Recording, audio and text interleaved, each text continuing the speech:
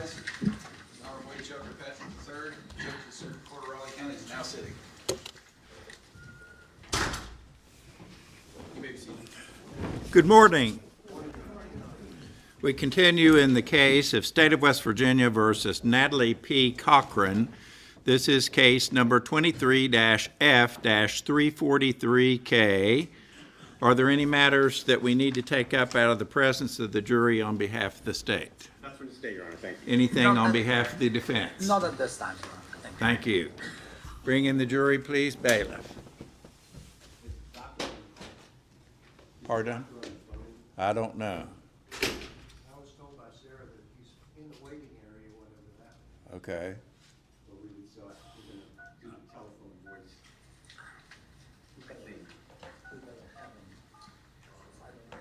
Do you have the phone number? Okay.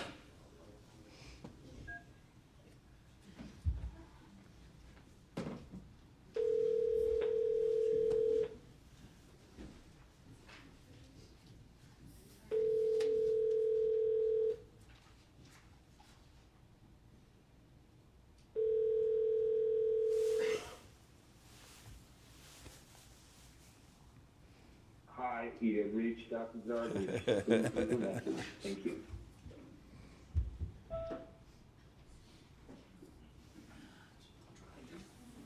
You have a better number?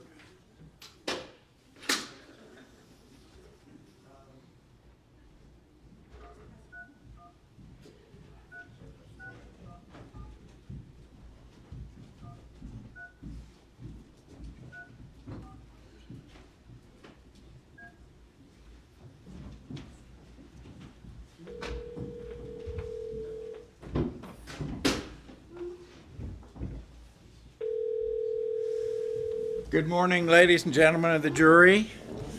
I'm so glad to see you all. You came back, and I appreciate it so much. You can see we're still having a few problems. That's why we're a little bit late this morning. We're trying to work out all the bugs. Thank you very much for the fudge. I will eat all the fudge that I can get, as you can see, and I appreciate it very much. And don't be despondent that you just got donut holes this morning, because I've decided to declare a pizza day today, and I'm going to have pizza for you for lunch. So you can count on that, and that'll be a little incentive for you to hang around and to look forward to lunch. Doctor, is that you on the line? Can you hear me? We can hear him, but he can't hear us, apparently.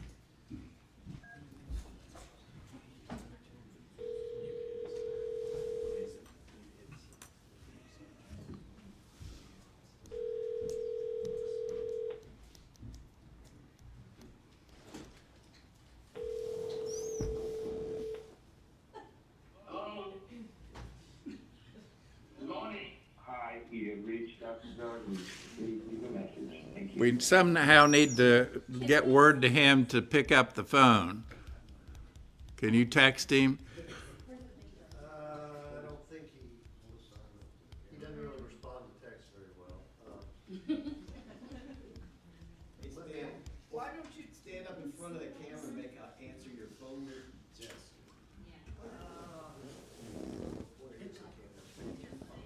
Camera over there, or I'm not sure that he can see us. Maybe he can.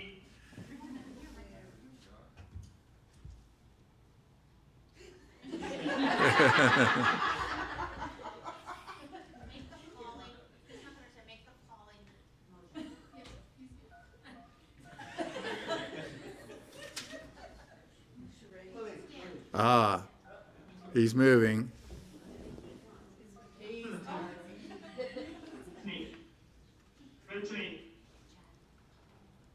I was never very good at charades. Okay. Sound problem.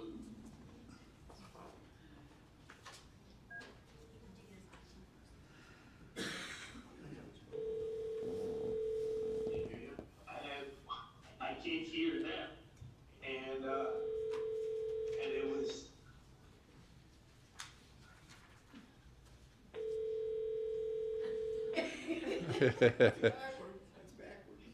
That's, Hi, he has reached Thank you.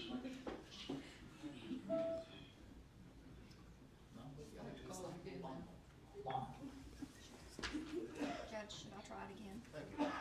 now he does have his phone. Can you call again, Colleen?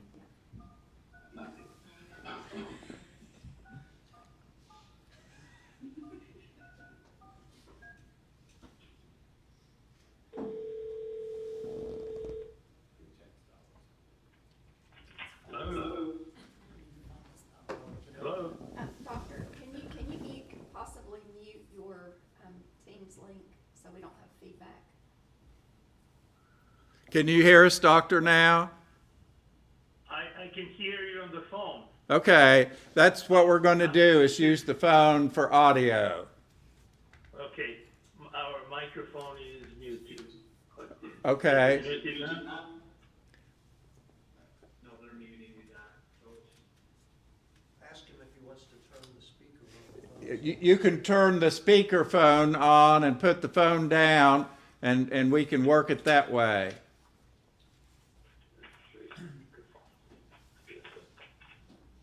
Yeah.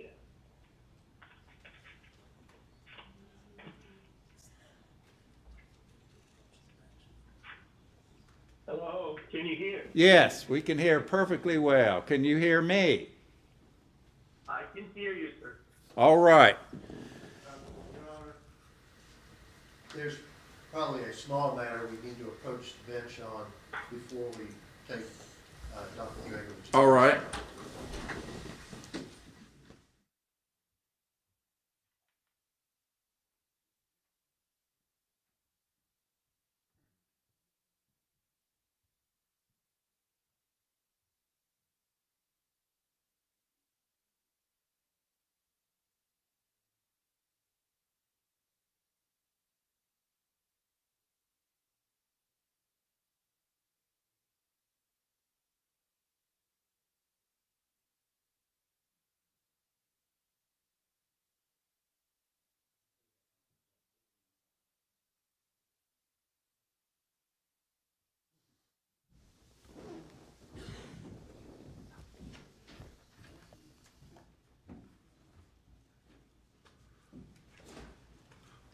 All right, members of the jury, as you can plainly see, we are still on the defense case in chief, and I'd ask Mr. Selden to call the next witness.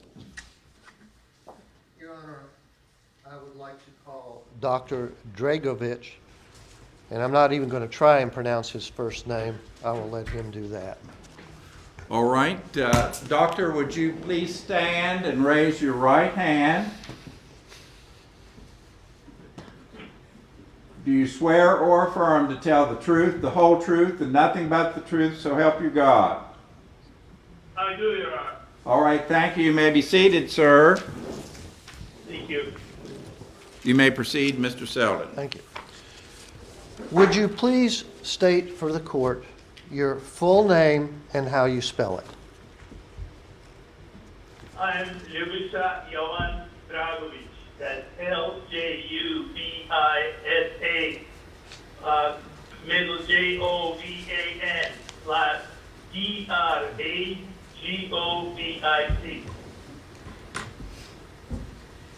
Where do you work, Dr. Dragovich, and what's your title? I work in the capacity of Chief Forensic Pathologist and Chief Medical Examiner for County of Oakland in Michigan, and I work here in this building. This is my building, building 28 feet in Oakland County Government Complex, and this is one of our conference rooms for this purpose and other purposes of meetings and or whatever other needs. Now, from your testimony, you're a doctor. What areas are you designated as a doctor? And by that question, do you have the title of a neuropathologist? Oh, yes. Well, I'm a physician MD. I graduated back 49 and a half years ago at Medical Faculty, University of Belgrade. And I went through multiple training. As far as pathology, I'm trained in anatomical pathology, board certified by the American Board of Pathology. I'm board certified in neuropathology by the American Board of Pathology, and I'm board certified in forensic pathology by the American Board of Pathology. Those occurred back in 1982, 1985, and 1987, respectively. Are you licensed to practice in any states? Yes, sir. I'm licensed to practice in the state of Michigan, and I'm licensed in the state of New York, where I originally obtained my license back in, I believe, 1982. I believe you said you were board certified, and once again, for clarity, what areas are you board certified in? I'm board certified in anatomical pathology, in neuropathology, and in forensic pathology. Thank you. Do you have any publications, or have you authored any publications of any kind related to your field? Yes, in both fields, both neuropathology and forensic pathology. I've done some original research papers with some of my associates over time, and I have also authored several chapters in textbooks addressing the areas of the neuropathology of trauma in infants and children, and in the textbook of essential forensic neuropathology. Also, I have authored the chapter in sharp force injury and separate chapter in blunt force injury in an international textbook of forensic pathology. Do you have any teaching experience? Yes, over time, I have been involved in various capacities. I've served as clinical associate professor at the Department of Neurology at Plain State University Medical School in Detroit, Michigan, from, I believe, somewhere in 1988 to 1987 through a few years ago when I effectively retired or resigned because of the geographical distance that became a problem, because my office is about 25 miles away from the campus of the University Hospital, and I basically could not run there, attend to the rounds and teaching sessions, and continue my work here, my day-to-day work here in the city of Pontiac, where my office is. Okay, now, you mentioned your day-to-day work. What is that day-to-day work? My day-to-day work is medical legal investigation of theft. That is a statutory obligation, and my position here is governed by the state statute. The state statute is called the Medical Examiners Act of the State of Michigan, and it requires me, among other people who are involved in this, to open up medical legal theft investigation and any sudden suspicious or unexplained death that needs to be addressed at any given time. The purpose of that is to establish the cause, why someone died, and the manner of death, how death came upon this person. So those are the two critical issues that ought to be addressed as compliance to the statutory requirements, and also to reduce those findings to paper. Over time, of course, we have electronic database and everything, but we still follow the letter of the law here and reduce things to paper. All right.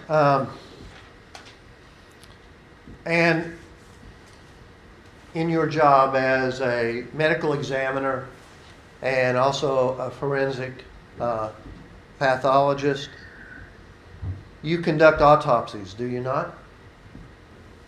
Yes, I actually conducted 6 of them over the weekend. 4 Okay. on Saturday and 2 yesterday. All right. Can you estimate, and if you can, fine, if you can't, can you estimate approximately how many autopsies you've done over your career? I can't, but roughly it will be in thousands because I've been in this line of work for almost 40 years, and in the earlier days when I worked in Detroit for County of Wayne, I was very, very busy. I remember that in 1988 I performed approximately 1,200 autopsies that year only. So it was in those days, many years ago. It was 36, 37 years ago now. But things have slowed down, and obviously I moved to a different jurisdiction. But bottom line would be thousands. How many? It's All right. 10,000, 1,000, 8,000. I can't tell because I don't keep track of that. That's sufficient.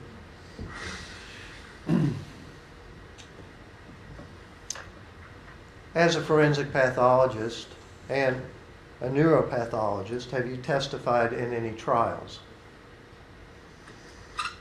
This is the first this week, but yes, in a direct in person, in local court, district court, circuit court, throughout the state of Michigan and coast to coast, from the East Coast to West Coast and down to Alabama and Louisiana and Florida and wherever I was subpoenaed or requested to come in and to provide the interpretations that may be needed.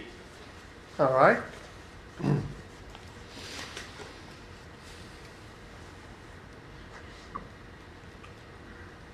Your Honor, I submit at this point that Dr.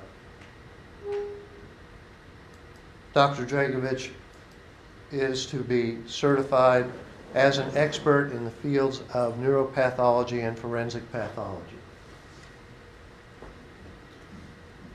Mr. Truman, Ms. Acorn, do you wish to engage in voir dire of the proposed expert witness? No, Your Honor, we accept him as an expert. All right, Dr. Dragovich is considered an expert in the fields of forensic pathology and neuropathology. Thank you, Your Honor. You're welcome. Thank you, Your Honor. You're welcome.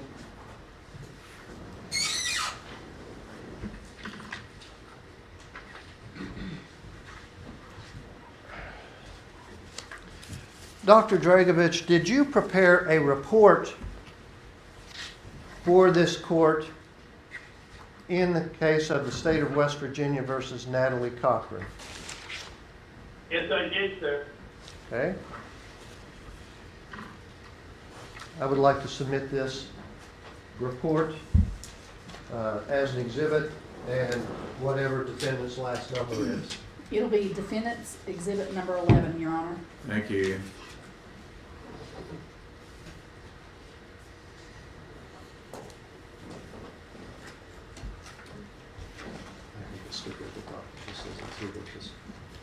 Just count the pages.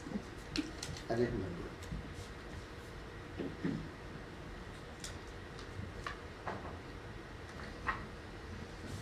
There you go. Thank you.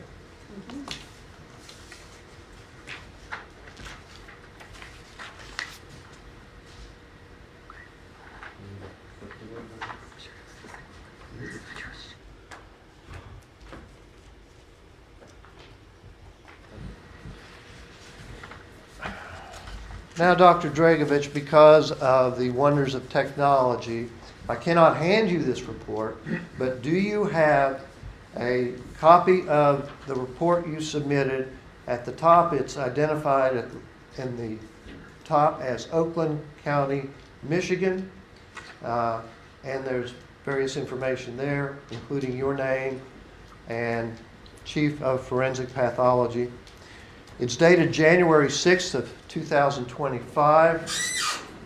And do you have that report, which numbers 3 pages? Yes, sir. Okay. I'm going to ask you questions related to this report. All right? That's fine. Okay. I want to set this here so I don't forget it. Okay.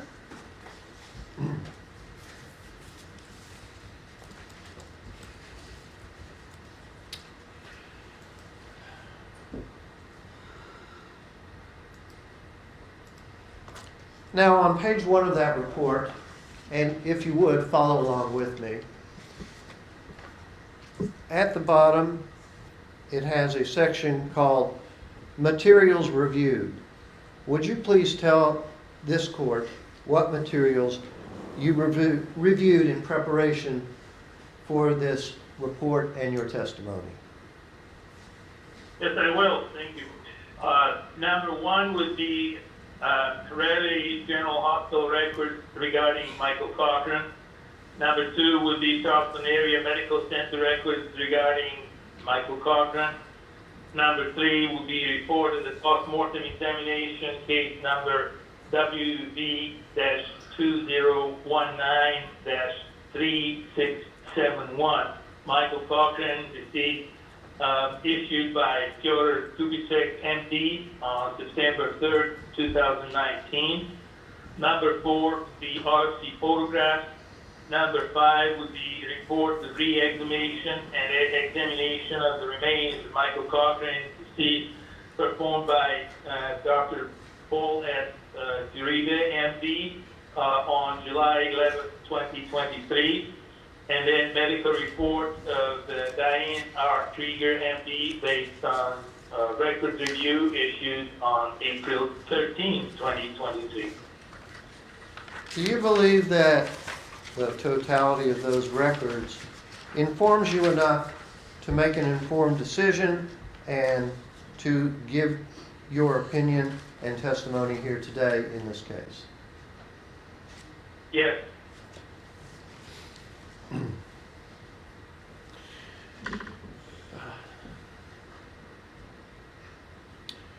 On page 2 of your report, Yes, sir. you have a section titled Brief Case Synopsis and Issues to be Addressed. Would you give a brief synopsis of this case as you understand it and the issues you were to address? Well,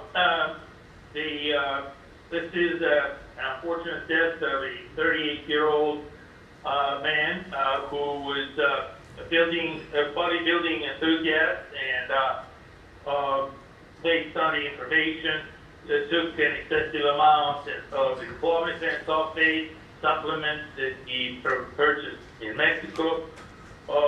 Subsequently developed seizures, and that same day, which was February 6, 2019, as indicated, and lost consciousness or lost his balance and struck his head during a fall at home. Then became... Let me stop you right there. Yes, sir. Did this information about the circumstances come from your review of the medical records? This was the account provided throughout and matched with other accounts from the records and from the authorities as well, I believe.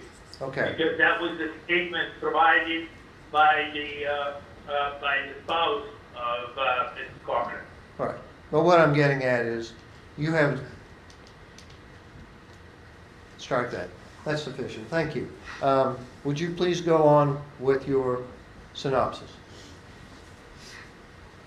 Was taken to a local medical center and emergency room, and subsequently where he was documented as suffering from hypoglycemia, and then he was taken to Charleston area medical center for continued treatment, but in the comatose state.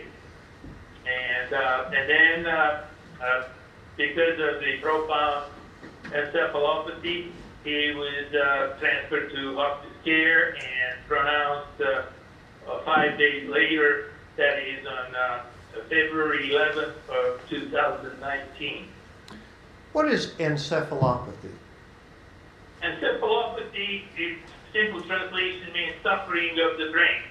And encephalopathy can be caused by various unfavorable factors that may negatively affect the brain function. So it might be lack of oxygen, it might be lack of glucose, might be traumatic encephalopathy where there is interference with adequate blood supply to the brain, or stereotactic encephalopathies upon exposure to either poisonous gases or poisonous substances in so many different ways. There may be also endogenous encephalopathies from in a person suffering of urine syndrome. One moment. What's endogenous?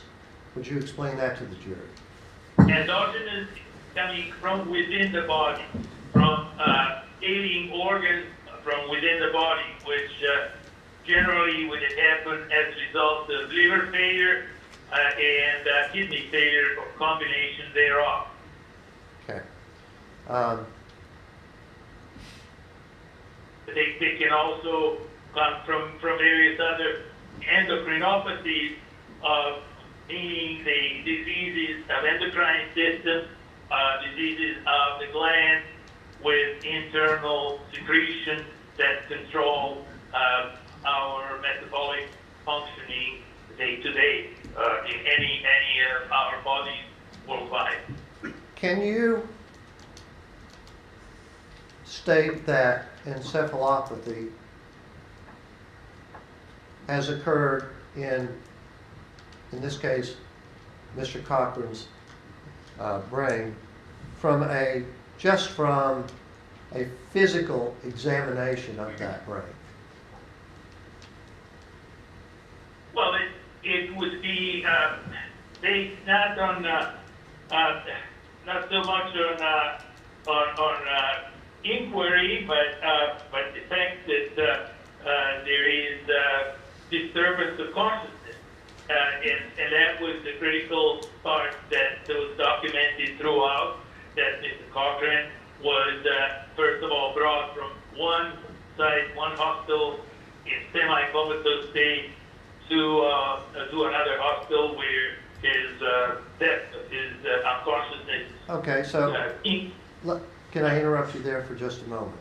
So it's a combination of your physical analysis of the body as well as his history, which is contained in the medical records. Would that be a fair statement? Yes, but primarily the fact that there was loss of consciousness and continuously occurring, deepening, and finally being complete, and leading to life support and hospice care. Can a person have an anatomically normal brain and still have seizures? Of course, the seizure activity is an abnormal electrical activity, and oftentimes in individuals who have cellular level problems or very localized localized problems with the brain tissue.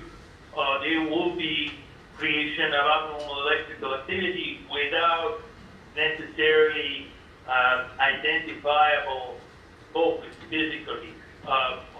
One examines the brain and does not find any such reasonable substrate, as we call it, or change in the tissue to account for a occurrence of abnormal electrical activity that we refer to as seizure. However, in many other situations, that is possible and that can be clearly identified. So you can go either way depending on each and individual case.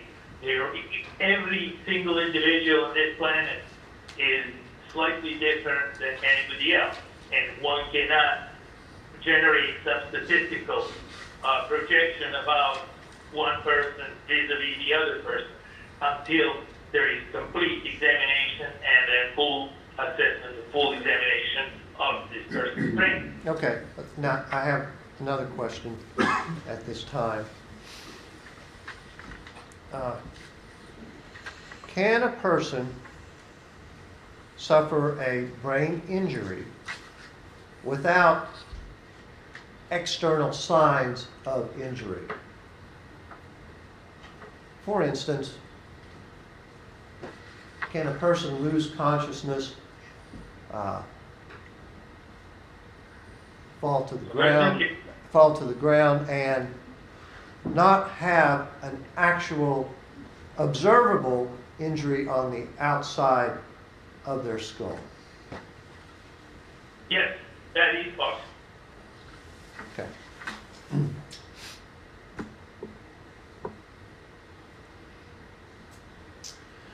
Now, in this case, Mr. Cochran had seizures. That's documented in all the records, correct? Yes, sir.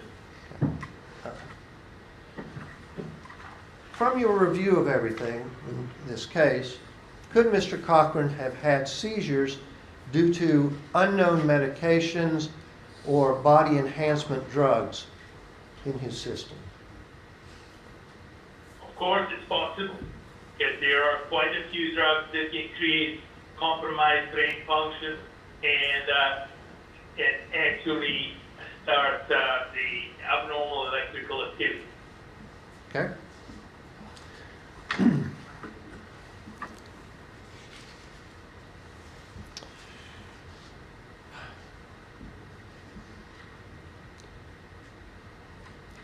You talk about in almost the middle of page 2, you say that there were vague circumstances that triggered the investigation into Mr. Cochran's death, exhumation, and autopsy in September 3rd, 2019, the first autopsy. Could you explain or elaborate on what you mean by the vague circumstances? Well, there was somehow generated a suspicion that the demise of Mr. Cochran was not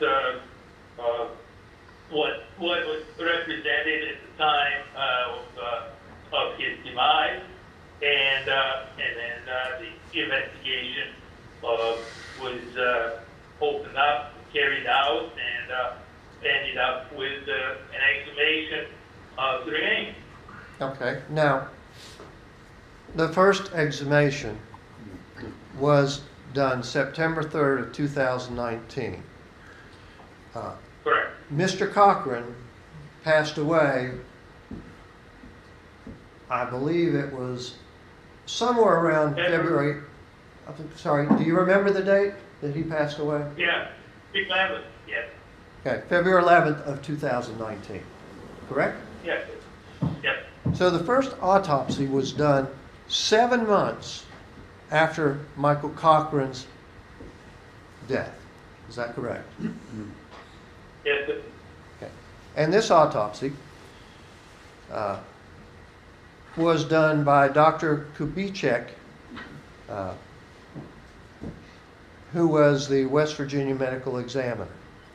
Did you Yes, sir. did you review Dr. Kubicek's report of the autopsy and exhumation? I did. Okay. Was Dr. Kubicek's ultimate findings and conclusion that the autopsy findings themselves were inconclusive and the cause of death was undetermined and the manner of death was undeterminable? Yes, sir. What is the cause of death? The cause of death is anatomical finding in the body or on the body that explains why a particular individual died.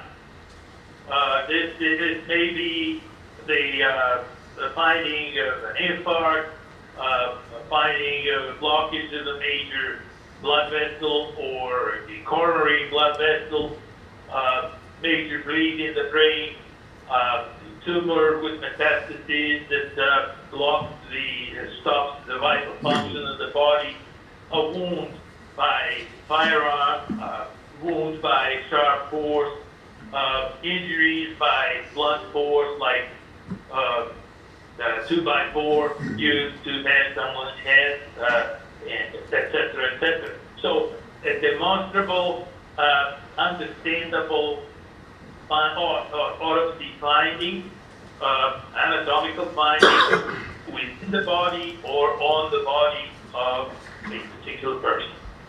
So, is it your job as a forensic pathologist to look for the anatomical evidence of why someone dies, the cause of death? Is that your function? One of them. Yes, it is. That's the basic function, and it is in the most statutes throughout the union.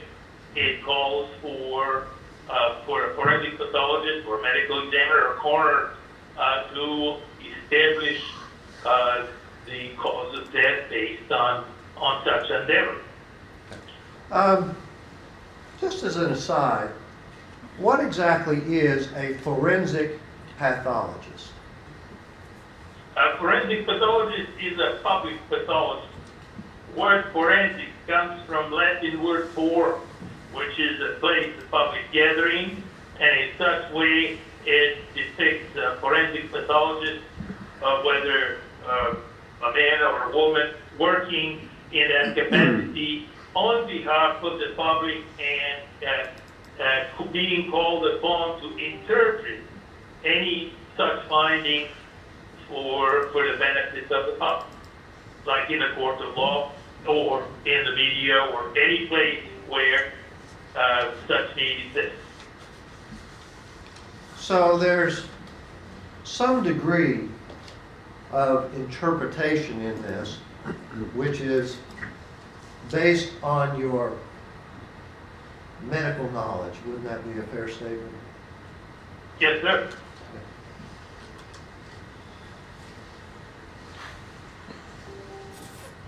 What is the manner of death?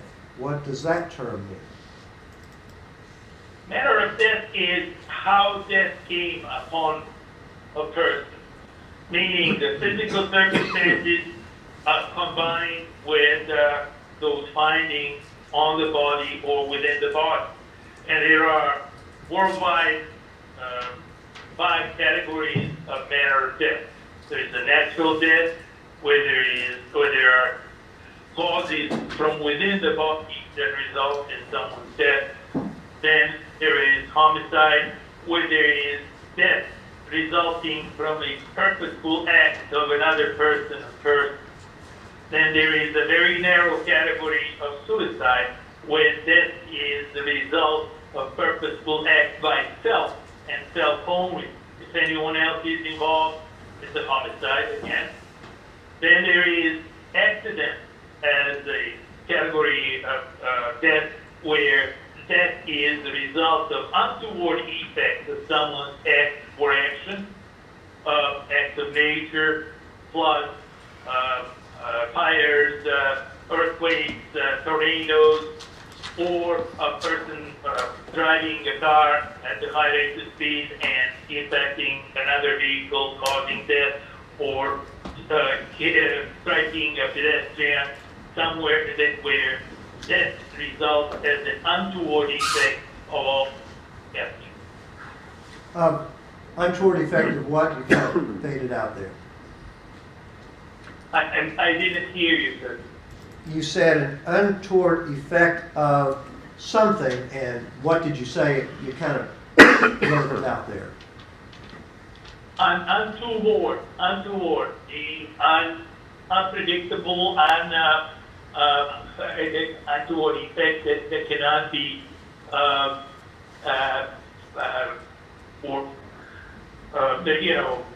interfered with or something along those lines. So, like I said, these are something that for the most part, the result of basically the unwilling or unwanted result of someone's act or action. Okay. Now, and there is also a last category that provides the opportunity for forensic pathologists to say that they don't know, and that's the undeterminable manner of death. so undeterminable means they've looked at everything, they can't come to a conclusive determination of the manner of death, so that's called undeterminable, right? Yes, sir. Okay. Now, you may have covered this in your explanation, but as to manner of death, it's how death comes upon a person, including the physical circumstances surrounding that death. Is that a fair statement? Yes, sir. I want to concentrate on the term homicide. Okay? Okay. Would it be a true statement that in determining homicide, which is one of those categories that talk about the manner of death, that homicide, if that's a forensic pathologist's conclusion, it has to be demonstrated by their findings, not assumed? Would that be a correct statement? Yes. And when I say demonstrated, that is the actual physical findings, and that's the only possible conclusion. Would that be true? Yes, sir.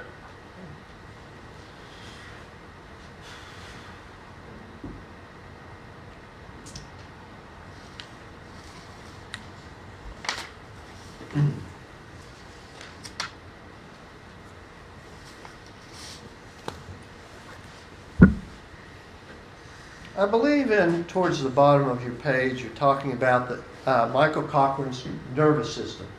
Okay?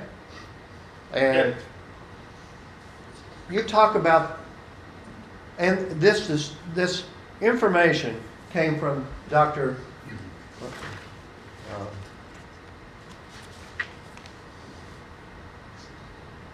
Just a moment.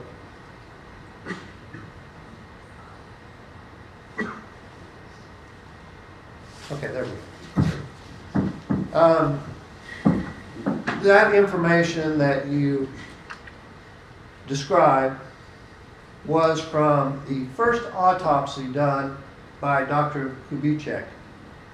Is that right? Yes, sir.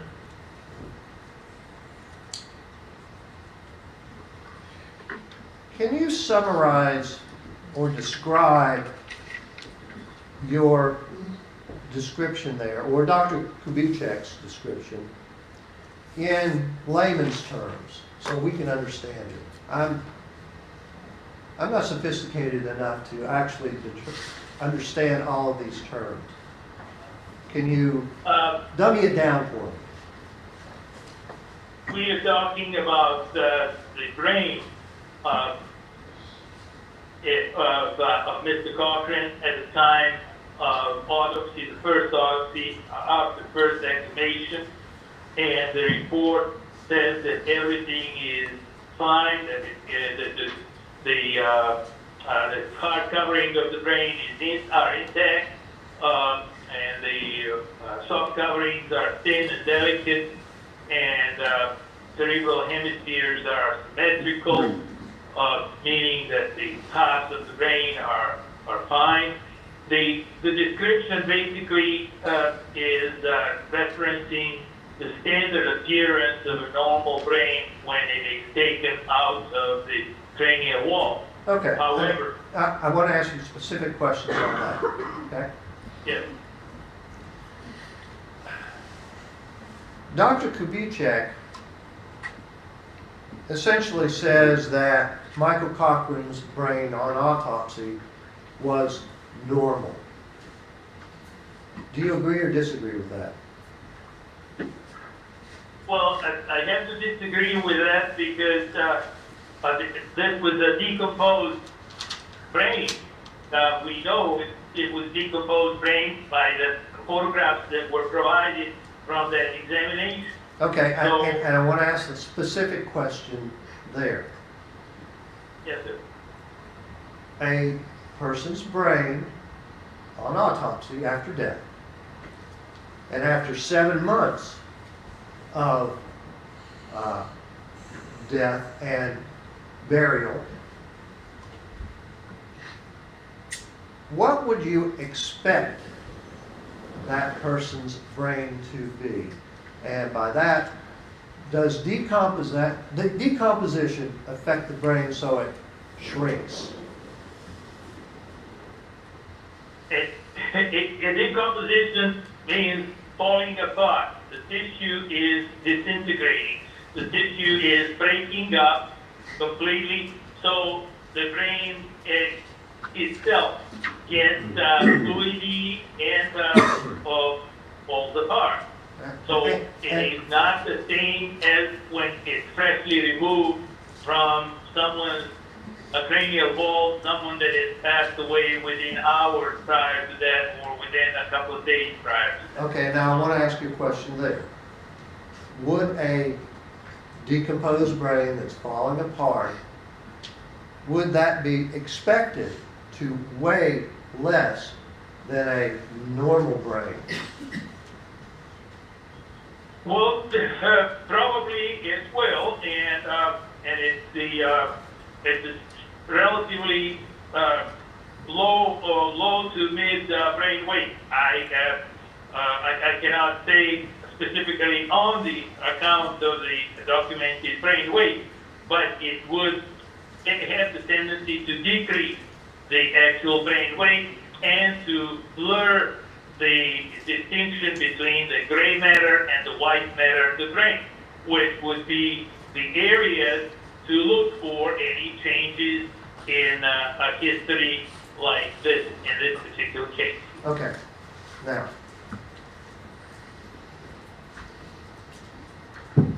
it was documented in the medical records that Michael Cochran had, I'll call it an enlarged brain. Do you recall that?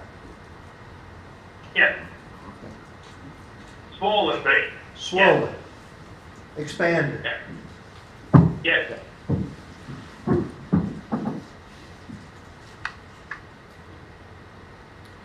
would these results that Michael Cochran's brain appeared essentially normal, even though it had decomposed over 7 months, would that be likely to confirm that he had an enlarged brain or swollen brain prior to death? Well, Would it be an we indicator? cannot, Would it be an indicator? it's not a situation where you can make an inference from the decomposing brain about something that is being reported, objectively documented by radiographic imaging. Okay, all right, so you can't really make that determination based just on the post-mortem autopsy. Wouldn't that be correct? Well, it's not on this post-mortem examination. That's what I'm getting at. This post-mortem autopsy. Of course not, because of the inevitable change, the breakdown of tissue throughout the human body over a period of 7 months. Okay.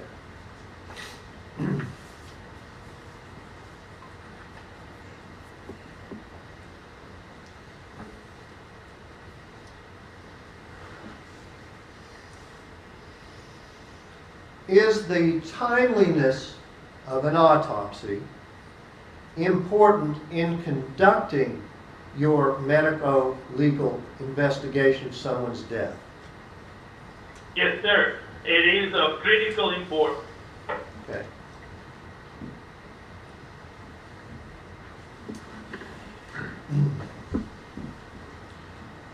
Would it be a fair statement that in Michael Cochran, his body, which was examined 7 months after death, was too decomposed to rule out important anatomic findings such as infection, pancreatic tumors, and in doing a complete toxicology report? Is that a fair statement? It was too decomposed for those things. Well, it has to be, the answer has to be slightly modified. Decomposition definitely creates a serious impediment. However, sometimes one can find presence of a tumor because tumor tissue is not sometimes as conducive to falling apart as the rest of the normal tissue. So there are exceptions all the way, but as a general proposition, the decomposition of the remains is a major impediment for adequate diagnostic findings. And in this particular autopsy of Mr. Cochran, the decomposition made it pretty much impossible to determine if he had such things as pancreatic tumors. Would that be a fair statement? Well, it would be a fair statement, and I concur there with the conclusion of the doctors that performed the autopsy, the first autopsy at the time. Okay.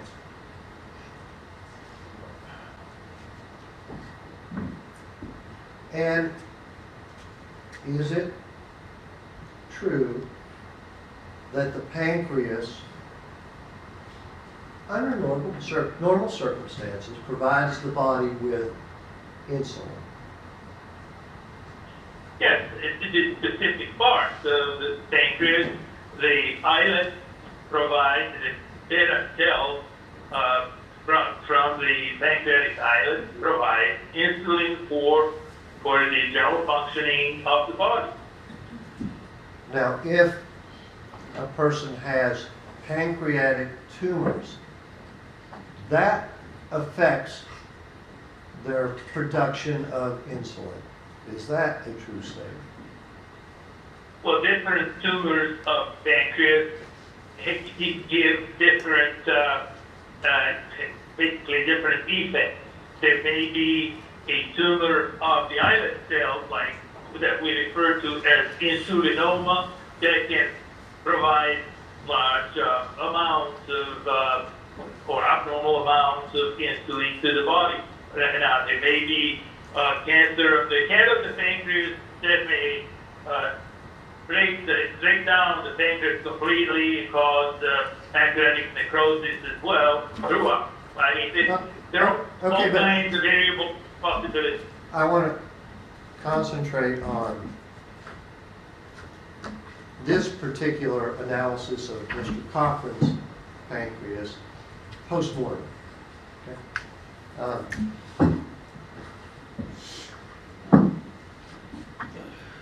Now, as a general proposition, insulin controls the body's blood sugar levels. Is that true? Yes.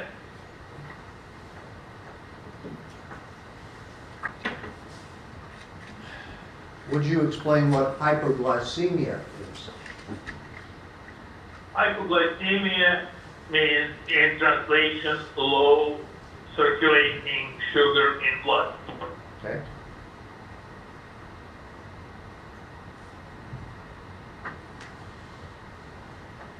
So, some sort of pancreatic disorder in a normal person produces insulin, which controls the blood sugar. And if the blood sugar in the body is low, isn't that a definition of hypoglycemia, H-Y-P-O? Yes.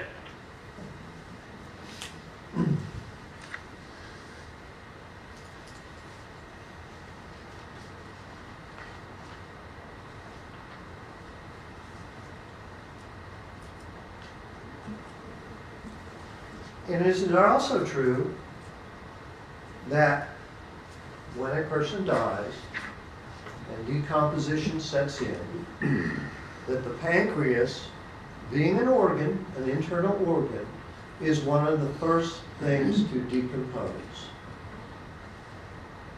Well, yes, because pancreas is also a very active exocrine gland producing phospholytic enzymes. And when the circulation stops, those cells break down and those enzymes leach out, and there is rapid autolysis and decomposition of pancreatic tissue. Okay. And as a general proposition, internal organs, of which the pancreas is one, are the first things to break down or decompose post-mortem. Well, it depends on the rate of preservation due to the ambient temperatures and other factors.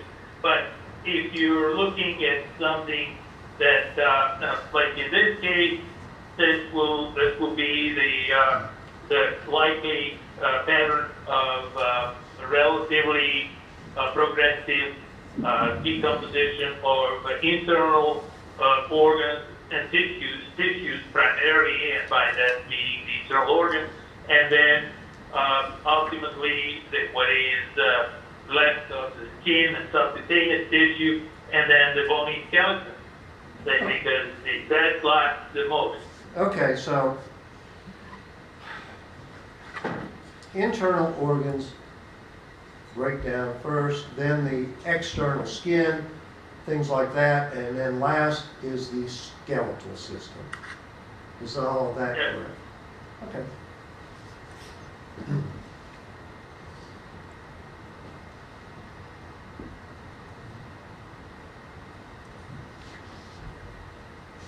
Did Dr. Kovichek, in his report, mention anything about embalming? No.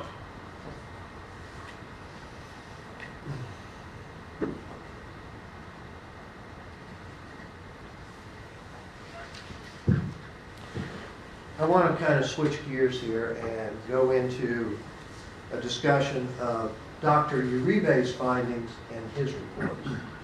And you address those at the bottom of page 2. All right? Yes. Now, Dr. Uribe's exhuming of Michael's body and his subsequent report is based on the exhumed remains of Michael, which took place July 11th, 2023, about 4 years after Michael's death. Is that correct? Yes, sir.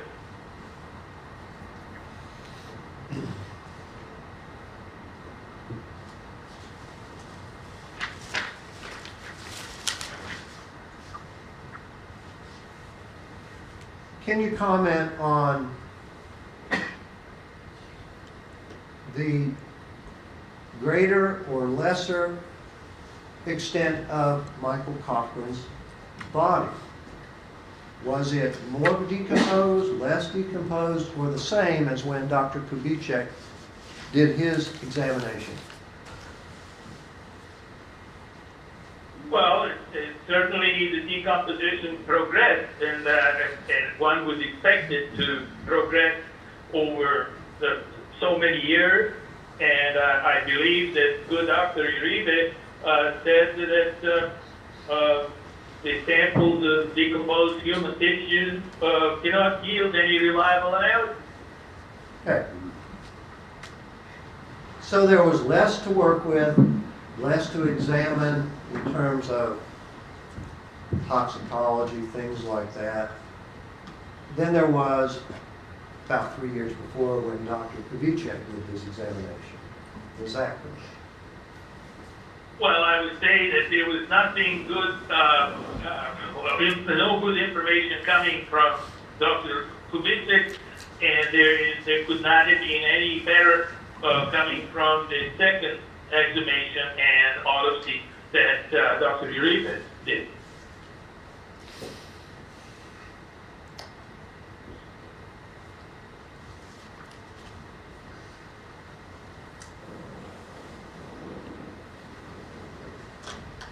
Would it be a fair statement that when Dr. Uribe conducted his examination and findings,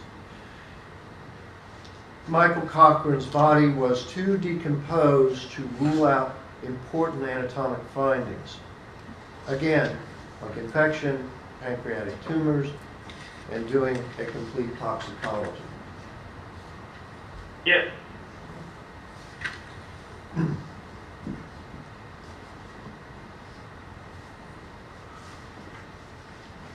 Dr. Uribe goes through his examinations, his reports, his reliance on other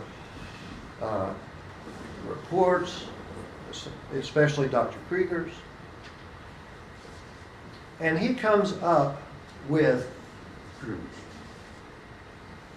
Michael Cochran's death was a homicide. Can you comment on that?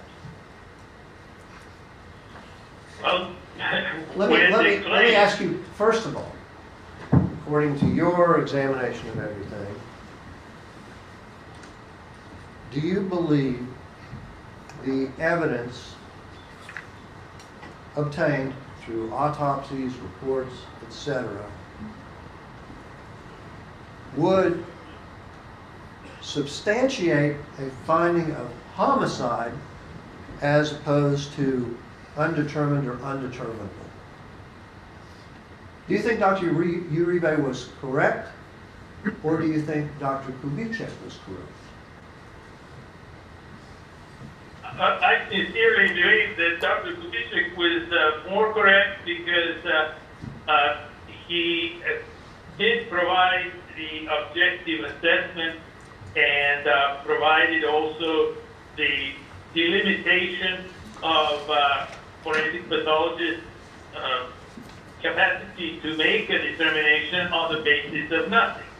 I think Dr. Uribe tried to marry the report with, again, negative findings, completely negative findings from both autopsies, and it made a claim of he might have believed what he said. However, for every such belief, there ought to be a factual evidentiary substantiation. Okay, In order to- let me stop you right there. So, any manner and cause of death has to be substantiated by what? What did you say?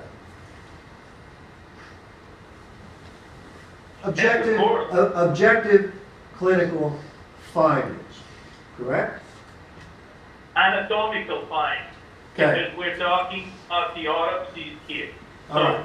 So, objective, demonstrable anatomical findings that are tangible and understandable to everyone, leaving no doubt. Do you believe that Dr. Uribe's opinion that the manner and cause of death are substantiated and resulted in a homicide, do you believe those findings, those ultimate findings in Dr. Uribe's report are based more on assumptions than the objective findings that you talked about? I believe that there are no objective findings to substantiate Dr. Uribe's determination. That his opinion is an attempt to bridge the gap of the unknown, and that bridge has to be created properly so that there is complete responsible understanding of everyone that is to use such a report. Is Dr. Uribe's report and opinion based on acceptable anatomic and toxicological findings? No, sir.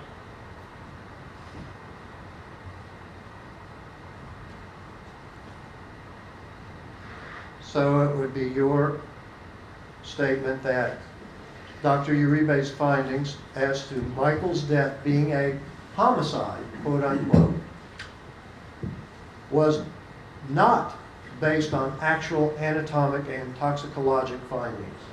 Is that correct? That is correct.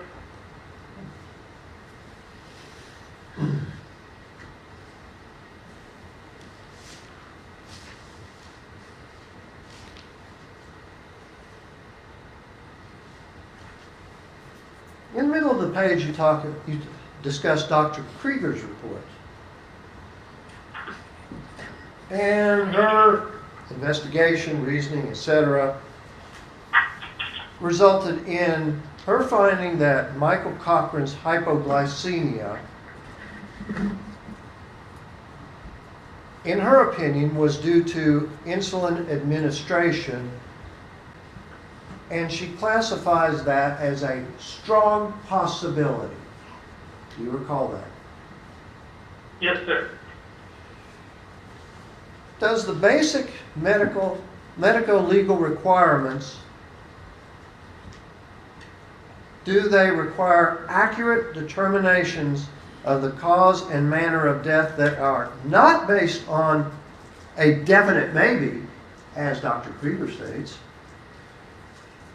but rather on a threshold beyond reasonable doubt? Isn't that the correct standard in this report? Well, it is, because we're talking about death investigation, and also the discrepancy is, as I pointed out, Dr. Krieger is a phenomenal clinician, but Dr. Krieger is not burdened by the duty to define the cause and the manner of death.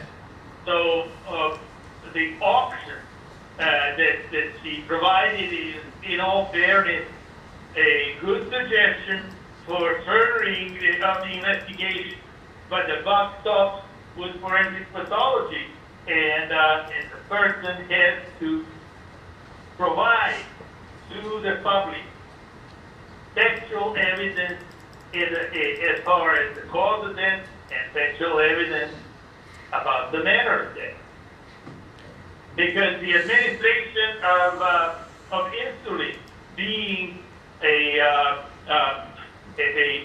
strong possibility can come as a result of self-administration, administration by someone else, and then administration by self for the purpose of other things like bodybuilding and other combination of various substances, and resulting in accidental outcomes.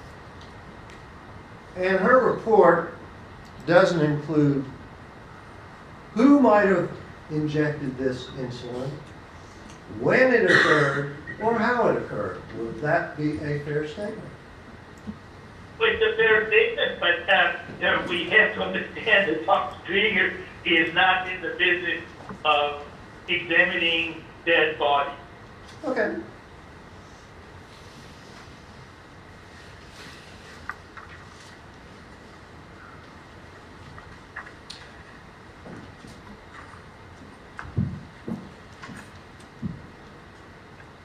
On page 3, there's a paragraph that begins, when classifying the manner of death as a homicide, you state one has a professional obligation to substantiate that determination by reasonable, tangible evidence as someone's purposeful act.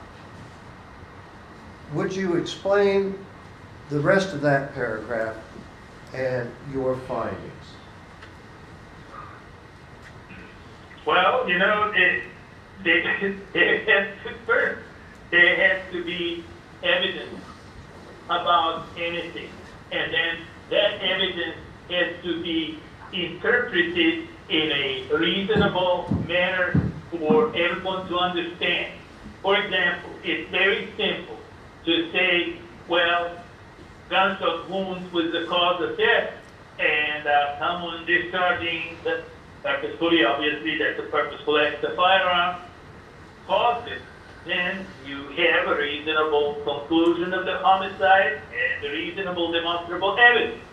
If someone takes a 2x4 and dashes someone's head and they die, then you have blunt force head trauma caused by 2x4, as obviously a demonstrable purposeful act because someone bashed someone's head.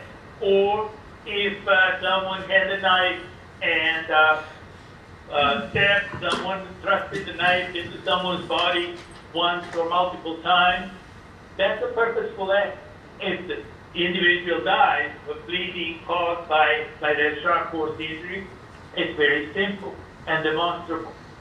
But in a case like this, there is no information about all those critical circumstances, and one cannot make a certainty about the claim that there was injection, was it self-injection on to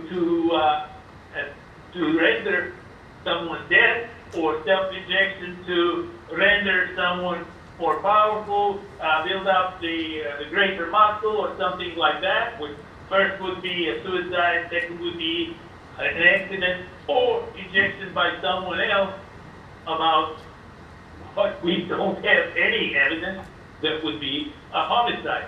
And if we have to be certain about that before we issue a reasonable, congruent forensic opinion.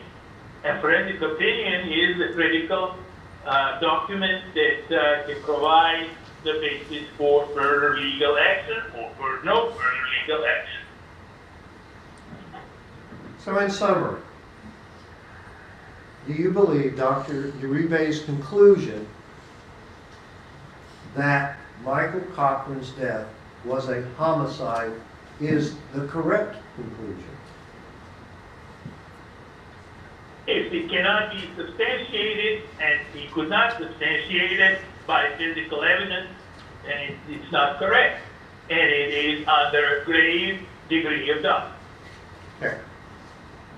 So, you agree with Dr. Kubitschek that the correct findings and conclusion is that the cause and manner of Michael Cochran's death is undetermined and undeterminable. Would that be a fair statement?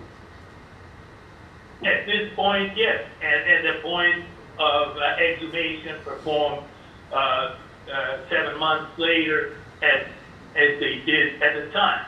I don't know what the results might have been had the autopsy been performed a day or two after his demise.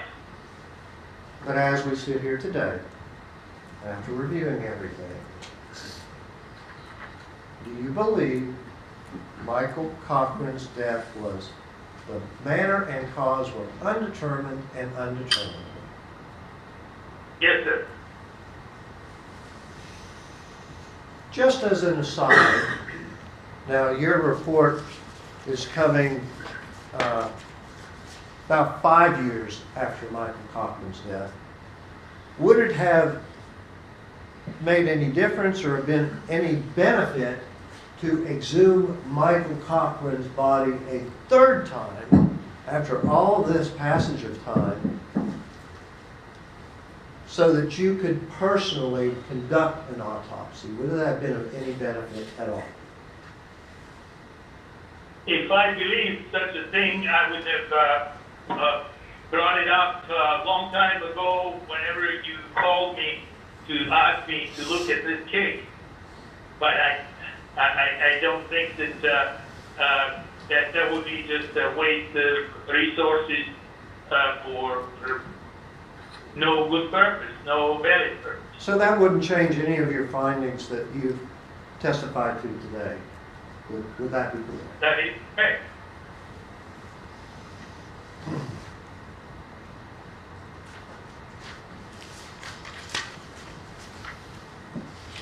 Have all of your findings and the testimony you've given here today, do they meet the standard of others in your profession? I firmly believe so. They're to a reasonable degree of medical certainty. Is that correct? Yes, sir. No more questions. Thank you. Thank you. Let's take our mid-morning break at this time. Members of the jury will break for 10 or 15 minutes. Please do not discuss the case among yourselves or with anyone else. You may go with the bailiff to your jury room.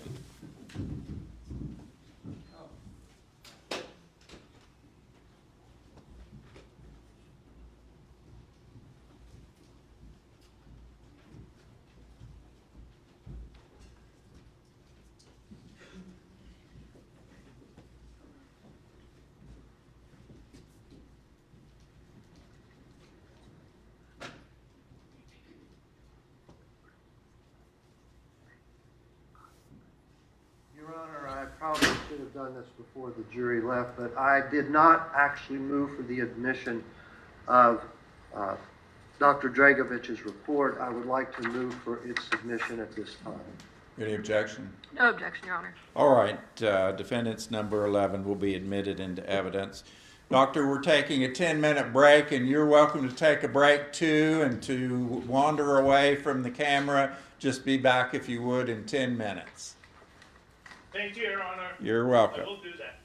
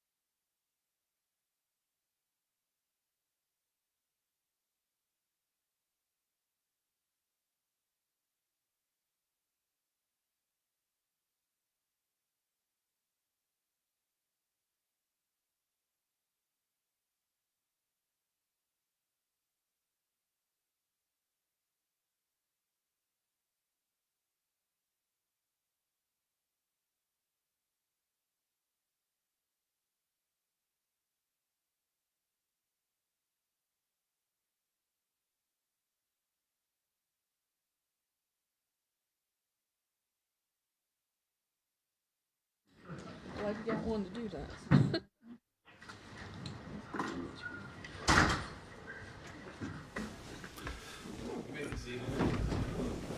Are there any matters that we need to discuss out of the presence of the jury?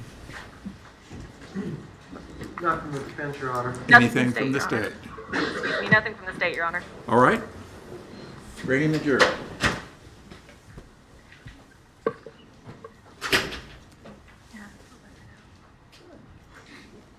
You're still with us, Dr. Dragovich?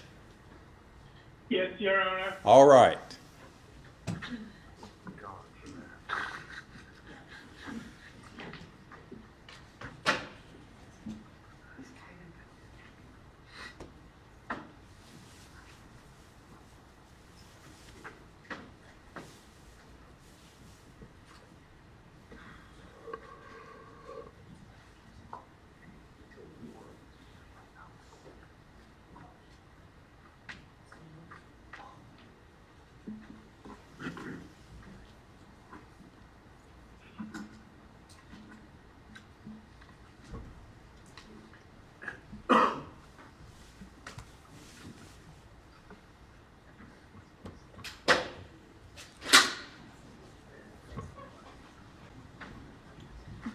Hold on to this. We'll discuss it after.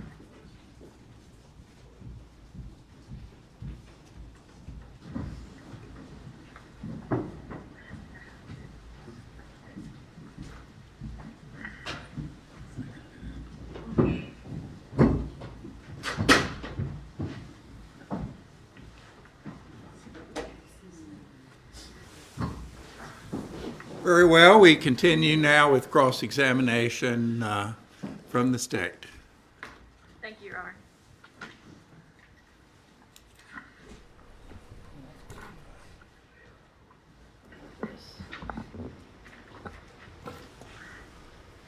Dr. Dragovich, can you see me and hear me okay? I can hear you, Okay. sir. In your report, you stated that Michael took an excessive amount of enclomiphene citrate. Is that right? I couldn't hear this part. I'm sorry. Can you hear me now? Yes, Okay. In your report, you stated that Michael Cochran took an excessive amount of enclomiphene citrate. Is that correct? yes. Where did that information come from? From the material that I reviewed. I believe that was the account that was provided by his spouse. Okay. Were you aware that that substance was tested by the FBI? Again, it's something I've learned. Was I aware of what? That substance had been tested by the FBI? I'm going to object to that, Your Honor. That hasn't been established yet. There's no reference to what substance, how it was achieved, anything about the specifics. Your Honor, that has been established. It has been brought into evidence already with both of the FBI gentlemen that testified here. And you heard Lieutenant Bledsoe testify that he received that bottle from Donna Bolt, who advised that she received it from the defendant. Objections overruled. Pose the question again so that the witness can hear. Dr. Dragovich, were you aware that the bottle of enclomiphene citrate provided by the defendant was tested by the FBI? No. So you were not aware that that bottle was actually found to contain letrozole and not enclomiphene citrate? No. Yes, Your Honor, that's correct. That's correct. I do not. No. In We your approach the bench, Your Honor. All right.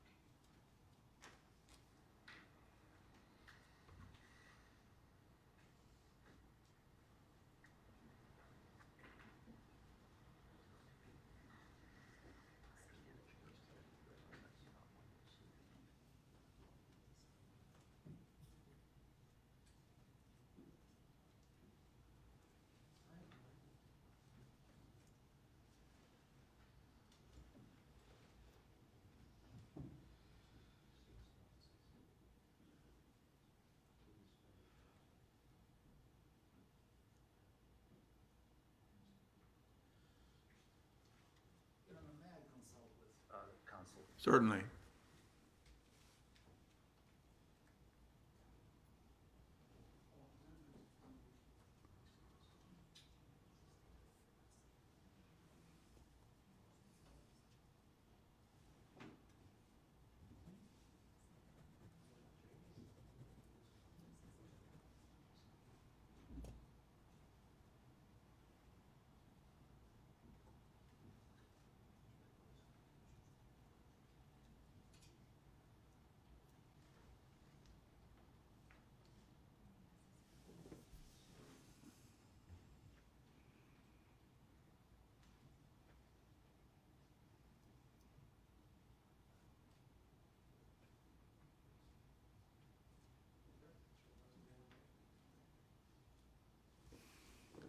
All right, let's continue now, please, Ms. Acorn.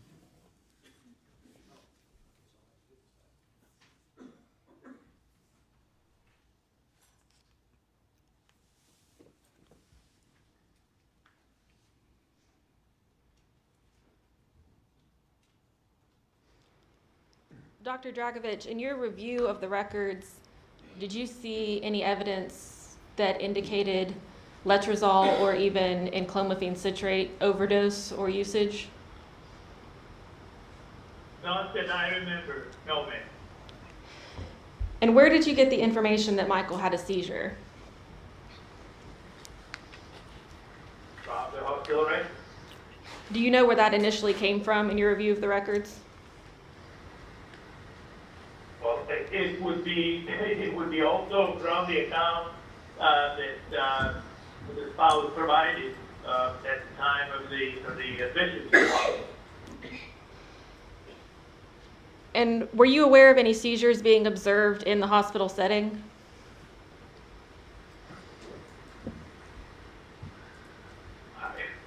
It seems to me that there were some, but I don't remember specifically every page from the medical records, man. That's okay, I understand it was a lot of records.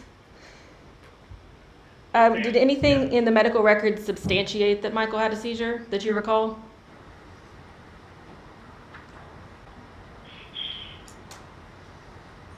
Again, I don't have the materials in front of me, so I can't recall specifically. There was multiplied reference of encephalopathy, but it seems to me that there were references to seizures, either as historical, being presented at the time, or happening there. But I cannot. It's all blurred now in my mind. I'm sorry. Okay. In your report, you stated that there was evidence that Michael had had a head injury. Is that right? Yes, that was also from the account upon arrival to the hospital. Was there any evidence that you recall in the actual medical records that indicate that a traumatic head injury had occurred? No, that was not addressed in the medical records. And in your report, you also stated that the defendant was the one who took the deceased to the hospital. Would it surprise you to know that that was not accurate based on the testimony we've heard? I lost the couple of words there. You got blurred. I'm sorry. Can you repeat it? Sure. In your report, you stated that the defendant was actually the one who took Michael Cochran to the hospital. Do you recall that? I think we might be having some connectivity issues, Judge. Are you having difficulty hearing the question, Doctor? No, I'm looking at at my second page there, and yes, that was my impression that Natalie Cochran brought him to Raleigh General Hospital, emergency room. Would it surprise you to know, Doctor, that based on the evidence we've received, the defendant actually allowed Mr. Cochran to lay on the couch for 7 to 8 hours, and a friend actually transported him to the hospital later that day? that may be the case. I mean, I was not there. I only put what I read was the information I had in order to kind of gain what was happening at a time. We'll go back into the medical records. Your report indicates that Mr. Cochran's initial blood glucose at Raleigh General was 76, followed by a next reading of 24. Is that right? Yes. However, the evidence actually indicates that the initial blood glucose on arrival was 21. So where in the records did you locate that information? I can't tell you off the top of my head, but I know for the fact that there were references to low blood glucose. And what particular level was at the time of particular hospital admission, I cannot recall now. Doctor, did you review the MRI of Michael Cochran's brain that was obtained at CAMC on 2/8/19? No, but I read the report and there was evidence of encephalopathy there. In that report, isn't it true that the diagnosis was actually diffuse hypoglycemic encephalopathy? Yes, that was written in, yes. And what does that indicate to you, doctor? I'm sorry? What does that indicate to you, that diagnosis? And diagnosis indicates that there is a hypoglycemic encephalopathy, and that's the point of organization of trying to treat the condition and also to find out why and how this encephalopathy occurred. Doctor, in your professional opinion, is a blood glucose of 21 compatible with life?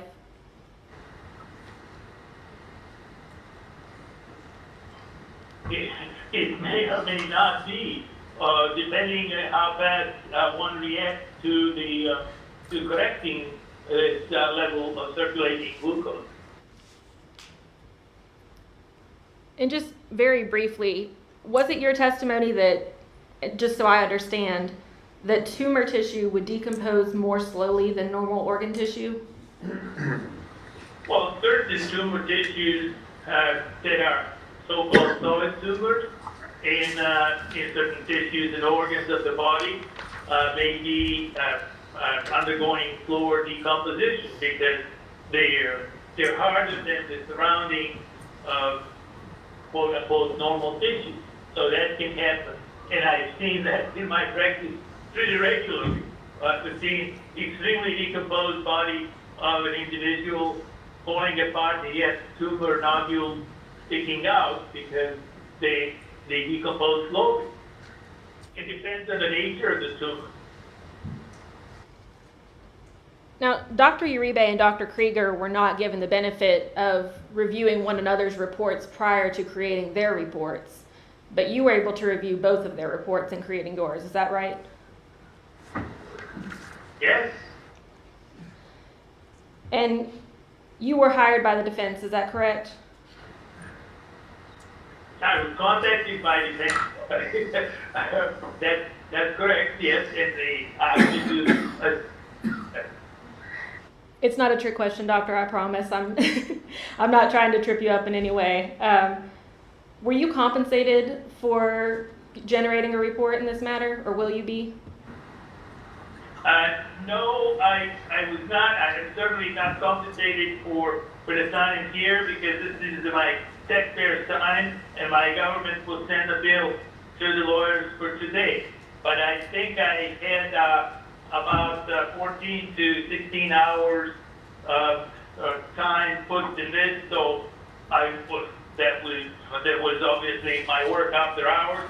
So I will bill for that at my government rate, which is $250 per hour. Now, when you were creating the report that you generated in this matter, did you initially provide defense counsel with a draft report? I believe I sent a draft to see if there was anything else that needed to be added to it. And did you make changes to your report based on commentary that you received? Your Honor, please note an ongoing objection to this line of questioning. Very well. It will be preserved. I am not sure that I made much in a way, some typo errors because my secretary made some typographic errors, but there might have been something added. I will have to look back and try to compare that and give you the exact answer. But substantial changes, no, of course not. Is it true that you were asked to go into more detail as to how Drs. Uribe and Dr. Krieger were wrong in that draft report? No, let me explain something. I don't believe that I ever said anything about Dr.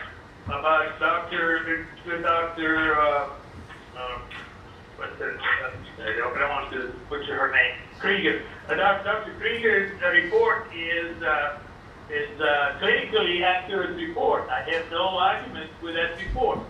Well, I have no arguments with Dr. Uribe except for his opinion. If Dr. Uribe, who is my colleague, presented any tangible evidence, I would have not have any opposing opinion. But you know, there wasn't anything, and a forensic pathologist is there to interpret evidence. If there is no evidence, there is nothing to interpret, man.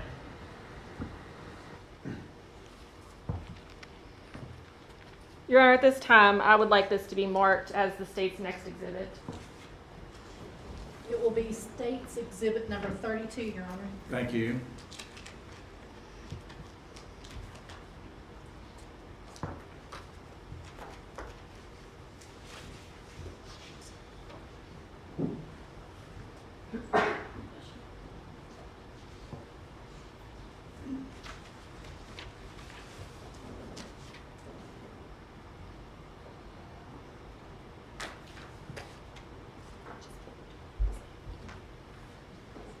Your Honor, I would also move for the admission of States 32.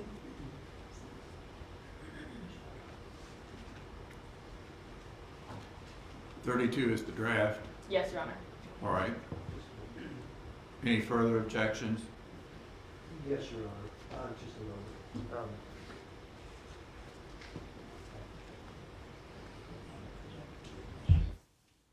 I object to the admission of this exhibit. All right, I'll admit it over the defense objections, and I'll preserve the defendant's objections. Thank you, Your Honor.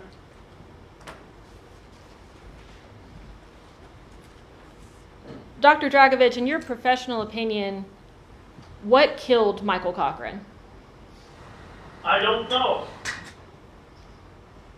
So you don't believe that the profound hypoglycemia or the swelling on his brain caused by the hypoglycemia contributed to his death in any way? I'm going to object to the form of that question. There's no evidence that his hypoglycemia caused the swelling of his brain. That's a mischaracterization of the evidence. Your Honor, the diagnosis on that MRI is diffuse hypoglycemic encephalopathy. I'll overrule the objection. You may continue. Ask the question again, Ms. Akron. Dr. Dragovich, the question was, you do not believe that the decedent's profound hypoglycemia or the significant swelling on his brain caused by that hypoglycemia led to his death? I would think that's one of the components, but why and how it happened and what the proximate causes are have not been defined whatsoever. So the autopsy did not reveal anything along the line, and it did not show that on brain examination that there was anything but decomposition changes according to the autopsy report. Thank you very much, Doctor. I have no further questions. You're welcome, ma'am. redirect Mr. Selden? Yes, Your Honor. Can I have just a moment? Sure.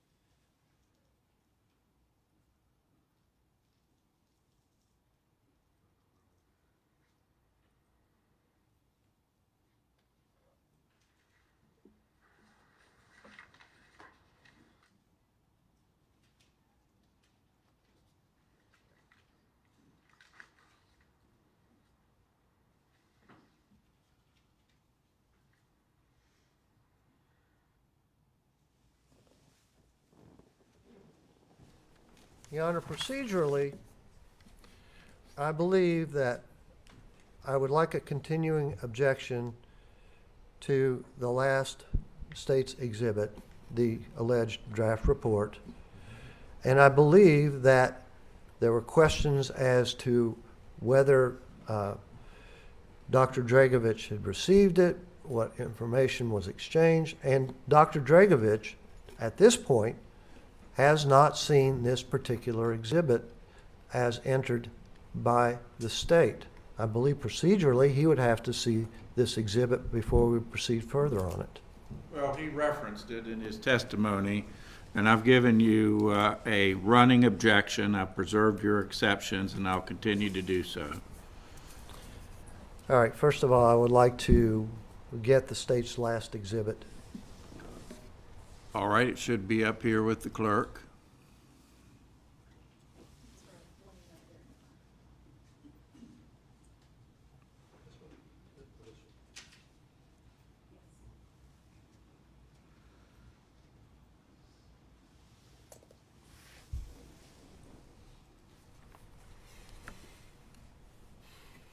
Dr. Dragovich, I'm going to ask you some questions on this last state's exhibit, which is stamped draft on it. Okay? Okay.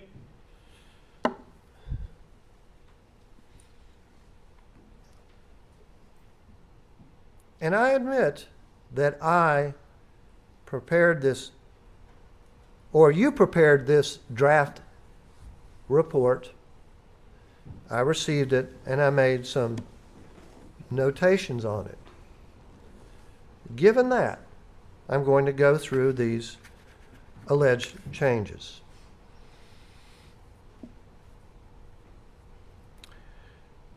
I circled your initial submission date of December 12th of 2024, and I asked you to change the date to January 6th of 2025 because that's when you submitted your final version of this report. Would you remember that, or does that seem correct to you? Yeah, that seems correct, yes. Okay.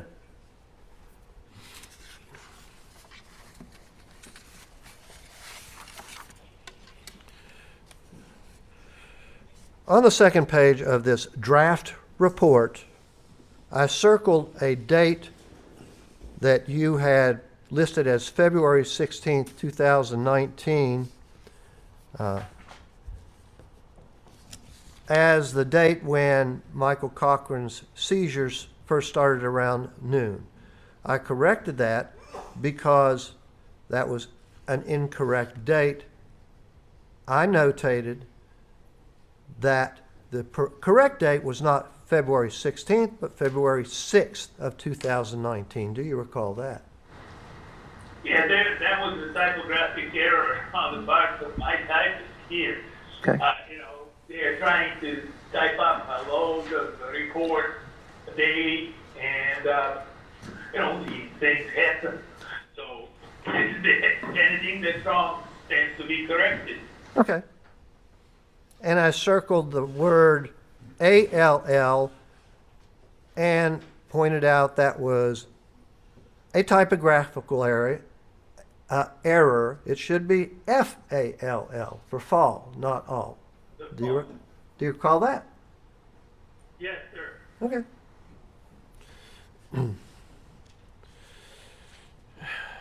In one line, you're talking about some information that was relayed. You put your client, and I circled that and asked you to clarify it to Natalie Cochran. Is that correct? That's correct, sir. Okay.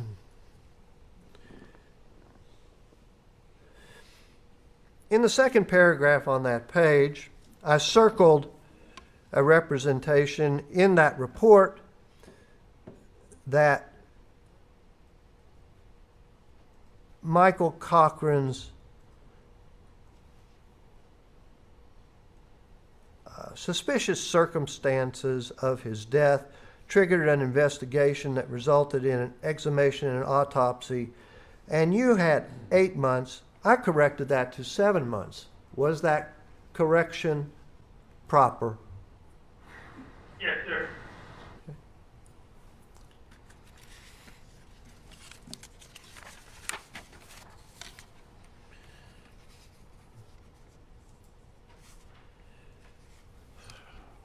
On the last page, in the third paragraph, you end that paragraph with the word infant. I circled that and put a notation to admit it. Michael Cochran was not an infant. Is that correct? Yes, I was puzzled by that word, but, I didn't want to go back to my secretary and criticize her for putting a word that didn't belong. But at the end of the sentence, I don't know, maybe she was citing several reports simultaneously, who knows. Okay, and that correction, you said it was because your secretary maybe was in a hurry, whatever. That doesn't change the substance of your report at all, does it? No, those are the typographic errors. They are, I suppose, inevitable when one does the work. Only people that don't do anything do not make any mistakes. Mistakes tend to be corrected. That's it. Okay. And in the next to the last paragraph,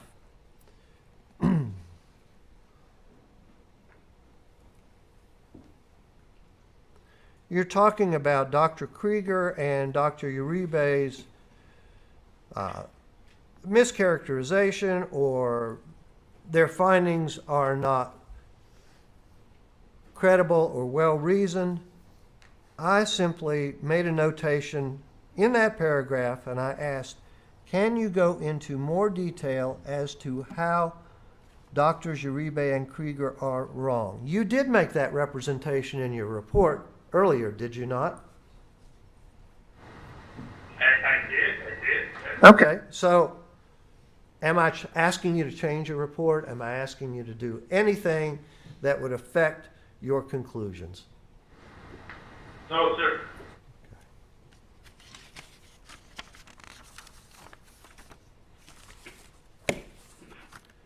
As to your eventual final report, do any of these changes affect your conclusions, the validity, anything in your reasoning? Absolutely not, sir.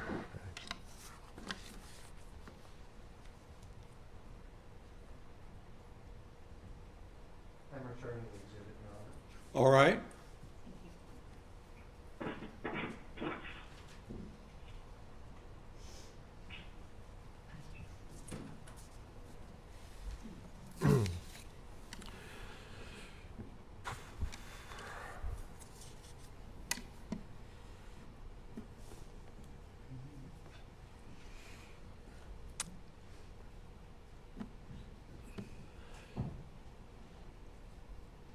You were not present when there was witness testimony or Drs. Uribe and Dr. Krieger gave their testimony, you didn't hear any of that testimony, is that correct? That's correct, sir. Okay. There were some questions directed about the enclophamine vial. I submit that that enclophamine vial was given to the FBI by Michael Cochran's mother, Donna.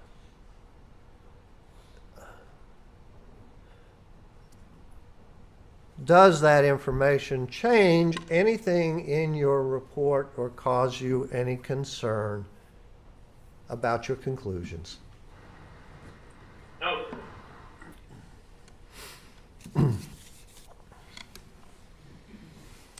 And it's true, is it not, that Michael Cochran's medical records contain previous seizures that occurred in October 31st through the first week or two in November. That's documented in the medical records, isn't it? Yes, it is.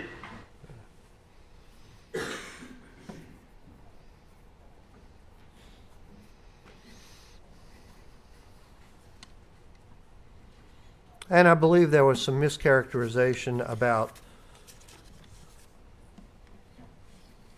Natalie Cochran driving Michael to the hospital and some misrepresentations about that. The testimony. To characterizing the prosecution's questions as mischaracterization and misrepresentation. Sustained.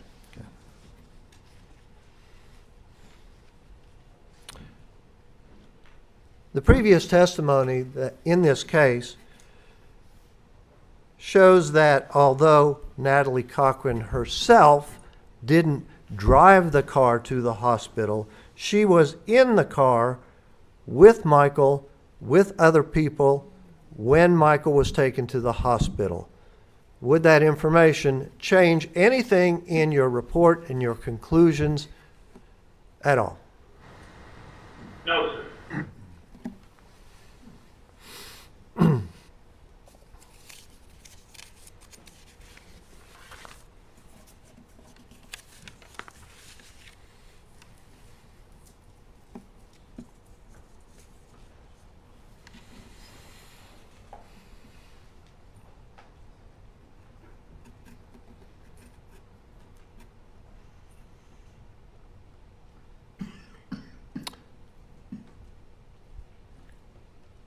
One moment, Your Honor. Okay.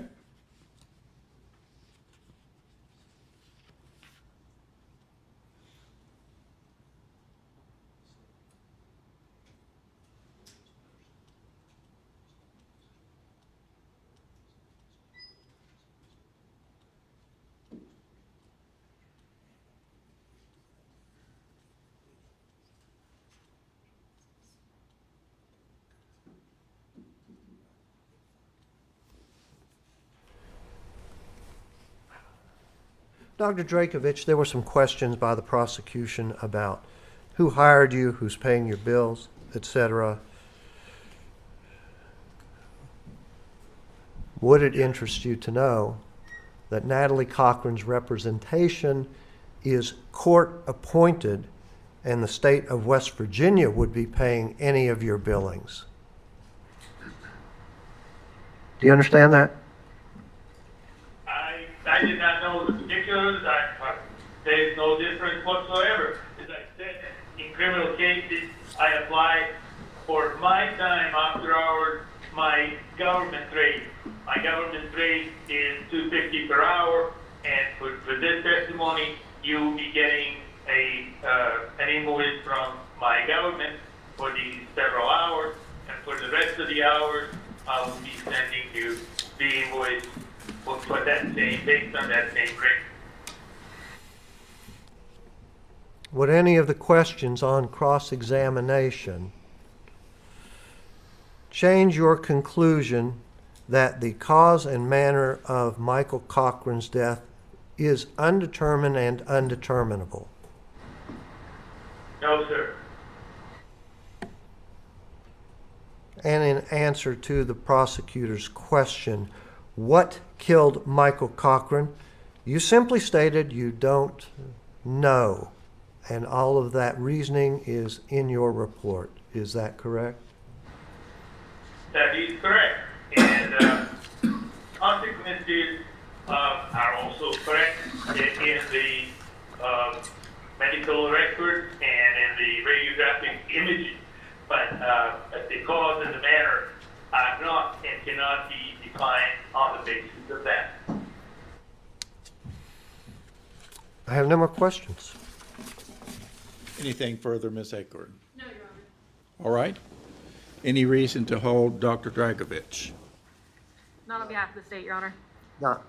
Thank you very much, Doctor. You are excused. Thank you, Your Honor. It's a pleasure. Thank you. You're very welcome.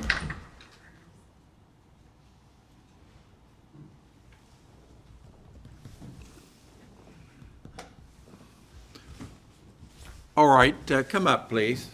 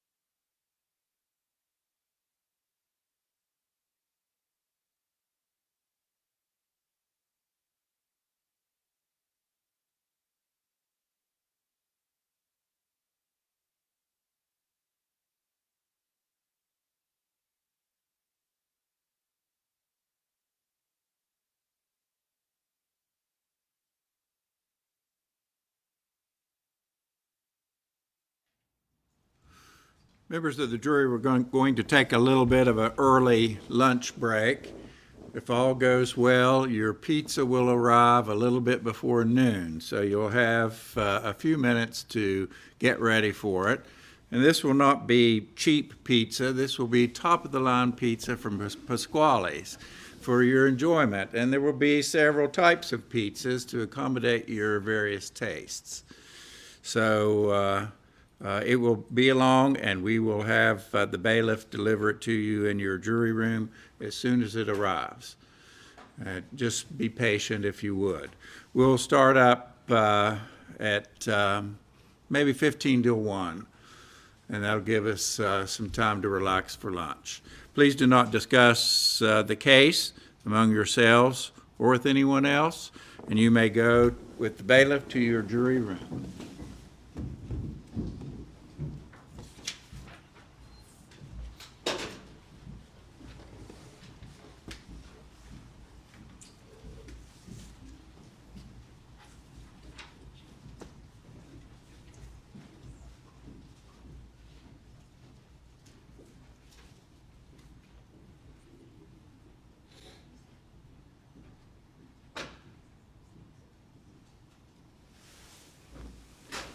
All right, are there any further matters that we need to take up at this time out of the presence of the jury?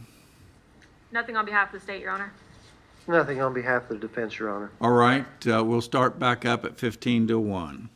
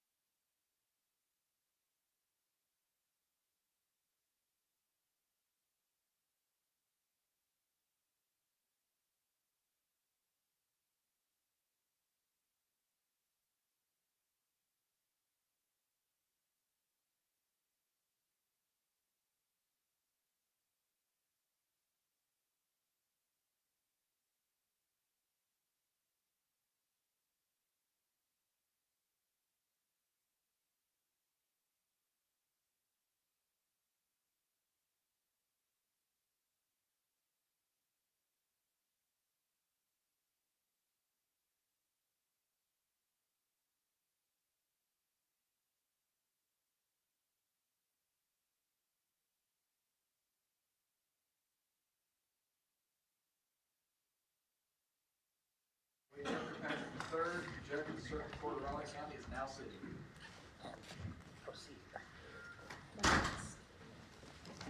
You may be seated. All right, are there matters to take up at this time? Not from the state, Your Honor, thank you. Not from the defense, Your Honor. All right, bring in the jury, please, bailiff.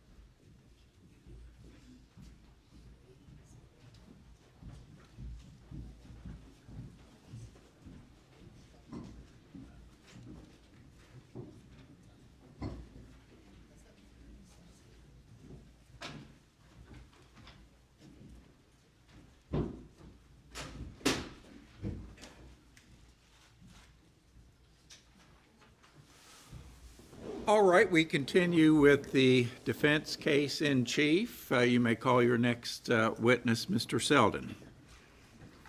Thank you, Your Honor. The defense calls Dr. Zachary Halsey.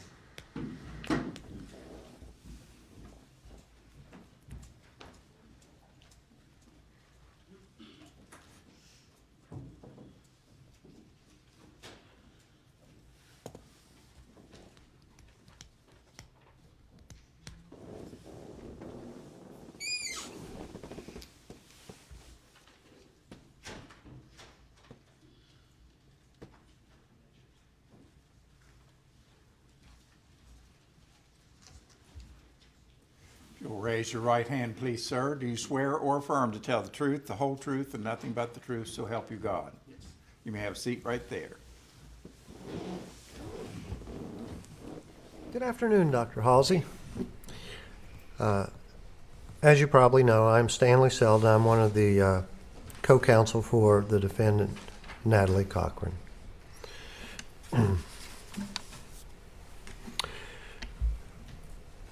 First of all, what is your full name, and would you please spell it for the clerk? Zachary Tyler Halsey, Z-A-C-H-A-R-Y, and then Halsey is H-A-L-S-E-Y.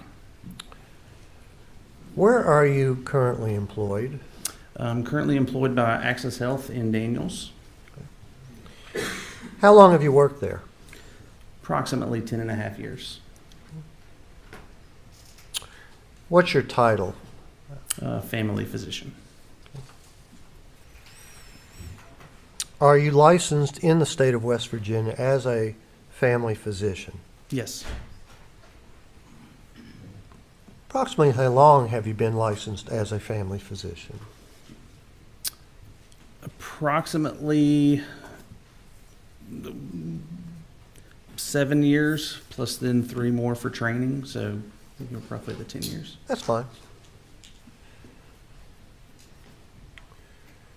Do you have any certification as a family practitioner? Yes, through the American College of Osteopathic Family Physicians. And briefly, what's your training as a family physician? Briefly. So I had 3 years of family practice training also at Access Health. Okay. Are you familiar with Natalie Cochran as a pharmacist? Yes. And how do you know her as a pharmacist? She also worked for Access Health as well as gave lectures occasionally for the residency program. Okay. And if you would speak up a little bit, I'm having a little trouble hearing you. I And got you. speak into the microphone. Sure. Thank you. Approximately how much contact did you have with Natalie Cochran in her capacity as a pharmacist at Access Health? Approximately 10 to 15 times, probably, somewhere like that. Okay. And over what period of time did that occur? 4 to 5 years. I don't remember when the exact end of the work part was. Do you know how long Natalie Cochran worked at Access Health as a pharmacist? I do not know. Okay.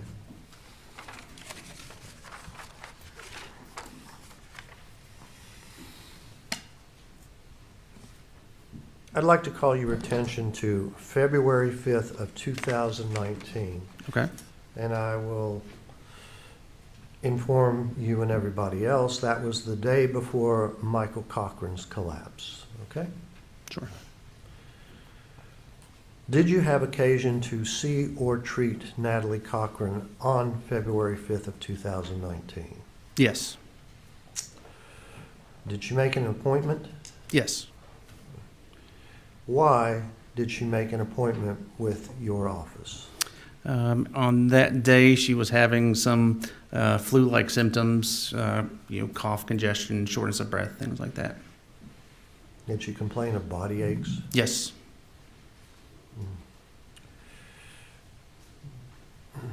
Did you test her for flu and possibly strep? Yes. Do you recall what those results were? Those were negative. Okay. And that doesn't positively rule out those ailments. Is that right? That is correct. Okay.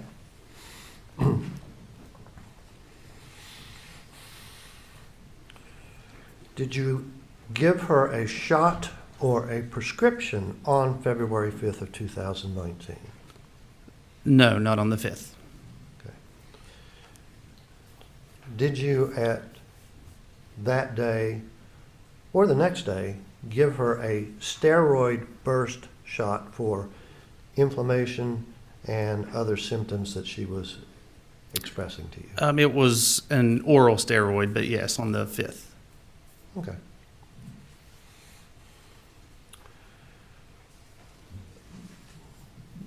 Does possibly that a steroid increase the body's blood sugar? Yes.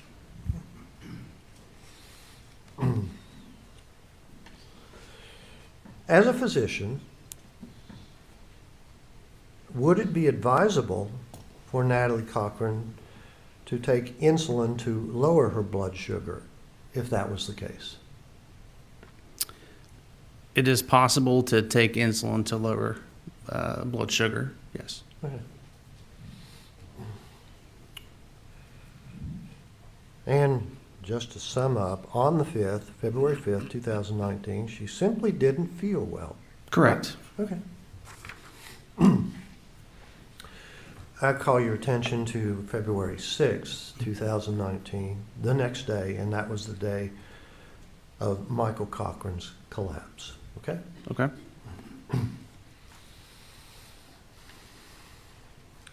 Did Natalie Cochran on that day make an appointment and come into Access Health? Yes. Why? On that day, she had been having some nausea and vomiting overnight. Okay. Was she still complaining of the previous symptoms? Yes, they were still present. Was she, or did she ask for, or was she retested again for the flu? Yes, she was. And again, what were the results? It was also negative at that time. Okay. And again, that doesn't absolutely prove she had the flu. It's a test to indicate that. Sure. Okay.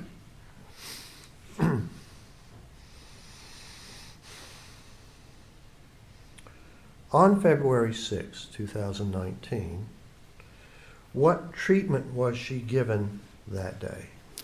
On that day, she was given an injection of promethazine as well as a prescription for oral promethazine.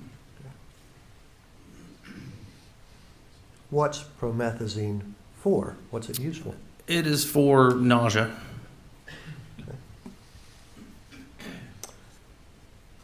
according to your recollection, what time did she come in on February 6th, and approximately what time did she leave? It was approximately, somewhere between 8 and 8:30 that she was there, and left, probably around 9:30 to 10, somewhere through there. Okay. Was she there in the early morning for when you opened up? Yes, so we open at 8 o'clock. Okay.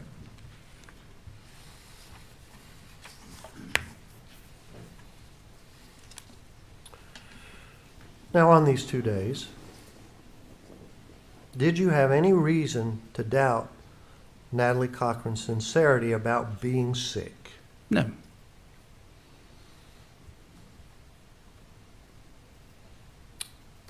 Did you conclude that she was sick? I felt like she was sick at that time, yes. And as a licensed family physician, if you didn't think she was sick, you wouldn't have prescribed or given her promethazine, right? Correct. Because you don't give medication to people that aren't sick or you think they're sick. Right. Okay. Now, is one of the side effects of promethazine sleepiness? It can, yes. Given that promethazine can cause sleepiness, given Natalie's symptoms and complaints, would you deem it advisable for her to travel, say, on a plane, go to meetings with bankers, etc.? Don't know how long they're going to last. Or would it be more advisable, or would you recommend that she go home and go to bed? I would certainly say if you're not feeling well, especially with vomiting, to go home and stay in bed.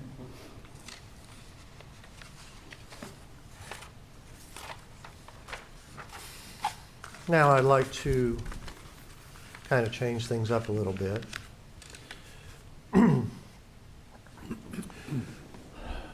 Did you ever treat or have Gavin Davis as your patient? Yes. Did you know that Gavin Davis had an insulin pump for his diabetes type 1 disease? Yes. How does an insulin pump work? So it will secrete insulin based upon the body's needs of how much glucose is in the body.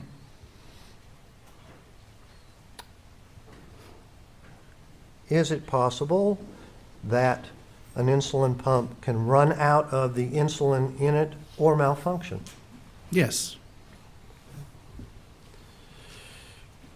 How do you fill an insulin pump? Can it be one of two ways? You attach a vial of insulin to it, or you directly inject the insulin? Yes, that's accurate. What type of insulin was Gavin Davis's pump filled with? His was rapid-acting insulin. I believe it was Humalog. Okay. Humalog Lispro insulin, right? Yes. Okay.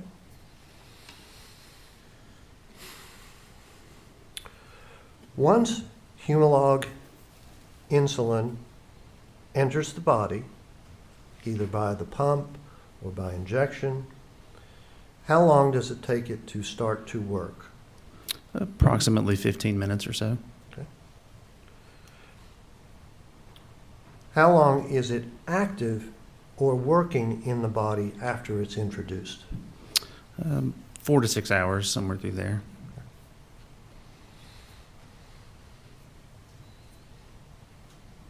Were you aware that Natalie Cochran was a diabetic specialist?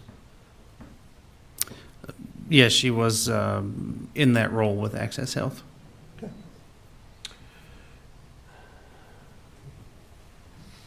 Did you know that the Davises, Gavin's parents, especially Jennifer, designated Natalie Cochran at one time as an emergency contact for Gavin if they couldn't be reached in an emergency. No, I do not know that. Would it be reasonable to have a backup supply of insulin if an insulin pump failed or needed refilling? Yes. Would it be reasonable if Natalie Cochran was a neighbor of the Davises and at one point an emergency contact for Gavin? Would it be reasonable that she keep a supply of Gavin's Humalog insulin at her home? It would be reasonable if it was Gavin's. Yes. And would that be further reasonable if Gavin Davis often visited there or ate food at the Cochran's home? It would be reasonable. Now, a person afflicted with diabetes type 1, when they eat food, you have to carefully measure what food they're taking, carbohydrate intake, etc., so you can regulate the insulin to control the blood sugar that comes from their eating. Is that correct? That would be correct.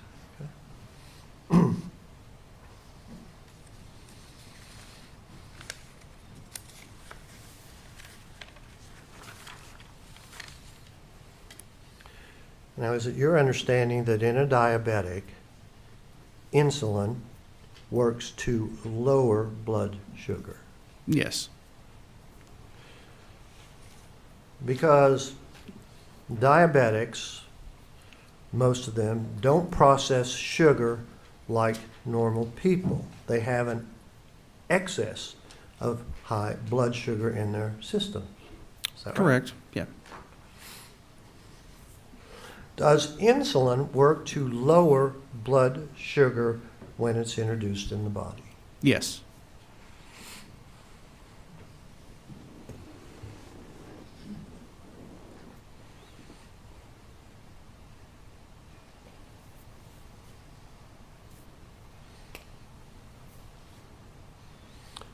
Now, wouldn't you believe that if a licensed pharmacist would have access to or be able to get insulin? I think it would be reasonable that they would know how to get insulin. Yes. I need a moment, Your Honor. All right.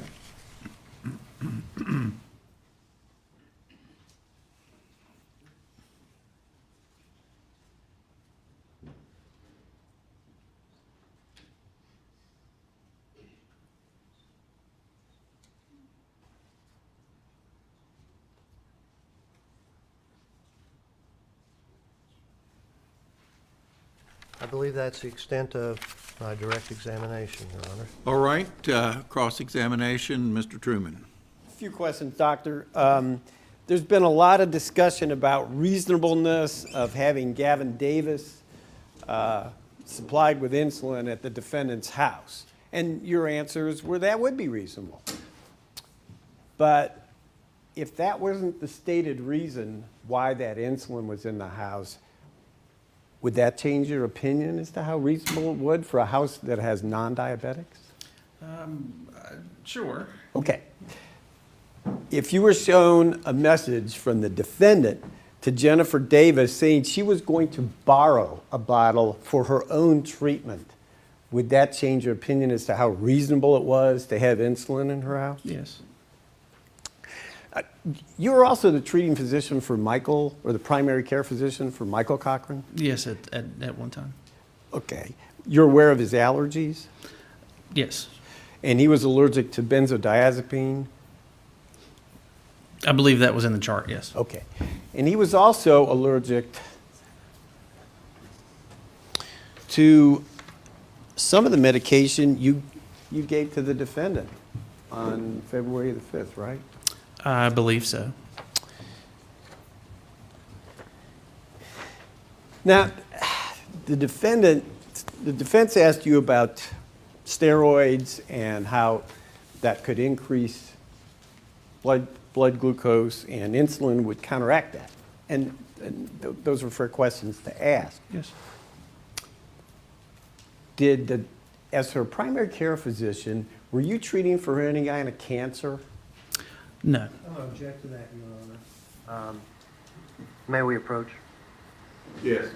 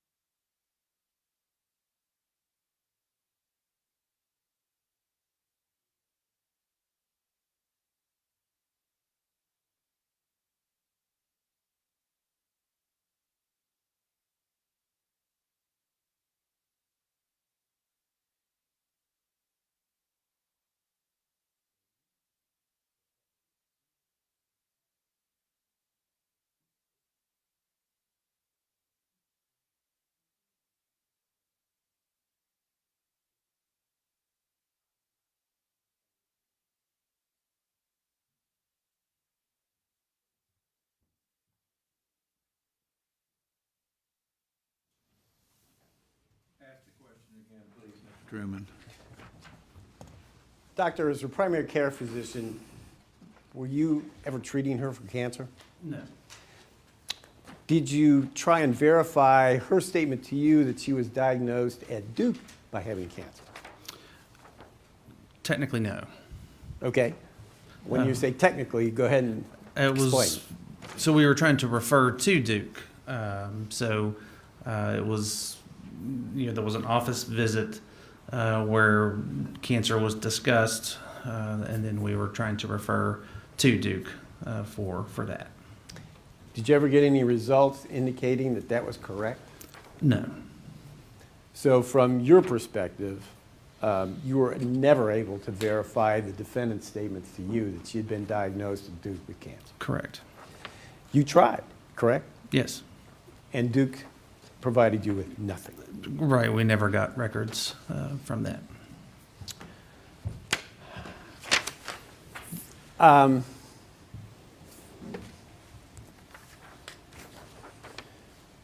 Nope.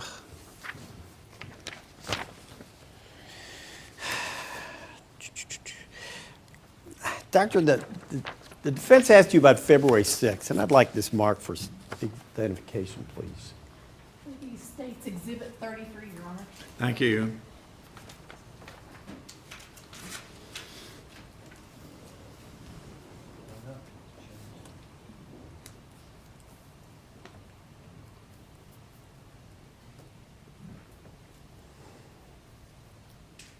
Thank you.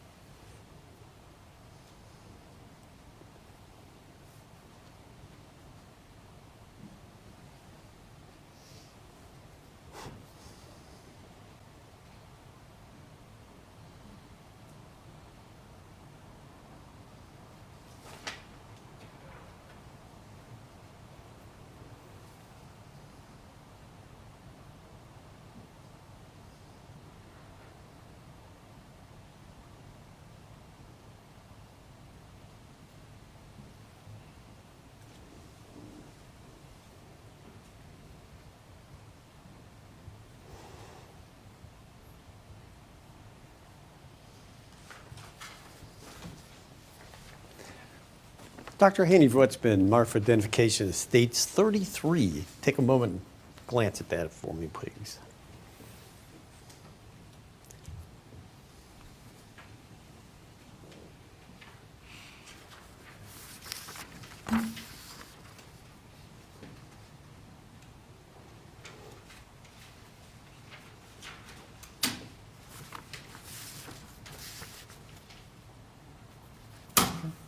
Doctor, what is States 33 That is the visit from February the 6th. of 2019? Yes.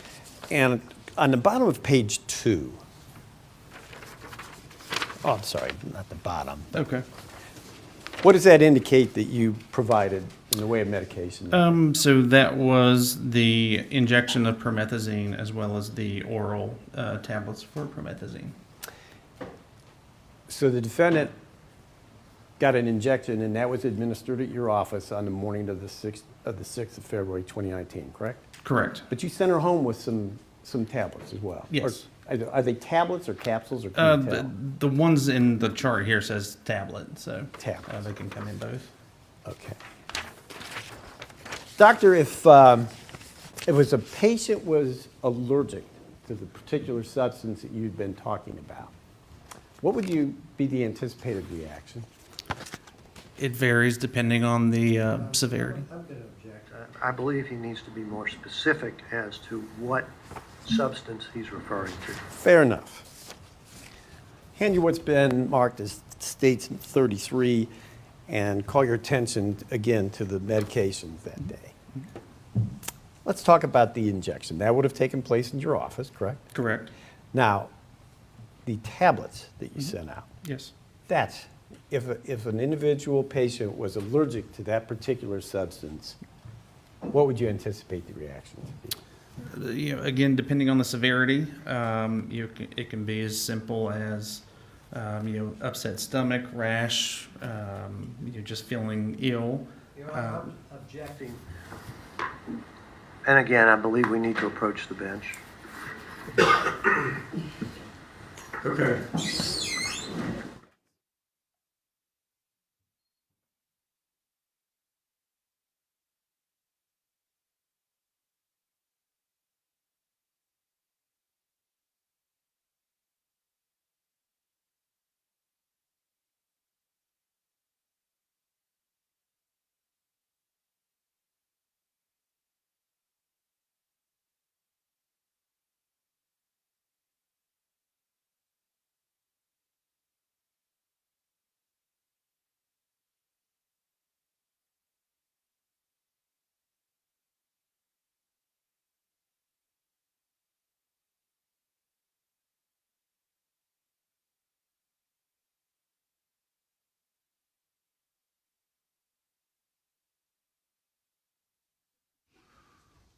All right, ask the question again, please, Mr. Truman. We were discussing the likely reaction from a physician's point of view to an allergy to the particular medication you prescribed that day. And you couldn't be specific, but you were telling us in general terms what you might anticipate. Yes, it could be anything from just nausea, vomiting, diarrhea, things like that, all the way up to potentially anaphylaxis. What's that?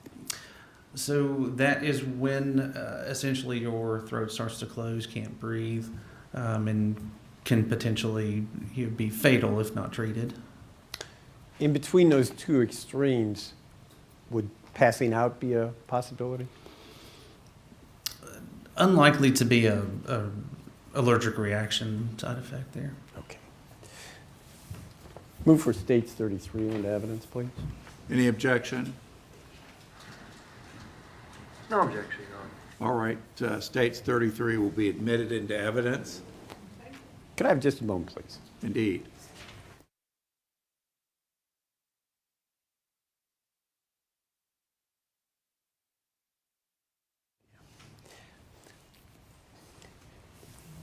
Let's go back to the defendant in your treatment of her. Review of her chart indicates you prescribed Xanax for her. Yes. What is that? That is an anti-anxiety medication. And part of the family known as what? Benzodiazepine.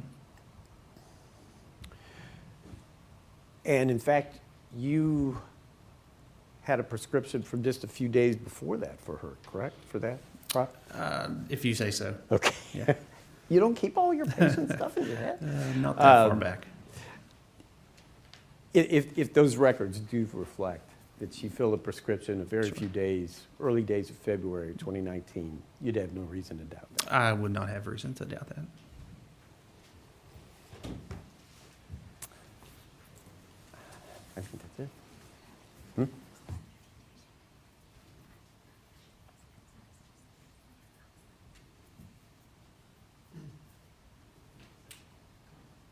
Doctor, thank you. The state has no additional questions. Dr. Halsey. All right, redirect Mr. Selden. Could I take just a moment? Yes.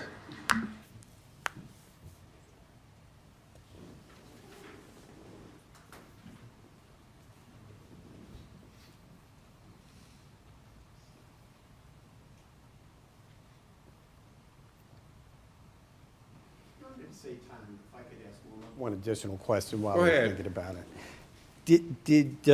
On February 6th of 2019, did you prescribe any medication for Michael Cochran, or was it just the defendant?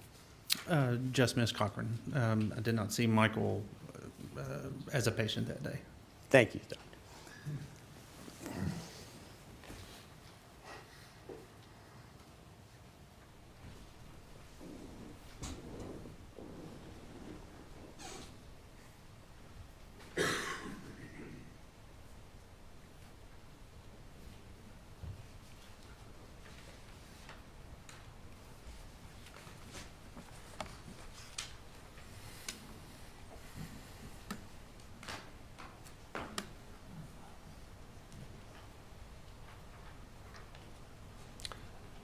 So I guess from the cross-examination, you're familiar with Natalie Cochran's medical history. Yes.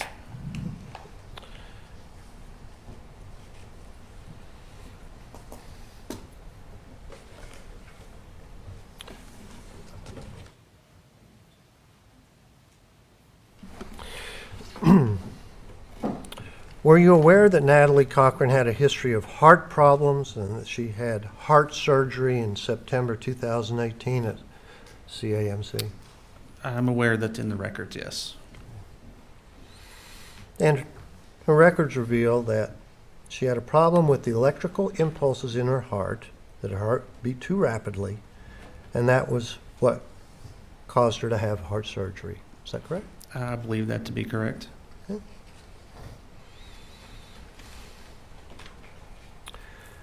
Were you aware that Natalie Cochran, and let me ask you, when someone has heart surgery or they're going to undergo surgery, they do a vast number of laboratory tests prior to the surgery and even after surgery. In general, yes.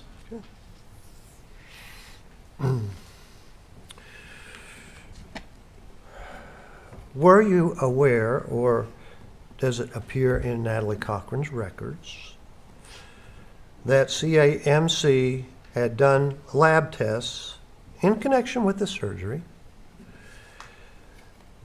that revealed that Natalie Cochran's white blood cell count was low?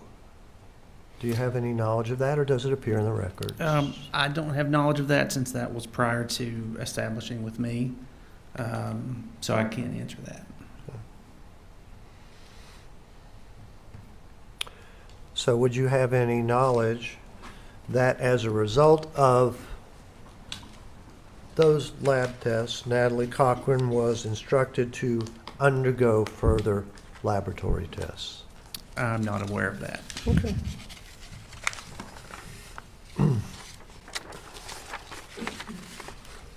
Now, since the door's been opened and I feel the need, I have to go into it. I want to address Natalie Cochran's possibly having cancer, okay? Okay.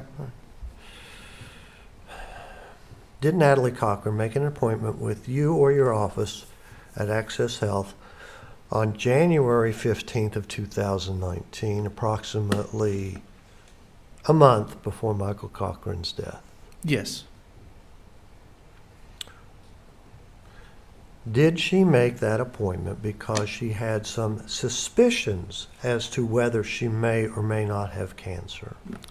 My understanding was that she was told that she did have cancer and that we were trying to proceed with that. And you don't know specifically who or what entity told her that, right? Correct. Okay. In her appointment, did she tell you she had made an appointment with the Cleveland Clinic to discuss the possibility of her having cancer, and specifically leukemia, which is a low white blood cell count? Yes, at the time we were advised about an appointment with Cleveland. Okay. Did she formally ask you to refer her there, or did she just give an indication she'd already made an appointment? Just an indication.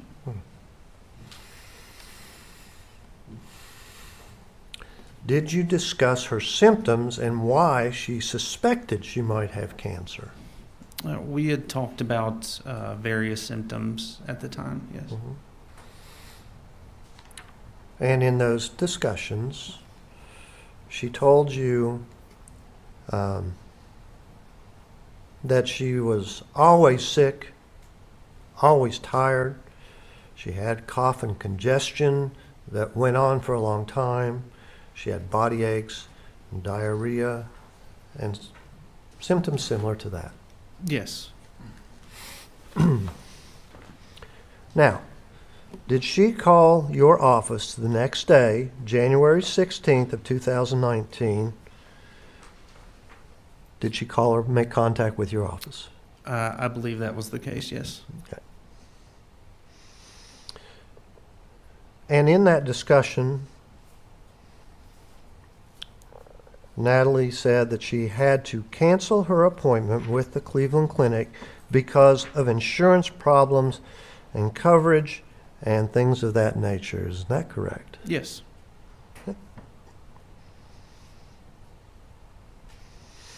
So subsequently, because she didn't actually was seen at the Cleveland Clinic, you don't have any records from the Cleveland Clinic, correct? Correct. Did Natalie ask for and did you give her a referral to Duke University for possible further cancer diagnosis and or treatment? Yes.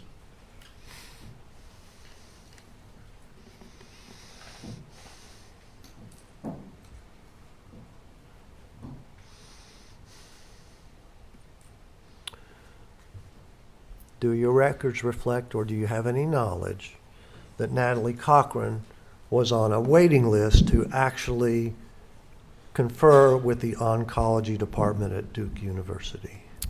I would be unaware of that. Okay. Were you aware that she and Michael Cochran drove down to Duke University to go through the emergency department because it was so long for her to get to the oncology department? I do know that there was an ER appointment at that time. Okay.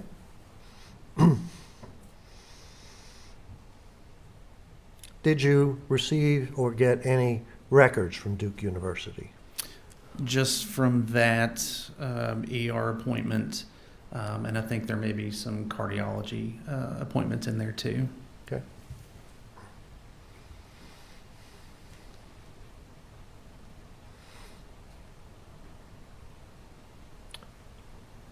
Now, because of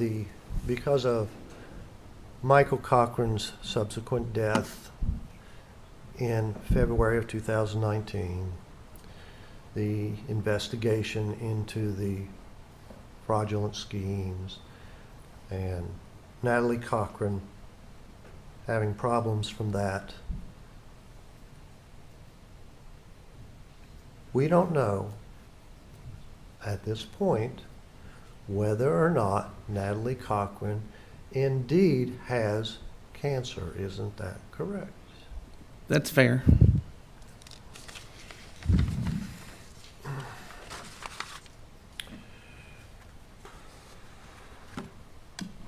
A moment, Your Honor. Okay.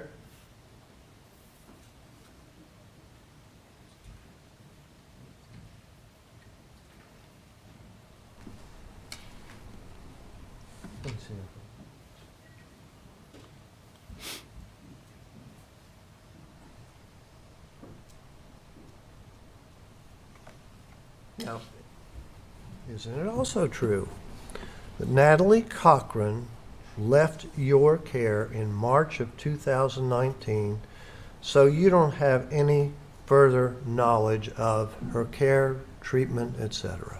Correct.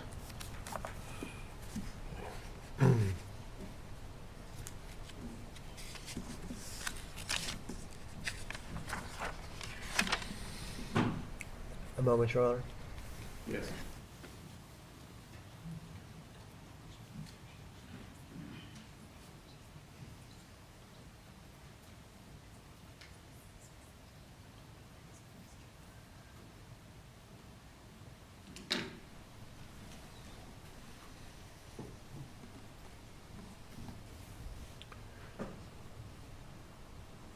The prosecutor asked you about Michael Cochran's supposed allergies. And you don't know, from your review of those records, whether those were actual allergies or side effects of medications. Isn't that correct? That's true. Yeah. I wouldn't have put I believe those were put in prior, so I don't know what the reaction that he may have had with those was. Okay.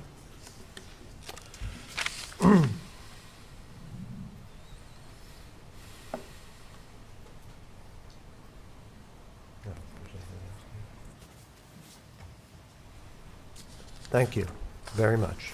Sure. Further questions, Mr. Truman? Yes. Go right ahead. As Michael Cochran's primary care physician, you never treated him for diabetes, did you? No. Because he didn't have diabetes. True. You never prescribed insulin because he didn't need insulin. True. Back to the defendant for a moment. Any information that you have as her primary care physician was only what she told you in terms of cancer, correct? Correct. And you made efforts to refer her to Duke, correct? Correct. Ask this be marked as 34, please. State's Exhibit 34, Your Honor. Thank you.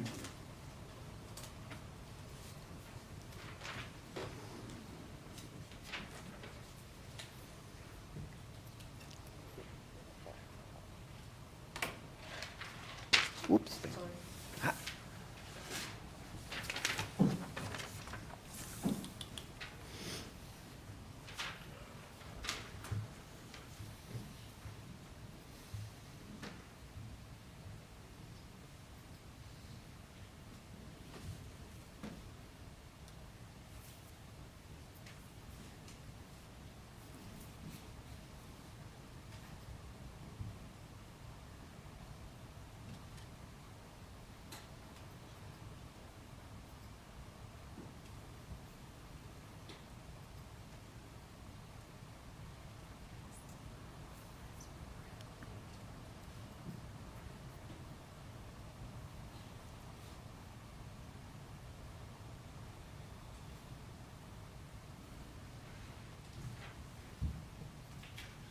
Dr. Haley, what's been marked for identification is states 34. Take a look at that, please.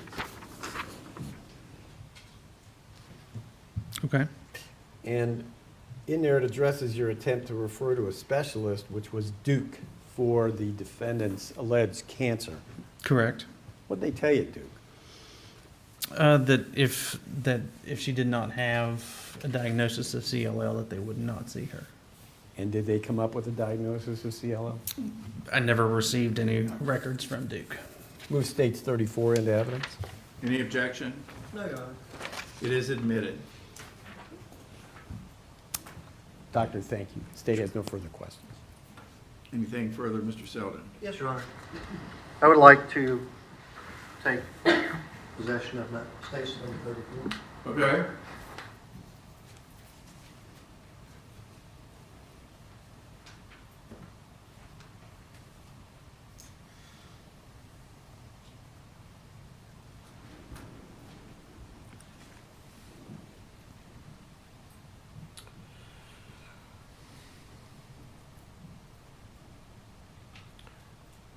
This document purports to be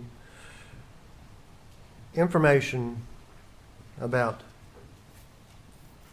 Natalie Cochran's referral to Duke University. Was that correct? Correct. That would be a phone note.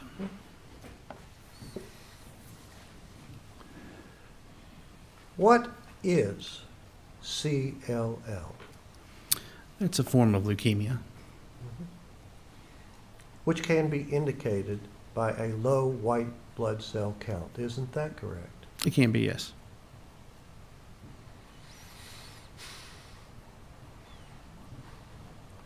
Now, this document clearly says that someone from Duke University called, and I don't know if they called you or Natalie. It would have been- It just says they called and stated they don't have records backing the diagnosis for CLL, and they won't see her, right?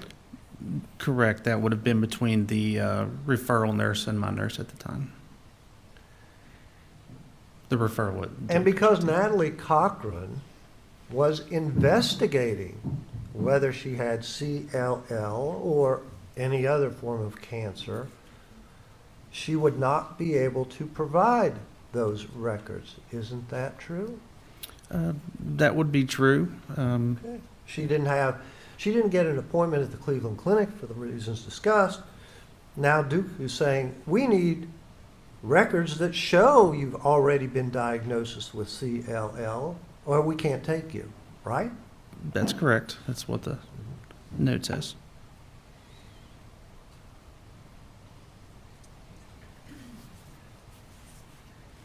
And you didn't have any of those records which definitively would diagnose Natalie Cochran as having CLL, right?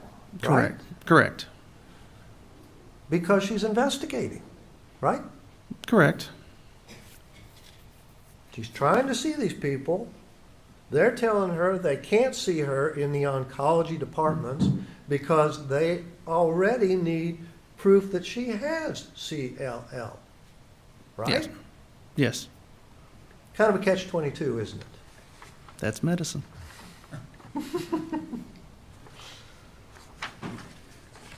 No further questions. Anything, Mr. Truman? Oh, unfortunately, I do. Doctor, the circular logic of that is this. She told you the month before that Duke is who diagnosed her with that, didn't she? I believe it was from CAMC, not Duke. Duke came later. And you never got your records from CAMC either. No. Wouldn't a primary care physician be aware if his patient was being treated for cancer? We would hope so. We don't, unfortunately, we don't always get records. Don't always get records, but usually you would have something to indicate that your patient had cancer. Generally, we would have those records. Almost always, wouldn't you? Yes. Thank you, doctor. Briefly. Okay.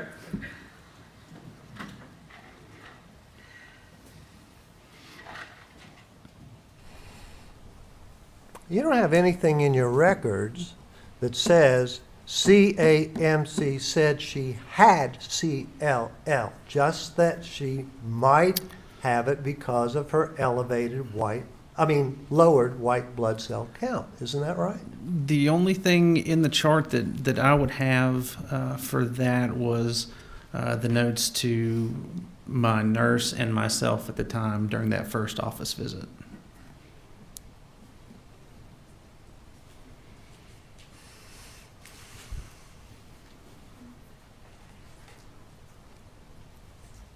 And once again, I'm sorry to belabor the point.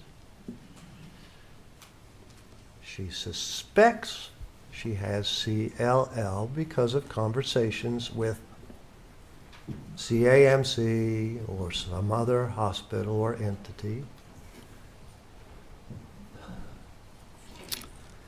She wants to be referred for further diagnosis as to whether she has it or not, right?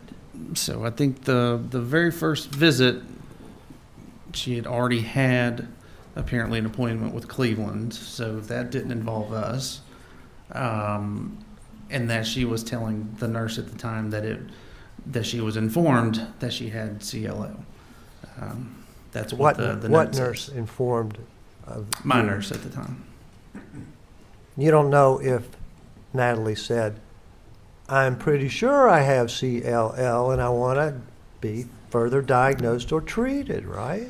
Yeah, I can't remember the exact conversation. That was Okay. 6 years ago.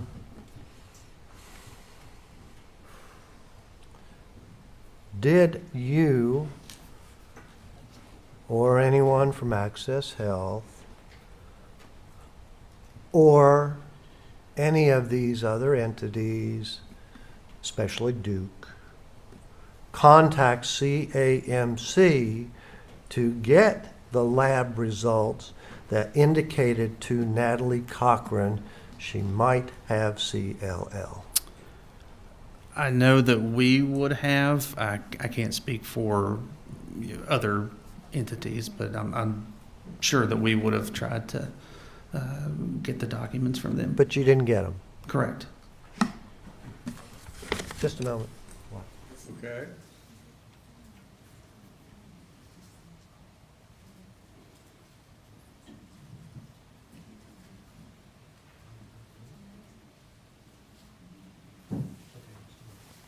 John, I need to get States 34 again. Very well.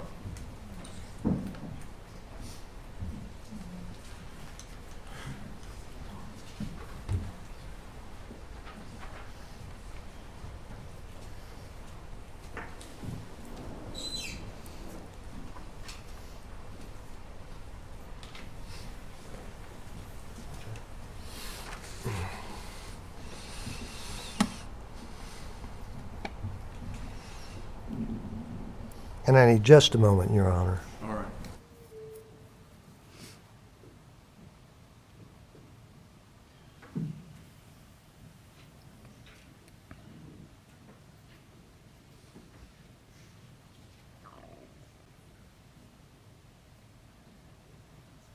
At the bottom of this document. And may I approach the witness, Your Honor? Yes, you may.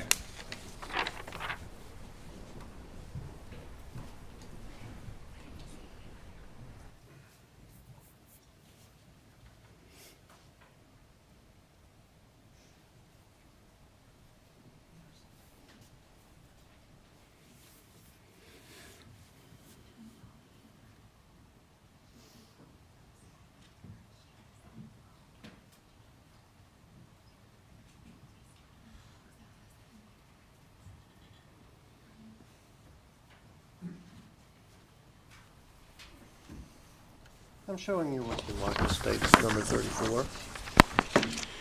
Now, right under here, at the bottom. Okay. You're going to have to speak loudly, Mr. Okay. Stillman. Under here, under case description, and I'm going to read from this, okay? It says, Natalie was returning a call to the nurse, and that's the nurse at Access Health, Yes. right?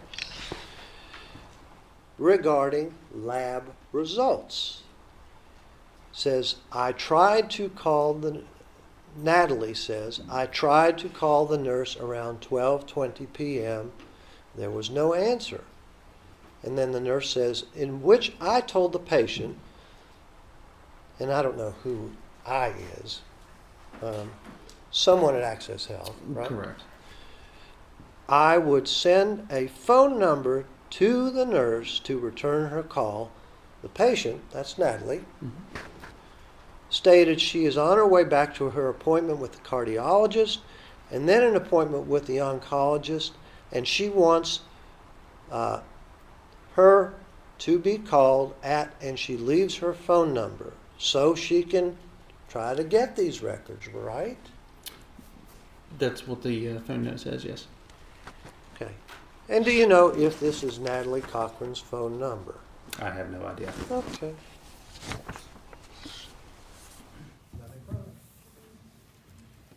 Last word, Mr. Truman. The last word would be thank you to the doctor. He's been a good sport about all this. We're done. Thank you very much, Dr. Halsey. You may step down. You are excused, sir. Call your next witness, Mr. Selden. Yes, Your Honor.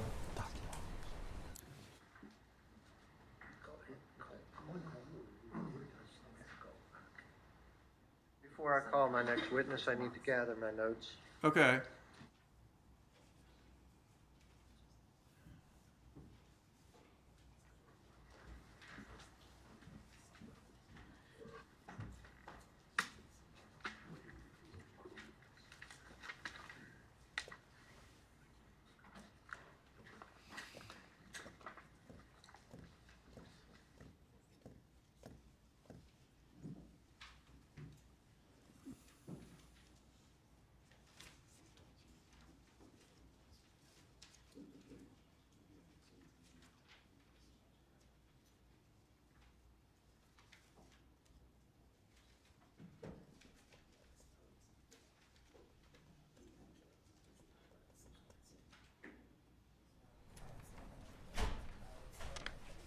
The defense calls Dr. Priya Banerjee. If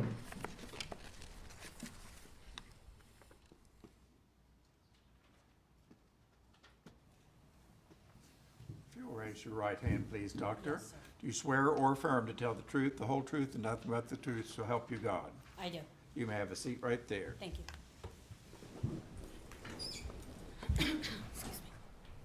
Okay, Mr. Selden? Thank you.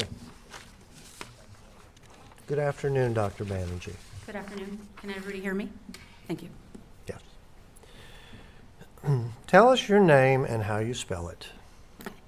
My name is Dr. Priya, Priya, and last name is Banerjee, Banerjee.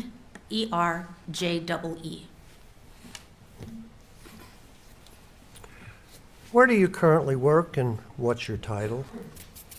Sure. So, excuse me, I am self-employed at my company named Anchor Forensic Pathology, and I'm based in Barrington, Rhode Island, just outside of Providence.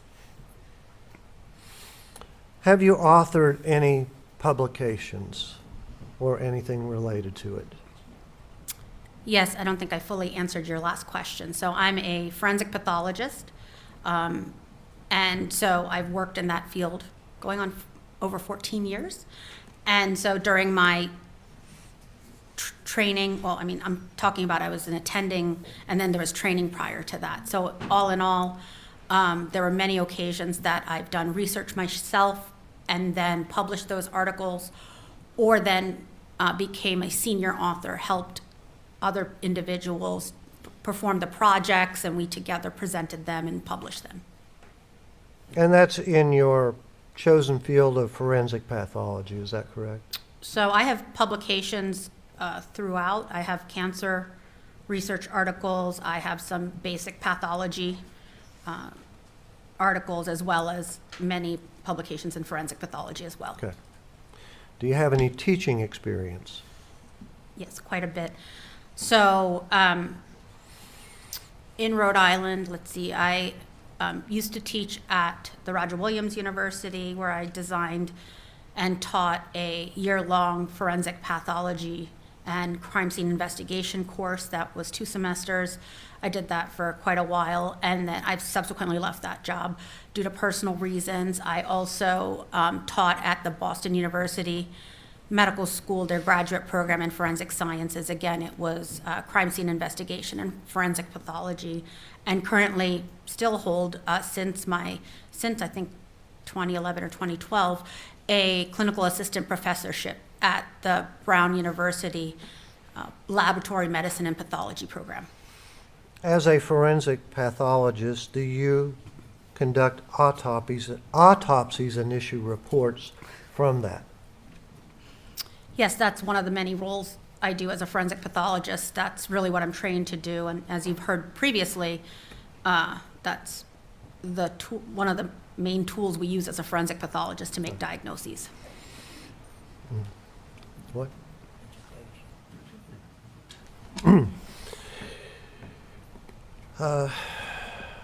Can you approximate at all how many autopsies you've done in the past? That's a gross approximation, and I would say probably close to 3,000 now. So autopsy, you know, my training stems back to my days at residency at the Johns Hopkins Hospital, where we learned and performed autopsies. I then went on to do a fellowship in forensic pathology, where I was, you know, day in and day out performing autopsies. And then I, excuse me, I was an assistant medical examiner for the state of Rhode Island for over 11 years. So again, very diligently doing autopsies. So all of those together, plus I've done some service work in various other offices that needed help, such as New Hampshire, Maine, Las Vegas. I've done that. And so this is just, I don't keep tallies, but I would say approximately, let's say 2,900 to 3,000. Fair enough. Are you board certified in any of these areas that you're talking about? Yes, so after I completed my residency at the Johns Hopkins Hospital, I sat for my pathology boards, which was in the field of anatomic pathology. So that's like being in a hospital, looking at slides, whatnot. Autopsy is a part of that. So I was generally boarded in anatomic pathology. And then after I did my fellowship training, I was then eligible and on the first attempt passed my forensic pathology boards. Do you have any medical licenses anywhere? I currently hold 2 active licenses, one in the state of Rhode Island and one in Nevada. I also have a inactive, good standing licensure in Pennsylvania.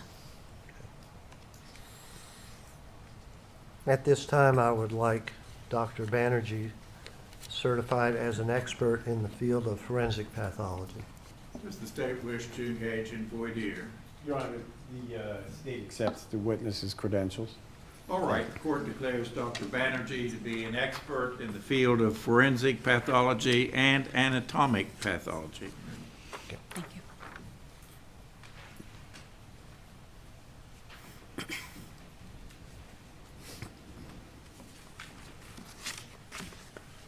Permission to approach the clerk, Your Honor?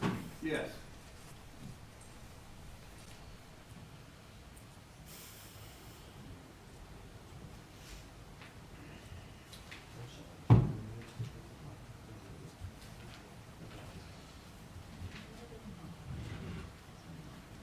And Your Honor, I am asking that this particular exhibit be marked as defense exhibit, whatever the next number is. It's defense exhibit number 12. Thank you.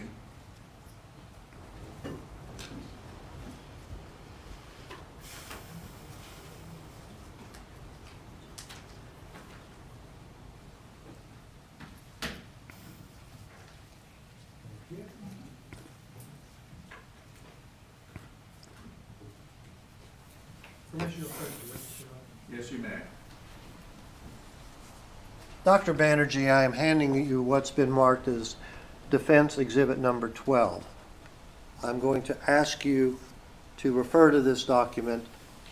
I'm going to go back and ask you some questions, okay? Sounds good. Thank you.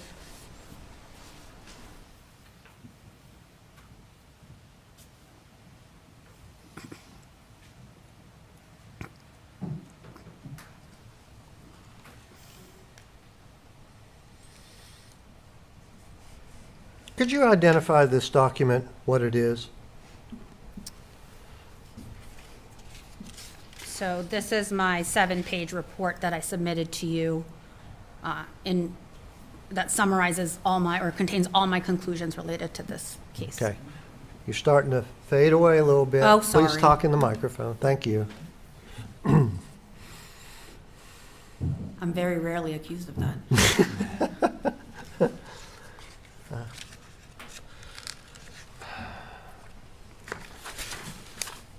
On page 2 of that report, you specify what records you've received in preparation of that report. Would you please go through the records you've received?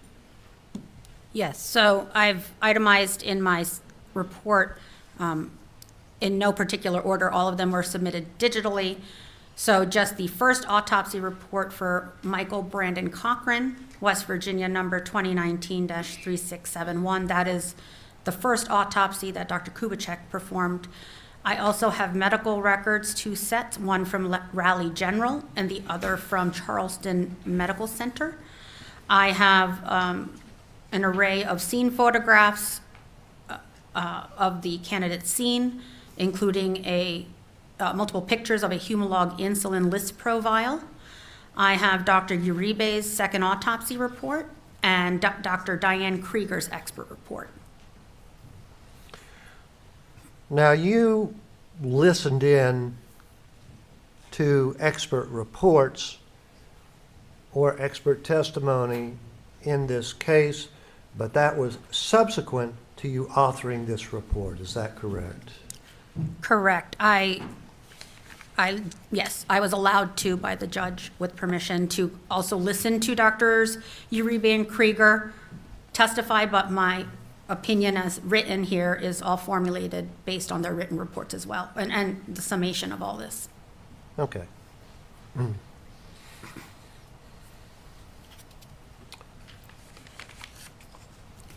I'd like to skip down to the bottom of page 2. Okay. You have a heading marked discussion. Do you see that? Yes. Okay.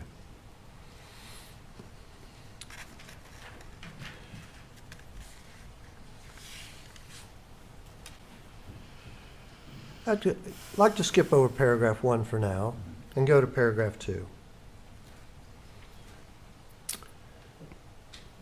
In that paragraph, you state that Mr. Cochran first underwent an autopsy by Dr. Kubicek on September the 4th, 2019, which was 7 months after his death. Is that correct? Yes, approximately 7 months. Okay.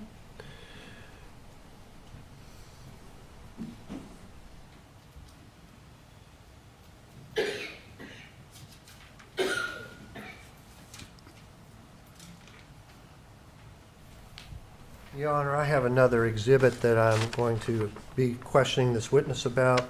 Permission to approach the clerk. Very well. Defendant's exhibit number 13, Your Honor. Thank you.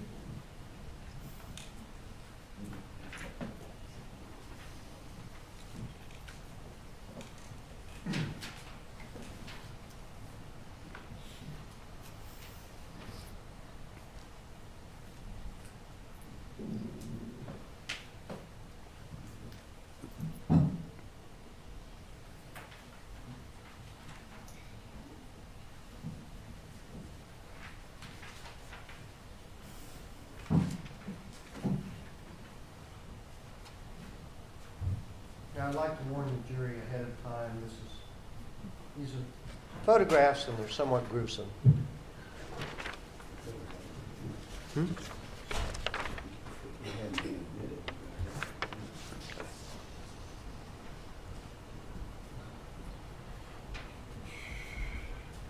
Dr. Banerjee, can you identify this exhibit?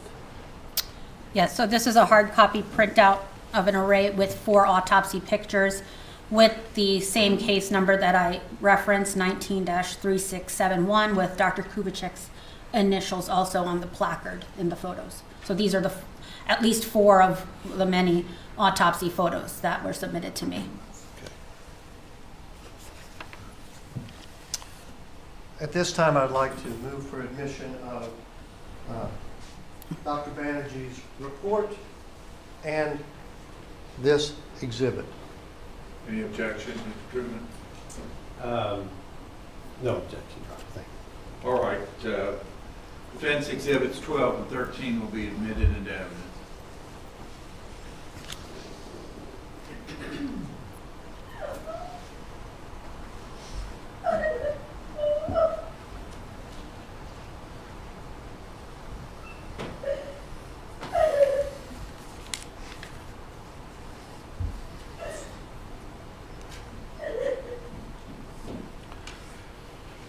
Now, you've already identified this photograph. I want to go back to your description under decomposition, page 3, paragraph 2. Okay, let me just flip there. Yes. Does this photograph accurately convey the advanced state of decomposition as photographed by Dr. Kubicek in his autopsy? Yeah, so this, unfortunately, embalming and burial does not keep the body in the same state as when one passes away. So even though the procedure is supposed to, it's still not perfect. And so you can see that 7 months later, Mr. Cochran's body was in a moderately decomposed state with moderate insect activity present, and those are words extracted from Dr. Kubicek's autopsy. That's how he described it. I'm going to remove the photograph. All right.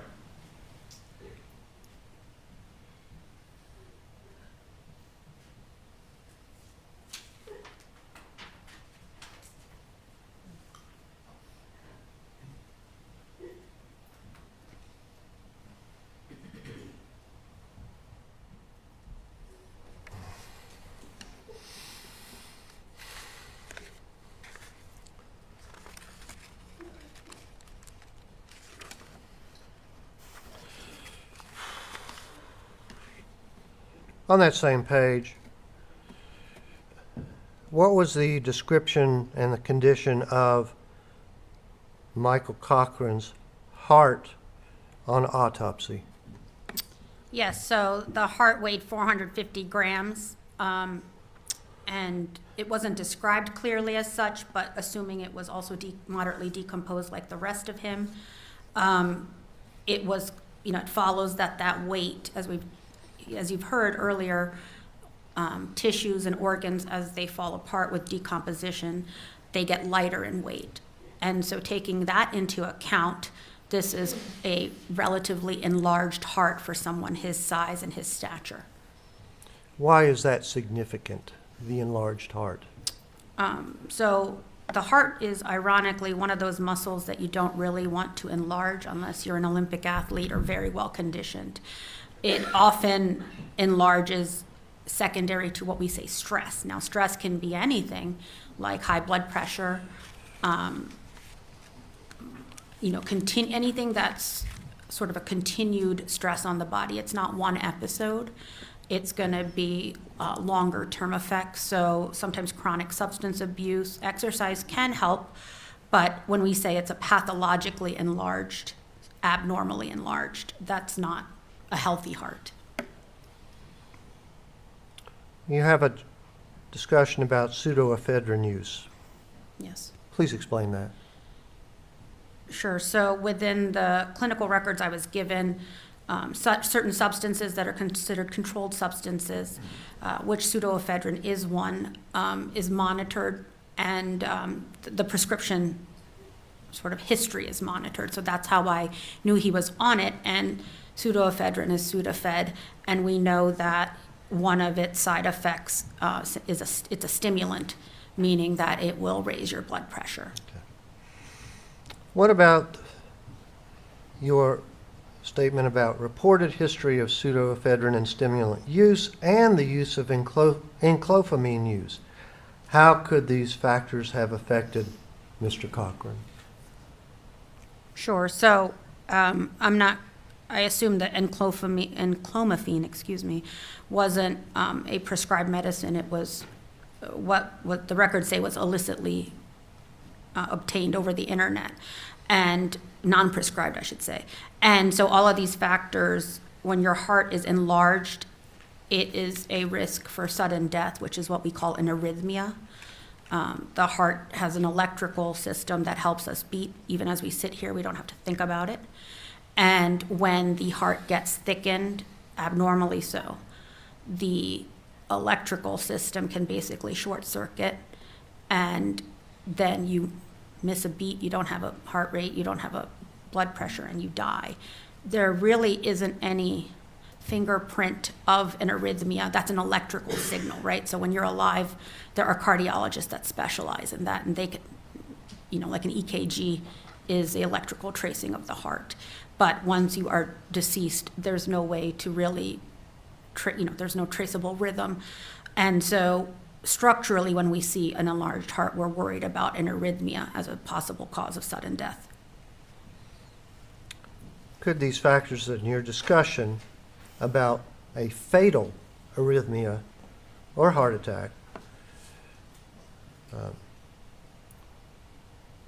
could this have been a possible factor in Michael Cochran's death?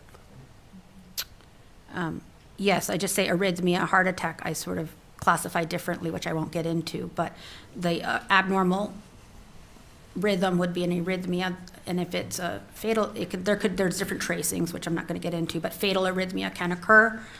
And obviously with a decomposed heart, just like the rest of his body, that really limits making the diagnosis under the microscope.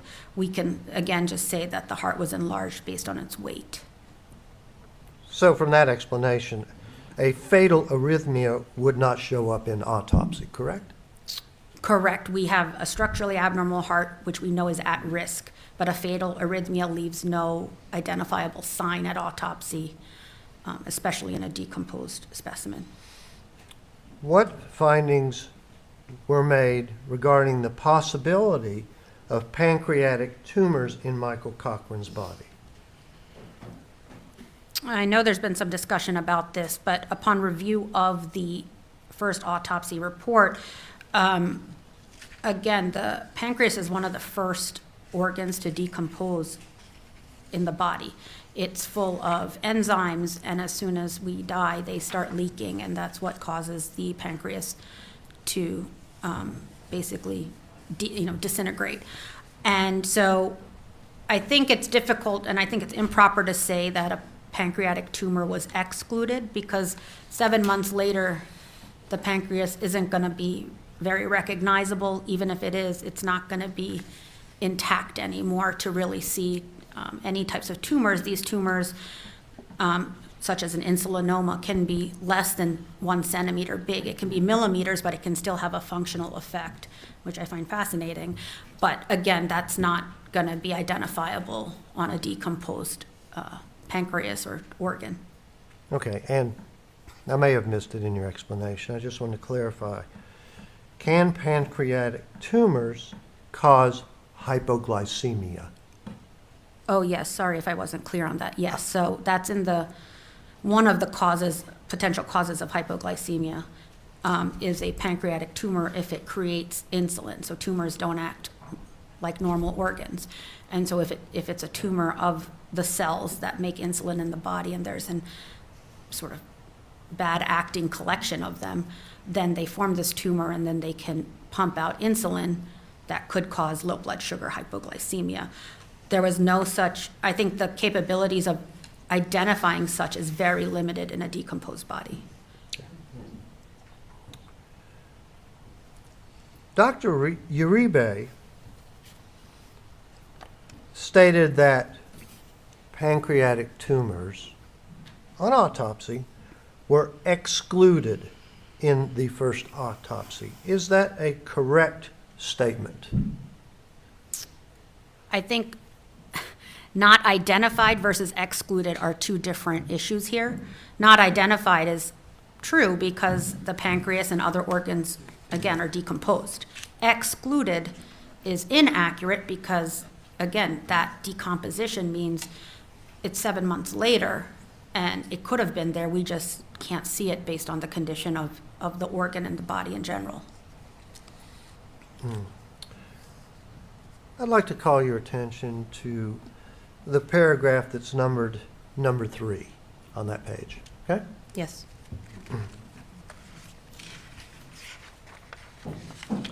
You discuss post-mortem, meaning after death, toxicology tests performed. What's toxicology?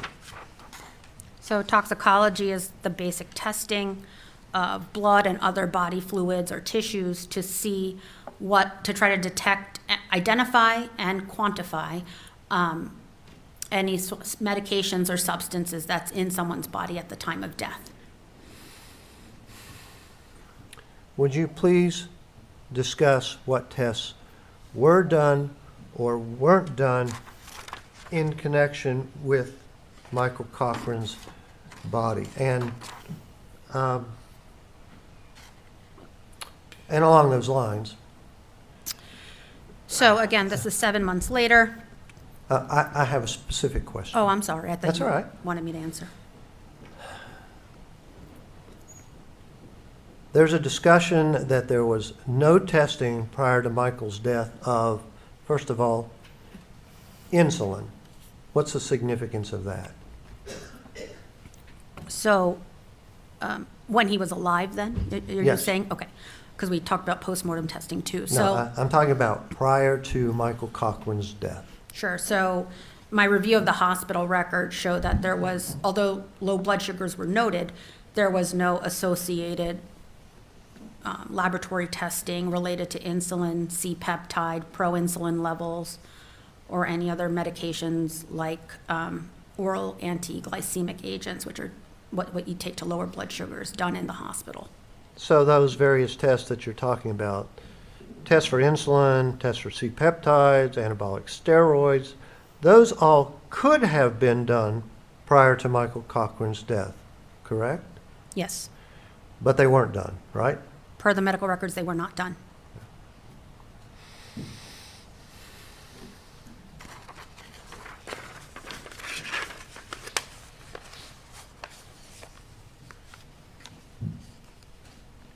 And according to hospital records, etc., one of the reasons those tests weren't done was because when Michael Cochran was admitted to the hospital or hospitals, there was no suspicion of insulin being introduced into his body. And I'm talking about what they call exogenous insulin, insulin that's not produced by the body. Would that be a correct statement? Yes, I saw no notation or differential diagnosis listed that, oh, sorry. I did not see any notation or differential diagnosis listed within the medical records for that diagnosis, like exogenous insulin having a role in his hypoglycemia. Okay. Is there any explanation for Mr. Cochran's urine screen which was positive for benzodiazepines? So this was a perplexing result to me. I think there was some confusion. Dr. Uribe said that, and there was, midazolam detected in the postmortem toxicology. Midazolam is a benzodiazepine that can be used as a sedative or anesthetic, but that was given later in the hospital, and the urine screening was done very close to his admission to the hospital. It was done at 21:05, which is 9:05 p.m. The day of February 6th. And so he had not been given, there's no records within the nursing records or the doctor's orders that he was given any such medication in this class yet. So that means in the urine drug screen, there's an unexplained benzodiazepine positivity. Now, that just means I don't know what it is. I don't know where it came from, but it's a suggestion that he's on this something, at least one, if not more, benzodiazepine medications. And that's from the urine testing. Okay. Let's go down to paragraph 4 on that same page. Yes.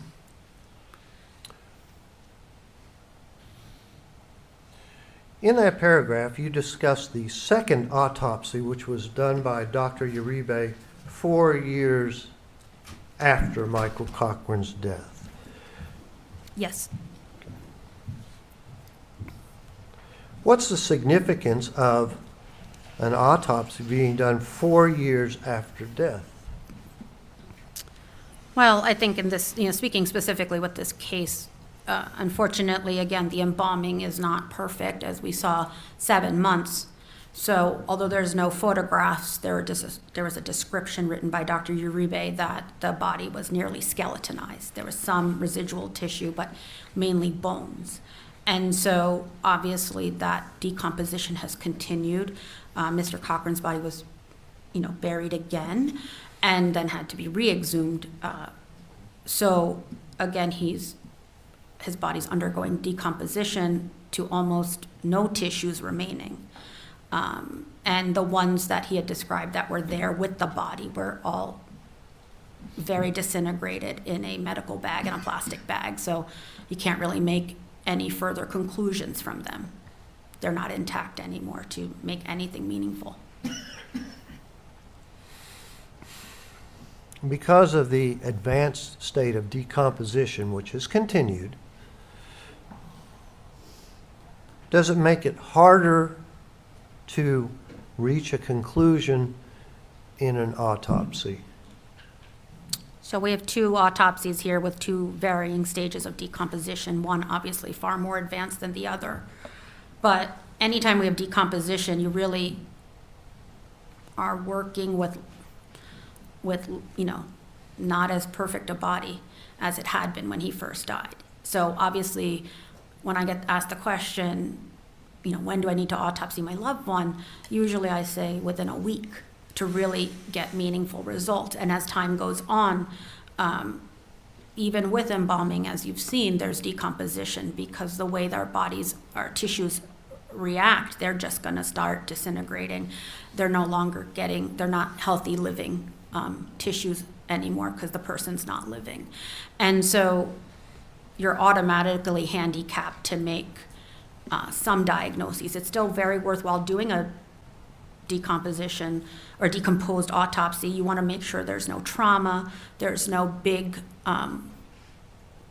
you can see some diagnoses, even natural diagnoses, you can see trauma, even some toxicology can be done, but it's still a hindrance due to the decomposition being there. And actually, in decomposition autopsies, there's an extensive explanation that I, sort of qualify the description of the organs, as well as the toxicology lab has to be, notified that, hey, this is not an ideal specimen, this is a decomposed specimen, and sometimes you even can't send as good a specimen to do the testing because it's not available anymore. Now, if you can answer this question, fine. If you can't, that's fine too. In general, if an autopsy is done 7 months after death, and an autopsy is done 4 years after death, would the results in the first autopsy be more easily quantified or valid, let's say, than the second autopsy? I think that's a very broad question. Okay. I can speak that, again, it's still worth examining a body at any time. I really look at it when, even with decomposition present, you want to make sure there's no identifiable trauma. So even some, in skeletonized remains, I've done many of those, you look at the bones to make sure there's no fractures, tool marks, gunshot wounds, anything like that. Do the bones tell you about the patient? Sometimes you can have surgery remnants, right? You can have hardware, you can have skull fractures, whatever it may be. We x-ray them, we look at them. That can be very meaningful.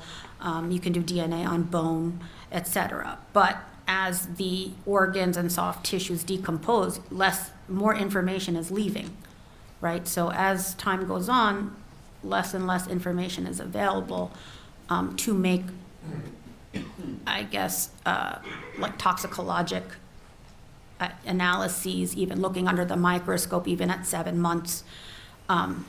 You can see with moderate decomposition, it's not a worthwhile exercise.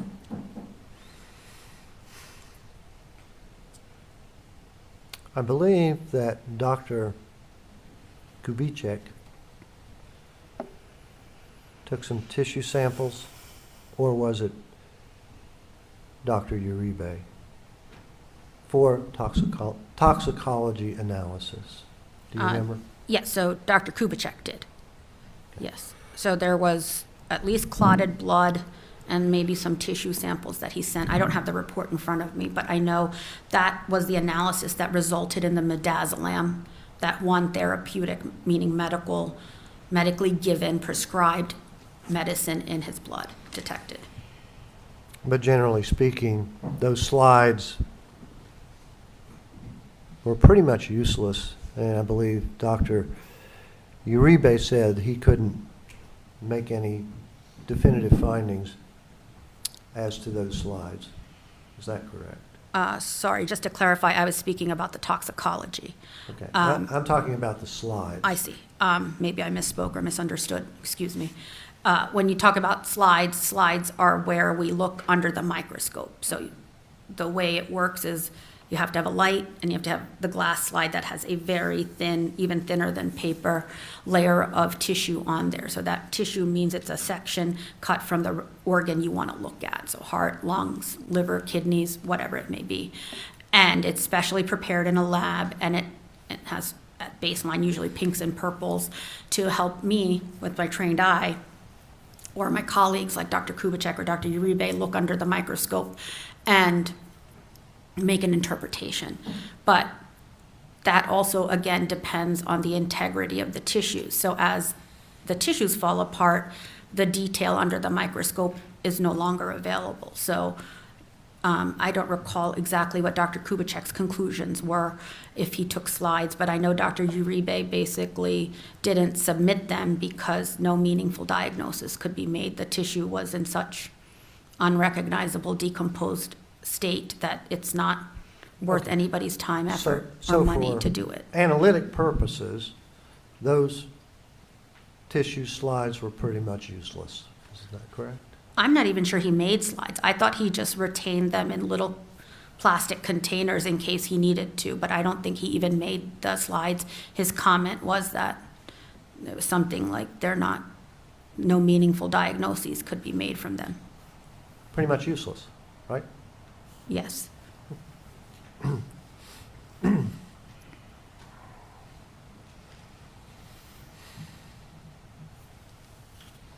At paragraph 5 of your report,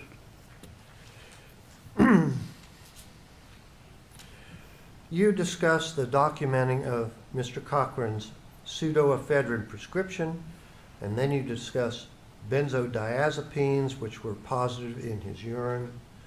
How are these two substances related, and what's the significance of them?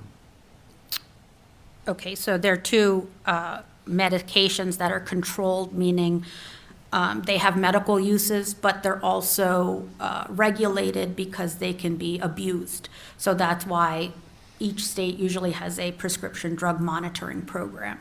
And as a part of the investigation and medical records, I received the printout for Mr. Cochran.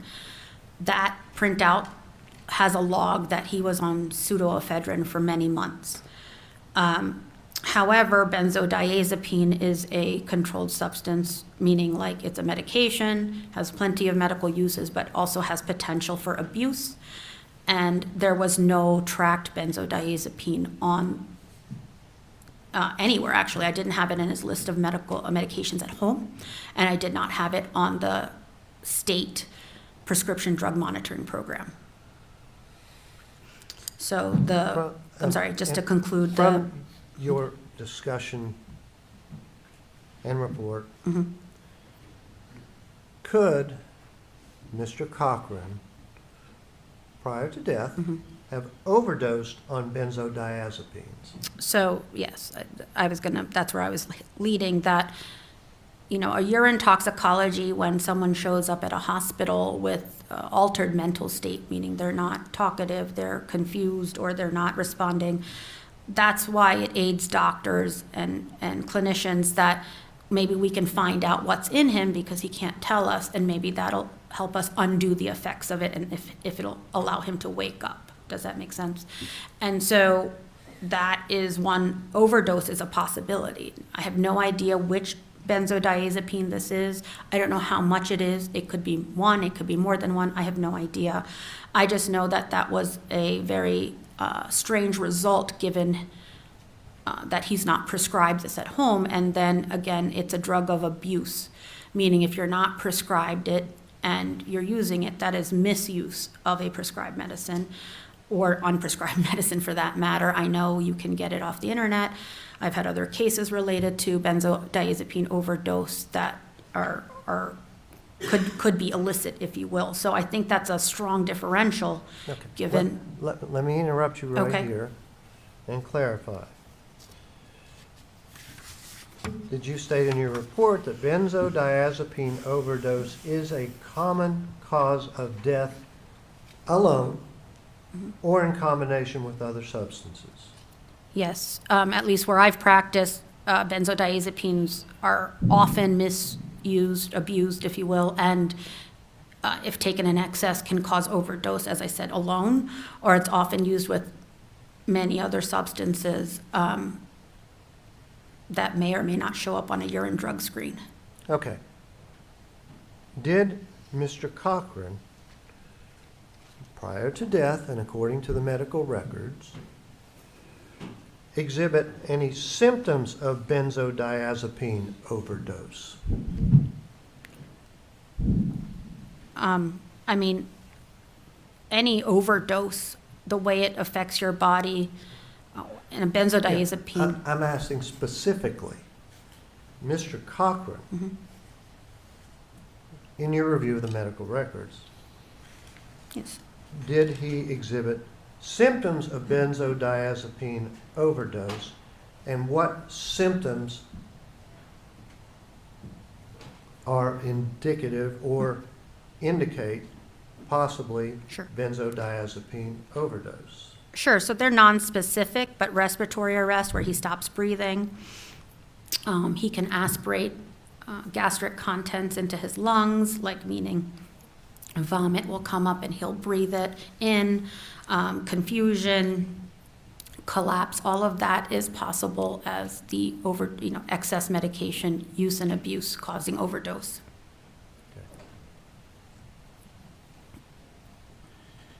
Can it cause seizures? Not usually. Okay.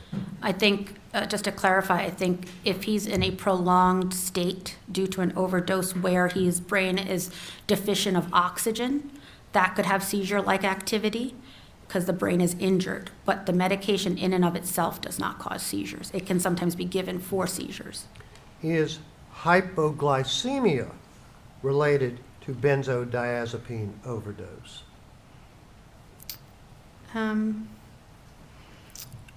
I think it could be. I don't know that it's directly related, but I think once the body starts getting in dysfunction and disarray, you can see hypoglycemia. Okay. So it might have been a possible cause of Michael Cochran's hypoglycemia. Is that possible? Benzodiazepine overdoses in the differential. Is that a yes? Yes, sorry. Let's take our afternoon break right now. Members of the jury will break for 10 or 15 minutes. Please do not discuss the case among yourselves or with anyone else. You may follow the bailiff to your jury room.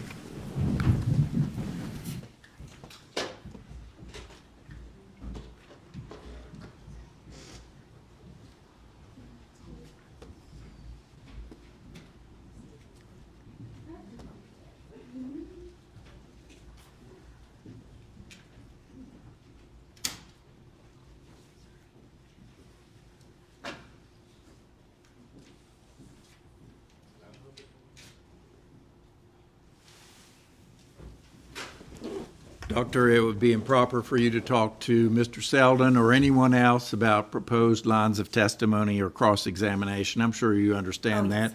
But with that admonition, you're free to walk about and relax for 10 or 15 minutes.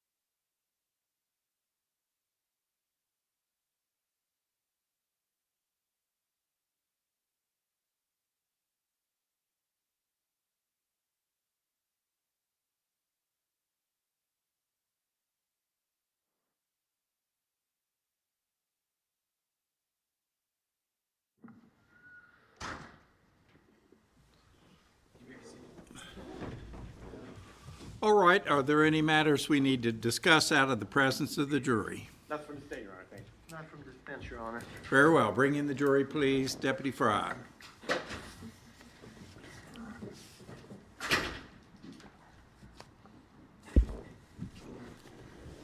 That's the one we sent out. And I'll show you where to put those two.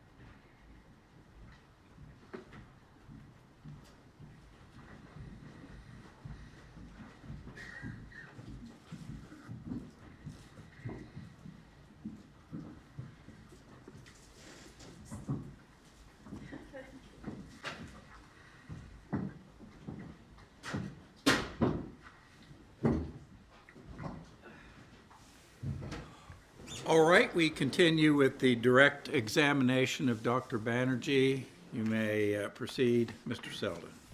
Thank you, Your Honor. Picking up where we left off,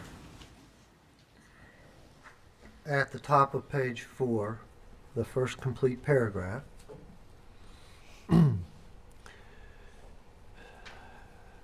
you state that although it is not studied well, hypoglycemia is a real and life-threatening condition that may occur in benzodiazepine poisoning. And you go on to say, thus, this is a real possibility for Michael Cochran's cause of death. If I am interpreting that correctly, what you're saying is benzodiazepine may cause hypoglycemia. Then the hypoglycemia may result in death. It's kind of a progression. Is that a correct interpretation? Correct. I say that this unknown benzodiazepine at unknown levels, there's reports of benzodiazepines causing low blood sugar and could be critically low, as in his case, to then cause death. I don't know that to be a fact, but it's in the differential. So benzodiazepine poisoning may cause hypoglycemia. Is that correct? Yes, there was an article that I cited related to that matter. Okay.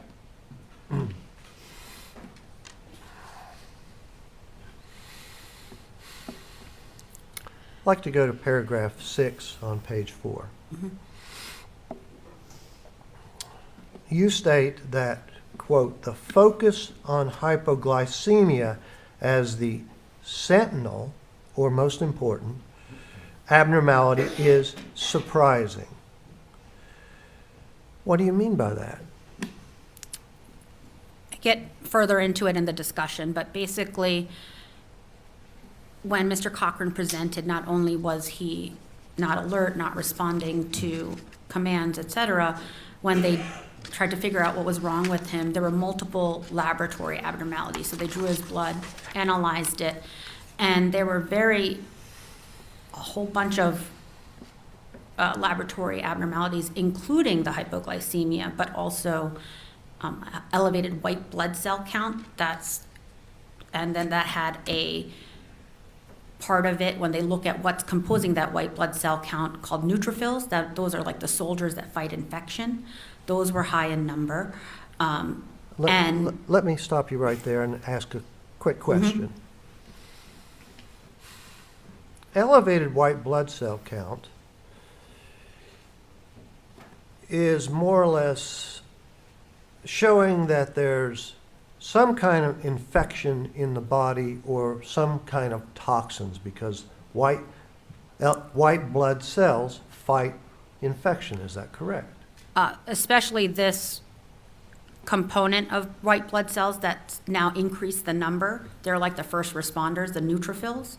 And it wasn't just the neutrophils were high, but there's another enzyme called lactate that they tested that was also high that can be seen in sepsis. So it's sort of like painting the picture that, again, that differential, like what could be wrong with him. You then really worry maybe there's an undetected, untreated infection that's causing him to be in this state. Okay, so, and if this infection was present, which the white blood cells elevated count would indicate, was there any explanation for what this infection is, how it may have occurred, anything about the infection itself? No. So the clinicians in the ER did say suspected infection, but they did not say what the suspected source was. They just gave him IV antibiotics.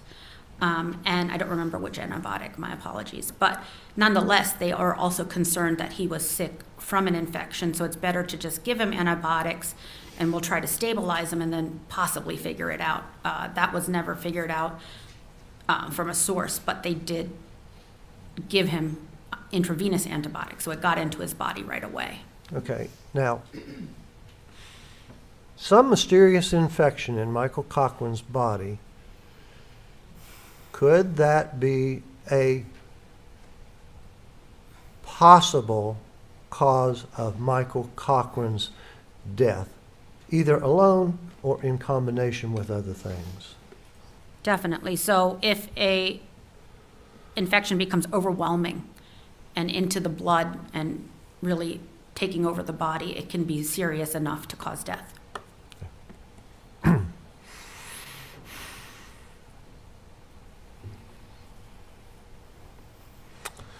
You talk about there being no suspicion for insulin overdose or self-administration as the cause of Michael Cochran's seizures and coma.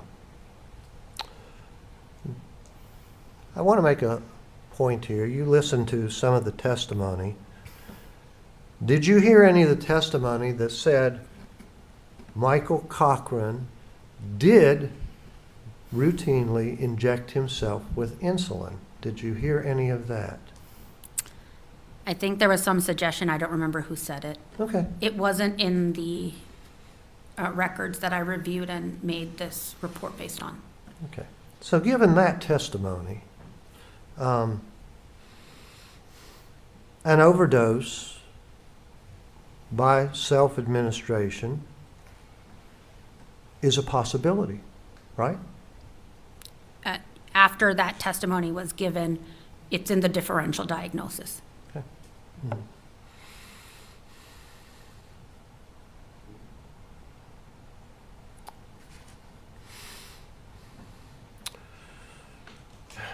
Moving on down the page, would you discuss the broad list that you go through of potential causes of hypoglycemia other than an insulin injection?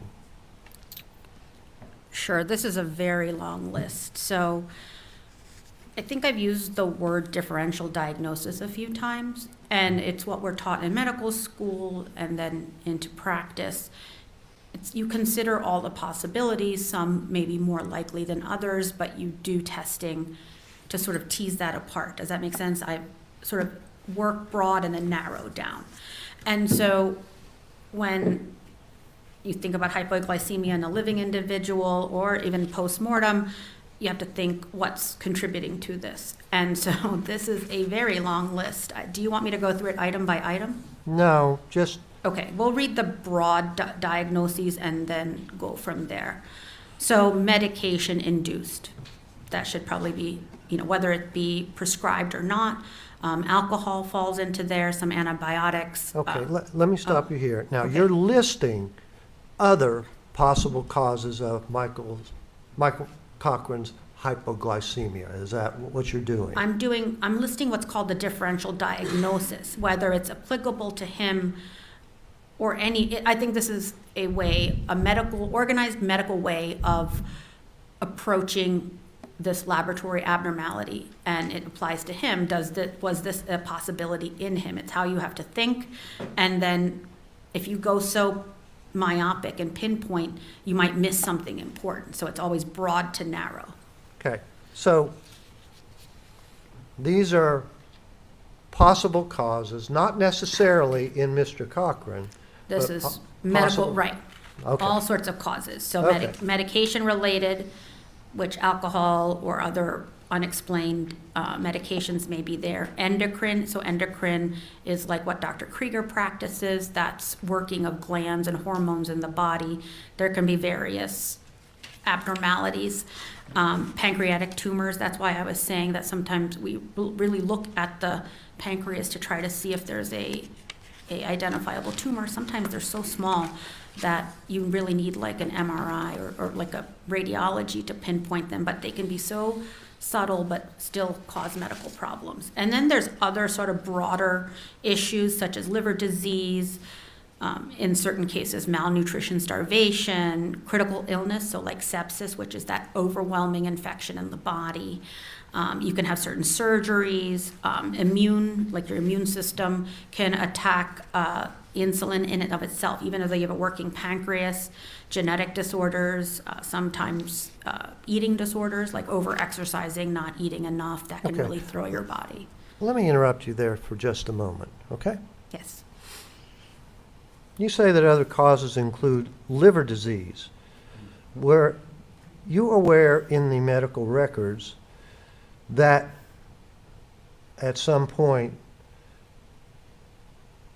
it was revealed that Michael Cochran, prior to death, had some problems with his liver enzymes? I'm aware that they're elevated. Usually when I talk about liver disease being a cause of hypoglycemia, it's not just any liver disease, it's severe liver disease. Okay, but that could be an indicator of liver disease causing hypoglycemia, possibly. Quite possibly, I'm not clear on the extent of his liver disease. Okay. You list severe malnutrition or starvation. Were you aware that at certain times, Michael Cochran didn't feed himself adequately, trying to cut his weight for bodybuilding? I'll take that at face value. I don't know his personal history. Okay. You say critical illness, sepsis. Sepsis is infection, right? Correct.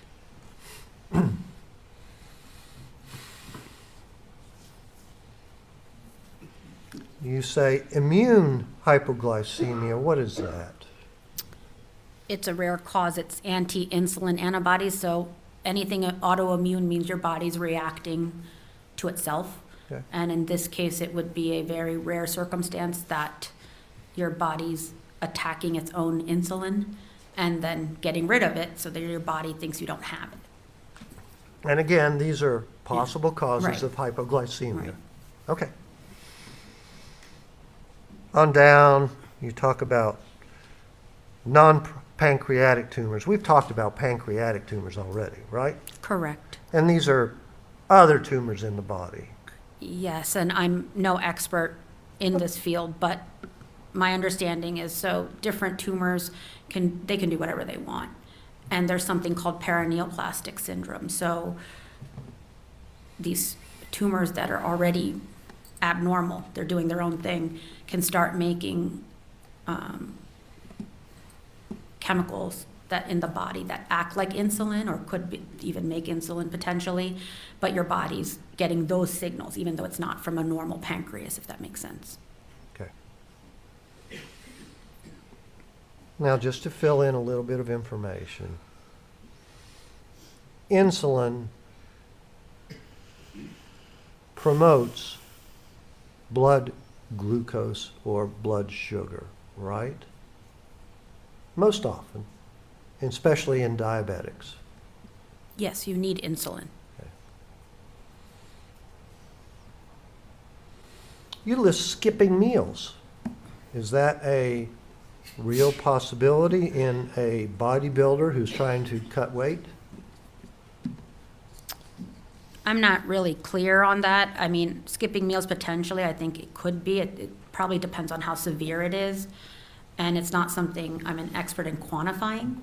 I think it can be a slippery slope to get into a malnourished state Okay. that could affect electrolytes or, glucose levels. You say increased exercise without sufficient nutrition.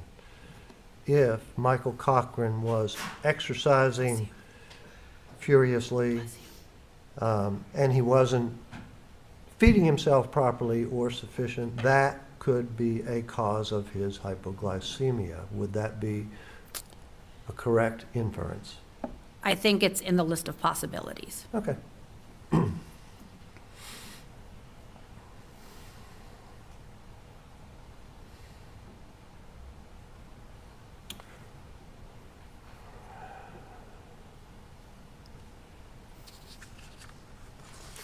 Let's go down to paragraph 7.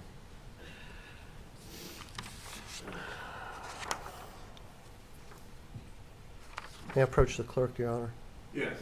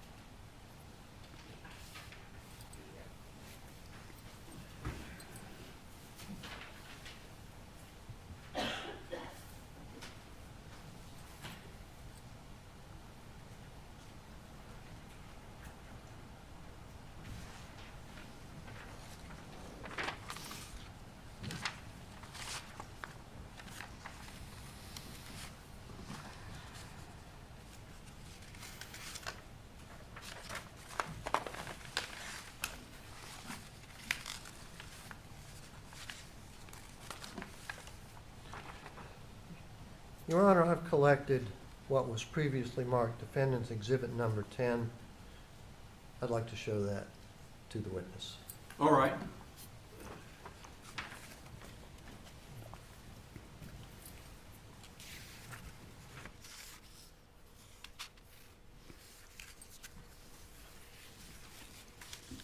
It's my turn. Dr. Banerjee, this is an exhibit that was previously introduced.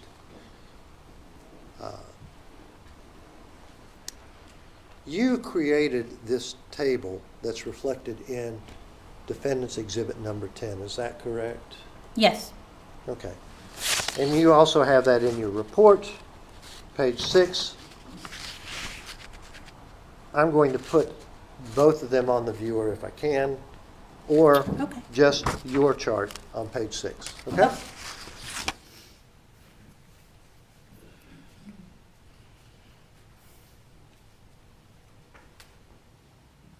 This is your unaltered table.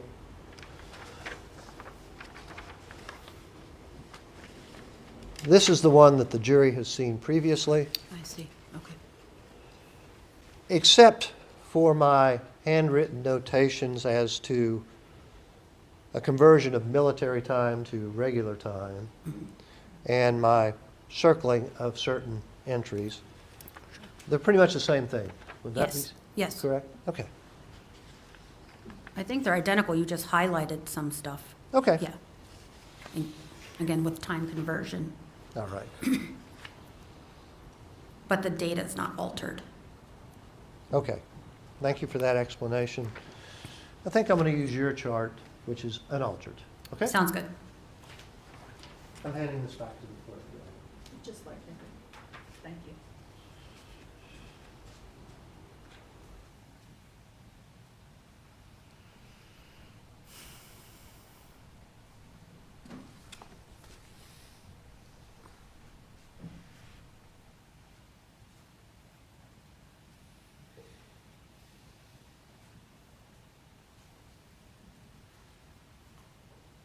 Now, Dr. Banerjee, at paragraph 7 of your report, which hopefully you're looking at, you discuss Mr. Cochran's hypoglycemia when he reached the hospital and a timeline of his sugar levels at pages 5 and 6 of your report. And we have page 6 shown. Yes. Okay. Now,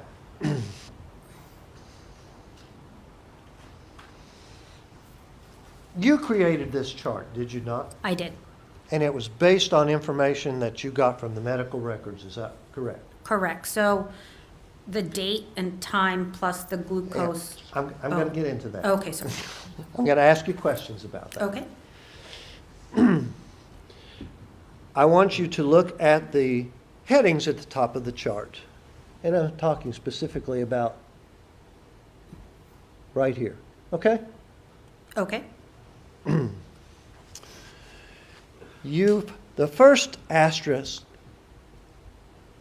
notation at the top is that the alleged event is approximately 12 p.m. on February 6th of 2019. I want to clarify that. Because there's no information reported as to an exact time that Mr. Cochran was allegedly injected with exogenous Lispro insulin, you chose 12 noon on February 6th, 2019, correct? Yes, based on my review of the investigative information and the medical records, it appeared that that was basically, again, it's approximate. So Okay. I'm not saying it's noon, but it's around then that they were saying the event or his problem started. It's kind of a guess from you, from all these records, because we don't have any exact time, correct? Correct. There's no exact time, but if I made that assumption, and that's why I asterisked it, that to make a meaningful calculation, I just chose, when they say noon, I chose the number evenly, 12:00, as a time to calculate, as a starting time point. And that information is essentially gathered from when it's alleged Michael Cochran passed out, and when he got to the hospital and a series of events after that. Is that correct? Correct. Okay. The second heading, right here, and you can't see it very well, but it says, hypoglycemia is sugar less than 70 milligrams per deciliter in a person without diabetes. Correct? Correct. That was the medical definition of hypoglycemia, as I understand it. Okay.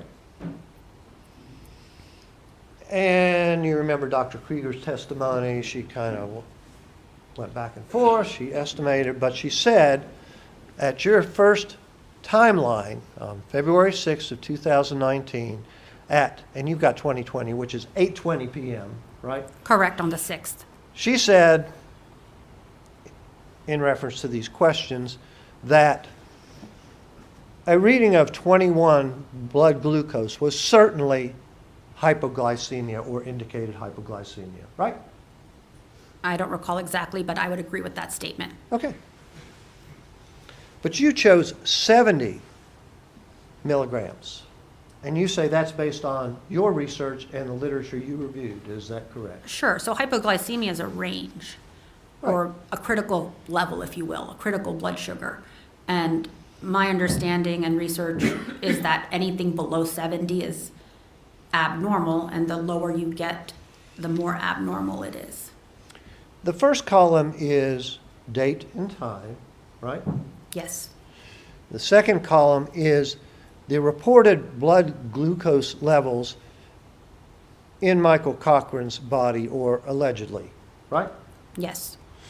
Third column is the hours since the alleged event, and you're picking 12 noon as the alleged event when you believe he may or may not have been introduced with exogenous insulin. So, right. So let me just clarify. The blood glucose wasn't an allegation. These are laboratory values I've extracted from the medical record. So they're the exact numbers.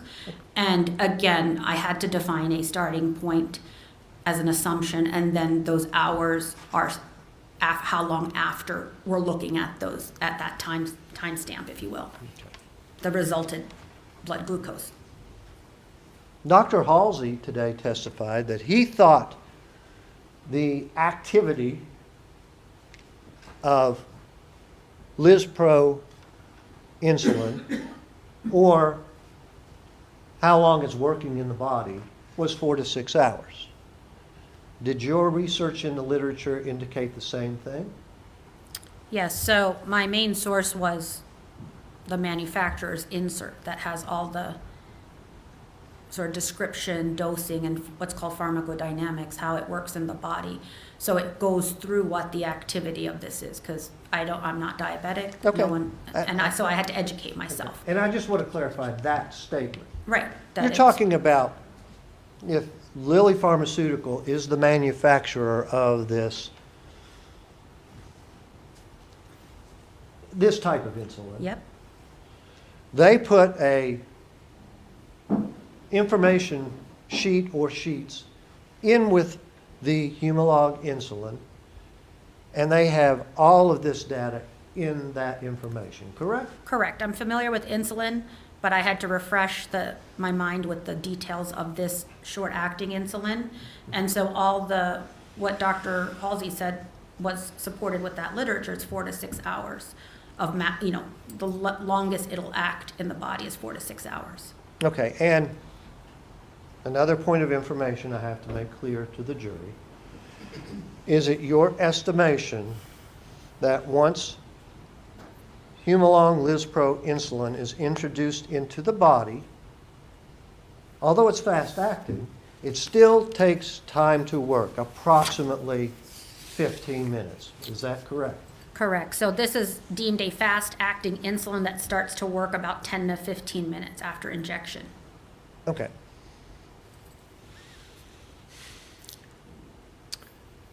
The first reading has a blood glucose level of 21. Where did that information come from, if you recall? Yep. It's within the first pages of his medical records when he presented. Okay.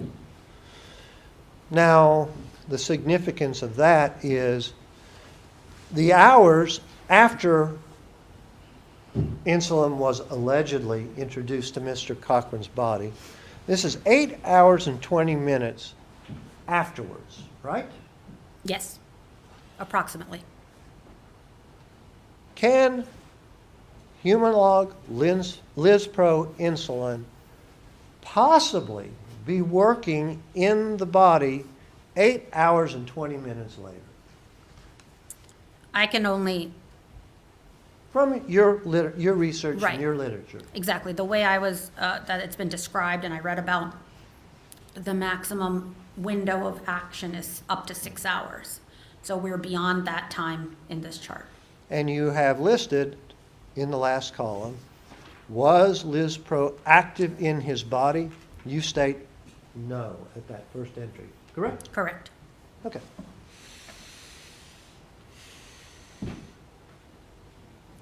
I'm not going to go through all of these listings because the jury's seen it before. Okay. Would you describe for me the important blood glucose readings which you have marked in bold?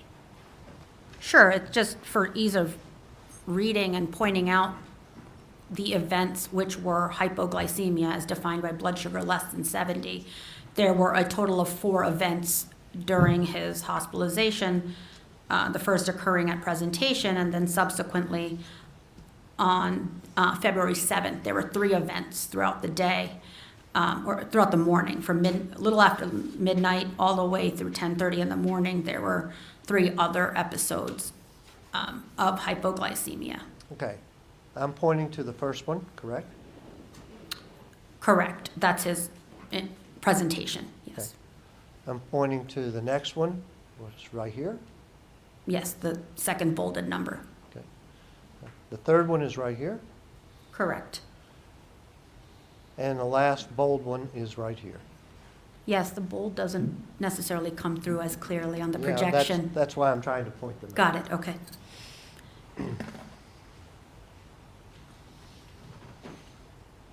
Now, according to your chart, your research, all the information that you've gathered, if Michael Cochran was allegedly injected with Lispro Humalog insulin, and its activity is 4 to 6 hours, can you affirmatively state that these listings definitively show Michael Cochran could not have been injected with Humalog Lispro insulin to cause these blood glucose readings? Correct, that this far out, starting 8+ hours out, and based on the nature of Lispro, these are not resulting from that administration. There was testimony that the volume or amount of Humalog Lispro insulin introduced in the body changed the duration of activity. Is that what you discovered? Well, I think that's a complicated question. You can't really inject anybody safely with a volume to test it.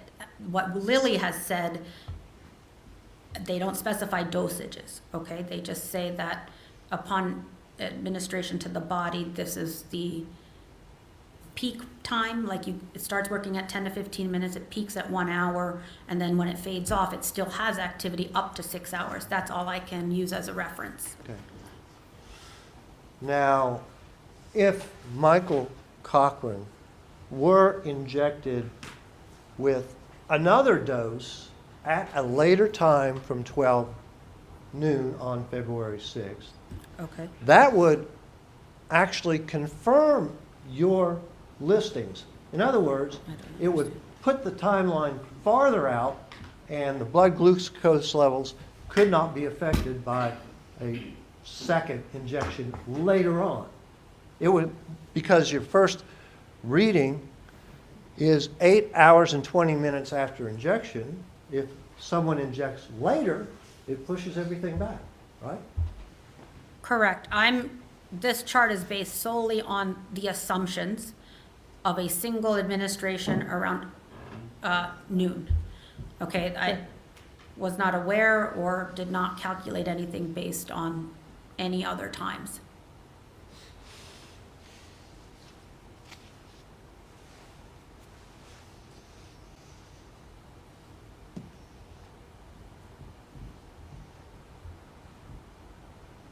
And I think you may have answered this, but I'm going to ask again. Does the volume of insulin introduced affect the duration of the activity in the body? Is its duration still 4 to 6 hours, if you know? I don't know. Okay.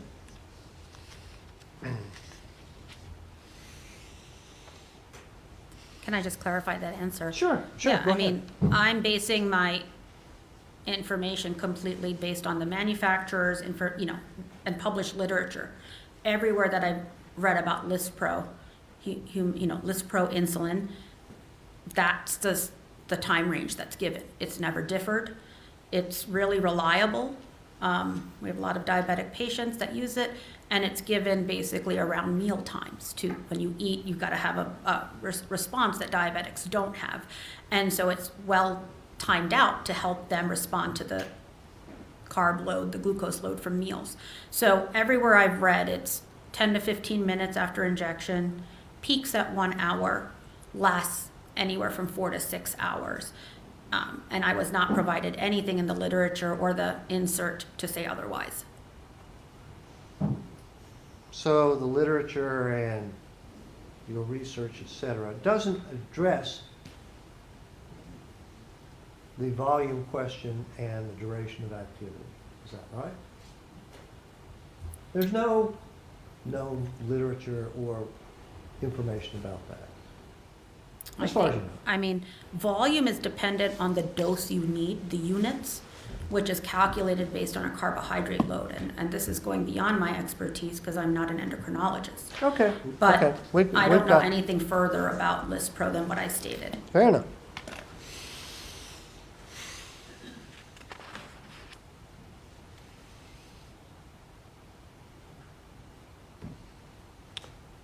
In a kind of summary and conclusion, all of this discussion that you presented here today in your report, does it indicate, as Dr. Kubitschek stated, that the manner and cause of death are undetermined, and his conclusions and findings say that? He doesn't specifically say any actual manner and cause of death. He says they're undetermined. Do you agree with that finding? Sure. Based on all of this testimony in your report?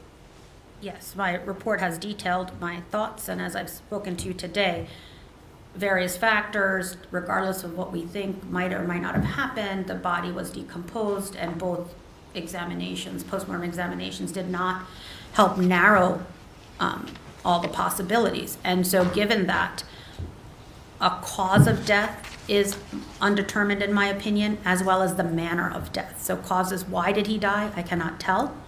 And once I can't tell that, although there are various reports of circumstances around his death, I cannot be sure to pigeonhole it further, and so it needs to stay undetermined. So that's how I would certify this death.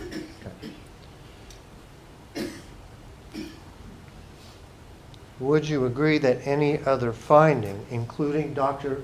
Uribe's conclusion of homicide due to exogenous insulin administration, is unsupported and unsubstantiated by all of your research and testimony? Yes.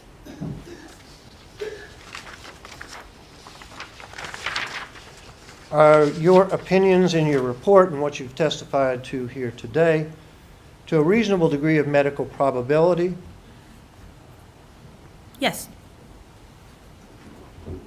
And your conclusions, testimony, report, they are in your work as a medico-legal expert and consistent with the standards of your profession? Yes.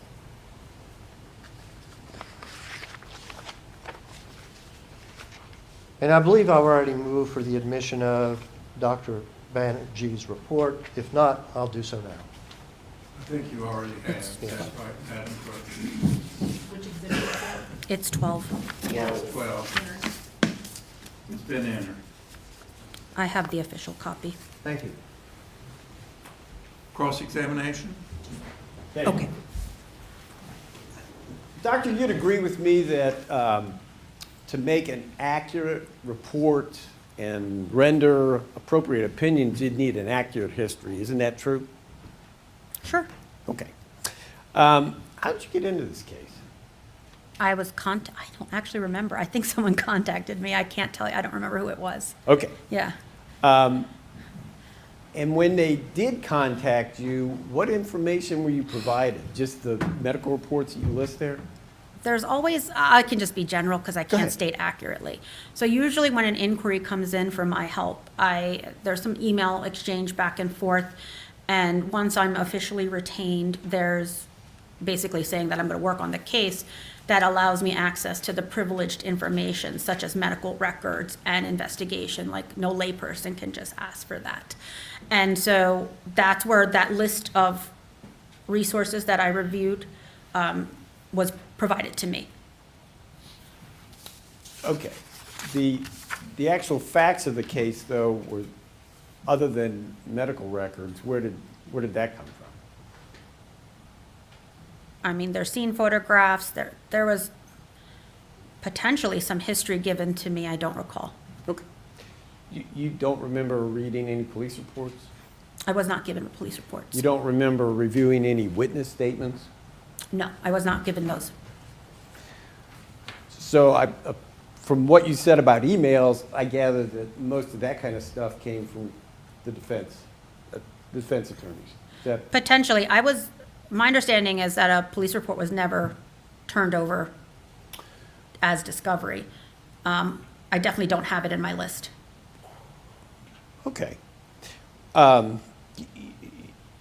You've listed and discussed with us your professional background. Yes. Your work employ. You were the Rhode Island deputy or assistant medical examiner till 21, Yes. August 21? Why'd you leave there? You want to know? My mom had a massive stroke. Oh, okay. So please, I'm I'd sorry. rather not get upset, yeah. No, don't do that.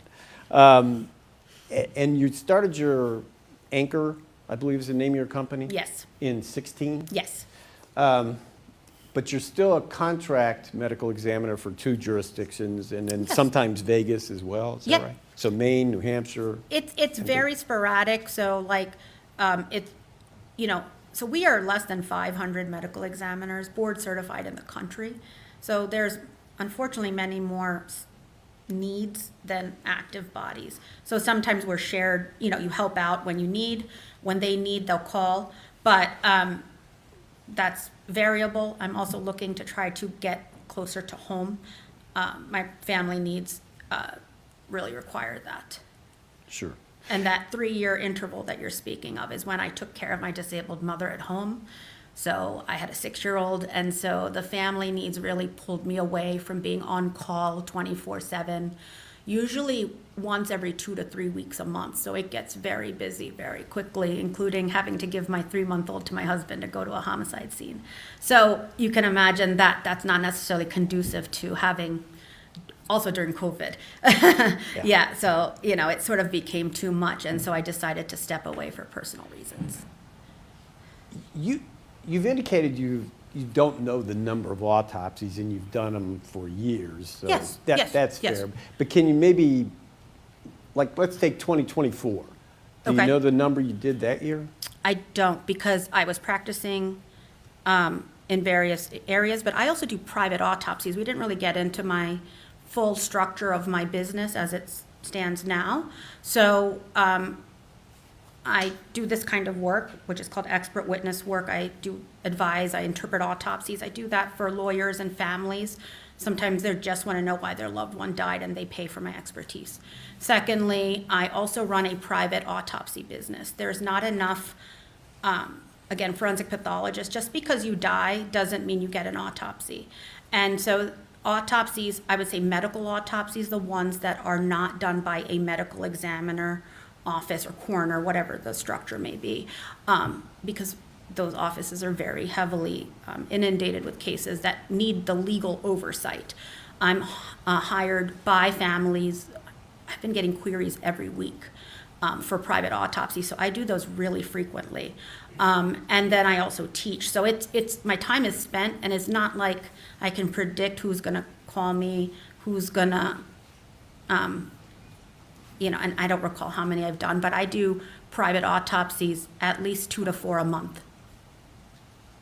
2 to 4 a month.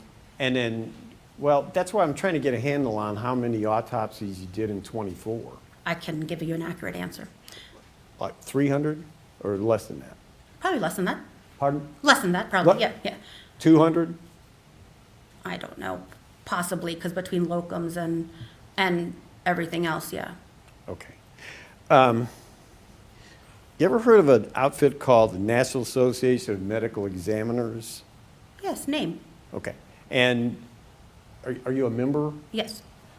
Do you know what their accreditation standards require in terms of, to be, lack of a better word, current or accredited? I don't. Okay. You've written a bunch of stuff, a bunch of papers. Yes, None of them had anything to do with insulin, did they? Unless No. you've written some since 23. No, I have not. So you've done no research on insulin as a potential murder weapon or cause of death or anything like that? I mean, I've performed insulin levels at an autopsy level, but from a research standpoint or publishing on it, I have not done that. Okay. And you've been on TV a lot and you've done a lot of presentations Yes. to national and international organizations. None of those concern insulin either, do you? No, they do not. Have you ever been retained in a high-profile case for an insulin investigation? No, This is your first one? correct. As far as I'm aware, they're also exceedingly rare cases, but yes, Yeah, they are very rare. yes. Based upon what you know, wouldn't it be fair to say insulin is almost the perfect weapon if you wanted to kill somebody? It's I've pretty never close, tried, isn't it? and I've never thought of it as a murder weapon. I know it can be administered in fatal levels, and that's in the differential that we went through of hypoglycemia. I never said it wasn't in the differential. But that's what I'm trying to get at with you, and you can help us out here. Sure. If you wanted to kill somebody, I and you personally wanted to... never No, no, wanted to no, kill I- anybody. That's kind of the generic. Okay, my life's work is figuring out what happened. Not the good guy. But if you wanted to, Okay, it's very, very difficult to detect for a lot of reasons. For instance, you had mentioned a number of tests that could have been done at Raleigh General Hospital to determine insulin level, and they didn't. And once they start treatment, it's too late, isn't it? yes, So in fairness to the emergency room people, somebody comes in with a blood glucose of 21, the natural reaction would be to raise that up by giving them sugar, wouldn't it? yes, Okay. But once that happens, no testing is going to help out. sure. And that's what makes insulin such an insidious drug to use. If not you, That if, characterization, insulin is used for many, many, many purposes, and the characterization is insidious. I object to. Overruled. you may answer. Go ahead, doctor. I'm sorry, can you just restate Sure. it? There was a little bit of back and forth there. Sure. If you wanted to kill somebody, Which I personally do not. No, which For not the you. record, I do not. keep saying you, but please exclude that Okay. as directed to you. It's kind of the Generic, okay. Yeah. It would be a great weapon to use and not get caught, wouldn't it? I think you could use it. I'm not qualifying it as a weapon of, yeah, All right. If you wanted to kill somebody with insulin, we're not going to use it as a weapon. That would be a very effective way to do it because it's so hard to determine that that's the cause, isn't it? So from a detection standpoint, if I'm judging it, okay, I'm not talking about the administration and all that. Yes, it's quite difficult. It's a large molecule. It can degrade. You have to suspect it. So it can be challenging to detect, absolutely. As understatements go, challenging would be a good way to put it. Okay. It's very tough to do. Correct. Now, are you familiar with the Clarksburg VA cases? I don't know. Okay. This is my one and only foray into West Got it. Virginia. Oh, well, yeah. And I I'm understand. not particularly a nature person, so I don't think I'm like out here otherwise. You're a city girl. Yes. Okay, fair enough.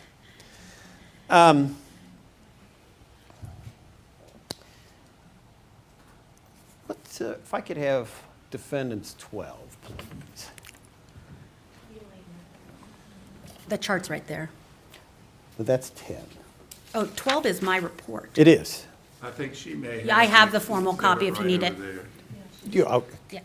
Let me borrow that from you, please, Doctor.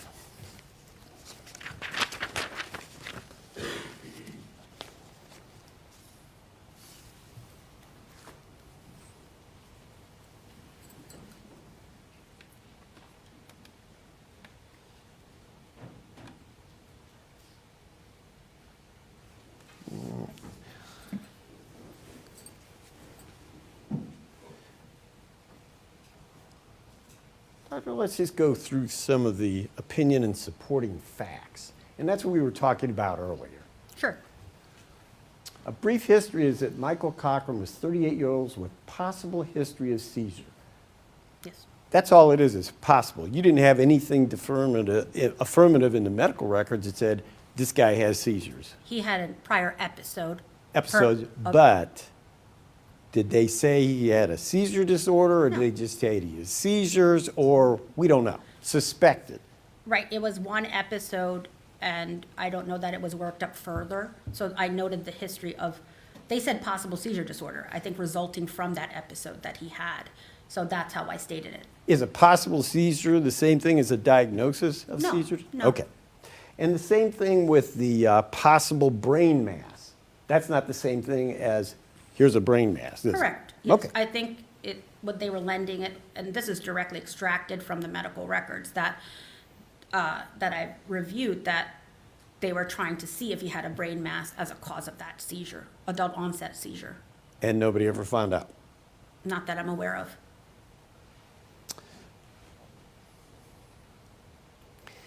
Complained of dizziness and basically fainting. Who did he complain to? I don't recall. Okay.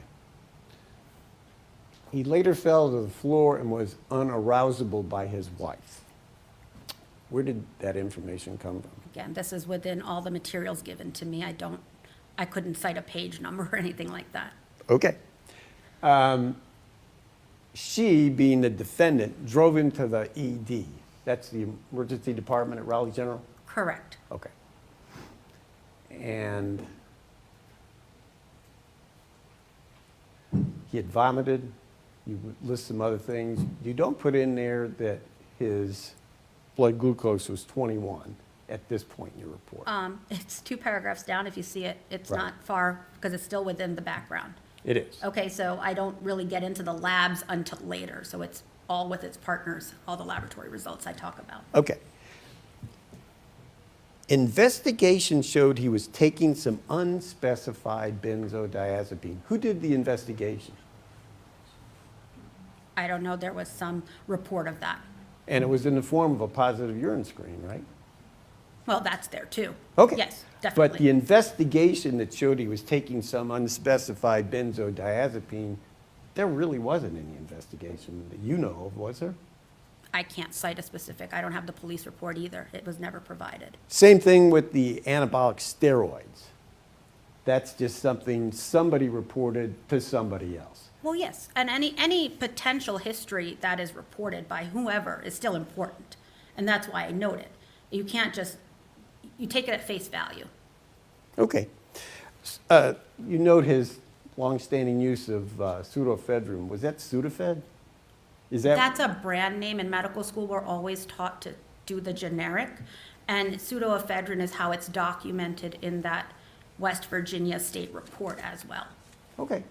But I mean, if that's what he thought he was taking, Sudafed, that would just be a name brand of the stuff you're So talking he about? was prescribed it. I don't know, or it was tracked. So I don't know if that's tracked by a pharmacy. I don't know exactly how the states run, but it had months and months of use documented. Okay.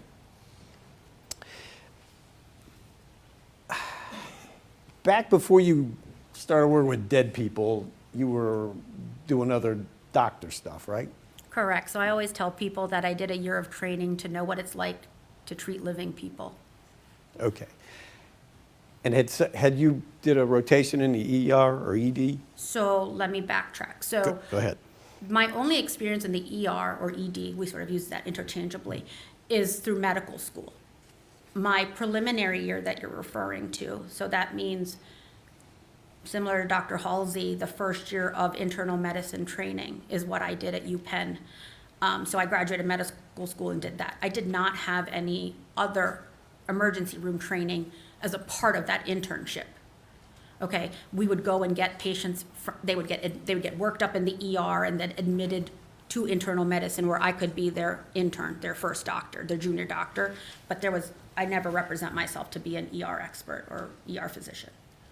If one of those patients had presented to you from the ER with a blood glucose of 21, that would have gotten your attention, wouldn't it? I sure hope so, Yeah. How come? because it's low. Very low. Correct, and I'm hoping the ER wouldn't send someone to me up to the floor. I hope they would take care of that. That's, to me, what an emergency room should do. In your history of this case, were you told that at one point the defendant made the claim that this Michael Cochran hit his head so hard that he chipped a stone countertop? I don't know that. I just know that when I read through the medical records, there was a documentation of a fall with possible head trauma. He had a CAT scan done, and there was no internal head trauma. As far as I know, there was nothing like a bump or bruise notated in the medical records. That's really what I'm relying on to make my assessment, because obviously histories can vary, as we've discussed, and so I rely more on the medical history and the medical notations made. Had he hit his head hard enough to cause damage to a stone countertop, you'd expect to find something, wouldn't you? I'm sorry, find something where? Damage through a CT scan, visible bruising, visible cuts, that kind of stuff? Right, so I think the method of detection depends on the answer. So whether it's a physical exam, like a bump or a bruise or laceration, yes. Hard falls, as surprising as it is, don't always yield internal injury. So even at autopsy, we see that people who don't catch their falls, they might have a laceration, but they may not have anything internally, and that's why the CAT scan is done. You can have a bump or bruise on the outside. You really need to make sure what's going on the inside. And per my recollection, his CT scan was completely normal.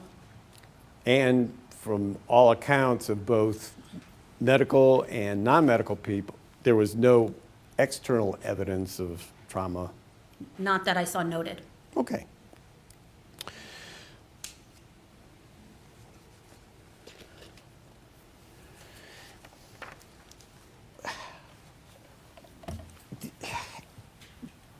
There is a text from the defendant saying that Michael's been asleep since before 9:34 in the morning.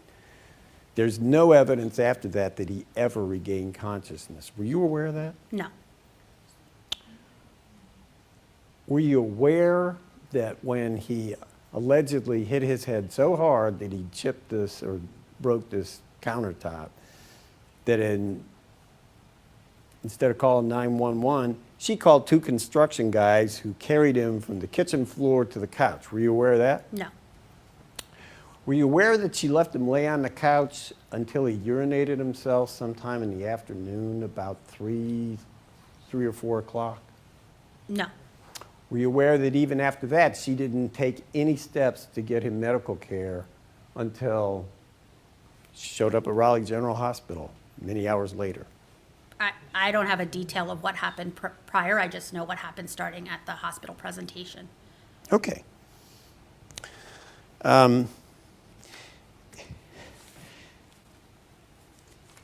If this is a mischaracterization, tell me. But it sounds like you're pretty dismissive of the opinions of Drs. Krieger and Uribe. I mean, Dr. Krieger's really a clinician. And I think as Dr. Dragovich said, she's not really an expert in classifying cause or manner of death. So I am not here to refute. I don't know honestly, I don't remember a lot of her testimony because it was outside the area of my expertise. I think Dr. Uribe has potentially overstepped. I have a different professional opinion, which I also answered with Mr. Selden, that I think it's the cause and manner of death should both be undetermined based on the condition of the body and what can and cannot be collected from the body or what was, excuse me. And that's strictly based on the 2 autopsies? No, and the medical records as well. Well, you had the benefit of the MRI report from CAMC from February 8th of 2019, didn't you? It's probably in there, yes. I'm assuming that's after his initial presentation. So assuming it's there, I don't have it memorized. No, I understand that. But it showed that massive brain swelling, basically. Yeah, oh yes, there was cerebral edema. Yeah. But you're not willing to say that you think that caused his death? So I think if we get into it, cerebral edema is significant, but there's many routes that lead to cerebral edema. Drug overdose is one, hypoglycemia could be one. But I have to also, I can't just look at medical records to make a cause of death. That's what the autopsy is there for, okay? So we don't practice in a black box. We always consider the circumstances. We consider whatever records we have made available. But the autopsy is the gold standard, okay? That's where I'm looking at the condition of the body, the organs, and the main data that I take to synthesize my cause and manner of death, along with ancillary studies such as toxicology. So I am here as a forensic pathologist to opine on what I think his cause and manner of death is. And I really can't tell you what that is. His body's too decomposed, and in our field, it is acceptable to use undetermined as a cause of death and undetermined as a manner of death. It is, but it's also the option of the forensic pathologist to state a determination of what they believe the cause and manner of death was. They're professional opinions. They are.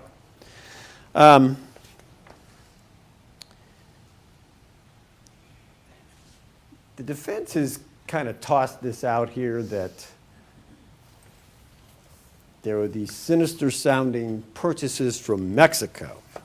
Where's stage 2?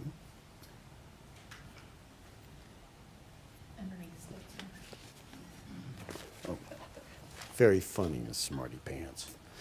No, it's not here. It's the FBI report. Or is that, no, I'm sorry, that's 17, isn't it? Never mind. 17.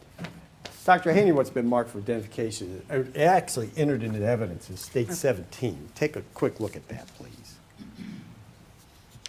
Just to advise, I've not seen this previously. I understand. Oh, okay. It's quite detailed, yes. What would you like me to Well, look just at? the conclusions. Oh, sorry. The testing. Where is this? Results or the interpretation? There's quite, which one? Yeah, could I have that back? Oh, sorry, yeah, there's a lot going on. Yeah.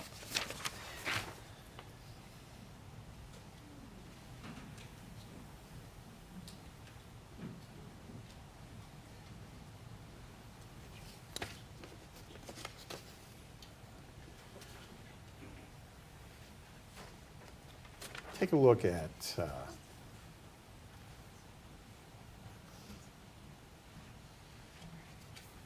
item 3. Can I just read it? Yes, please. Okay. Take time. Item 3 was a bottle marked in part as, quote, enclomiphene citrate, containing a clear, colorless liquid. It goes on to state it was containing glycerol and letrozole, and clomiphene was not identified. So the mysterious and sinister sounding Mexican purchased drugs were not what they were purported to be. It was a different one. Yeah, it was a different one. Not the same thing at all, is Your it? Honor, I'm objecting to this line of questioning. We don't know what these substances were. They weren't actually clarified. They weren't stated. They're just unknown substances. Overall. It's the FBI report. I think it's a known substance. Wouldn't you agree with that, Doctor? I'm just reading what they reported. Right. But you have no reason to question the FBI lab results, do you? I'm taking it at face value. Okay. Just to clarify, Your Honor, I'm not objecting to the FBI report. I'm objecting to the so-called Mexican substances, which were never documented. We don't know what they were. Well, the state would agree with that. They were never documented. I understand the objection is overruled. I'll preserve your exception.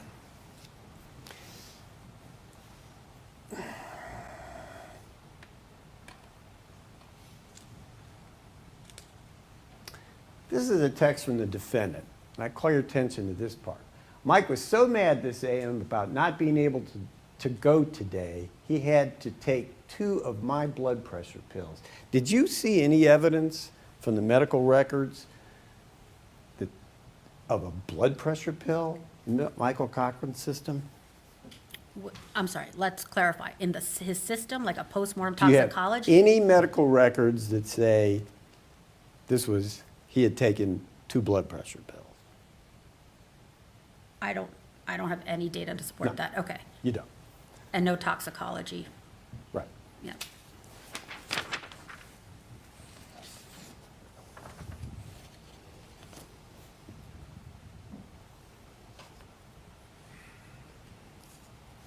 And again, the defendant affirms that taken 2 of her blood pressure pills. And you don't know, medically, there's no evidence of that one way or the other. Right? Okay, I'm not sure how this leads back to my cause and manner of death. We're but- gonna get Okay. there. Bear with me.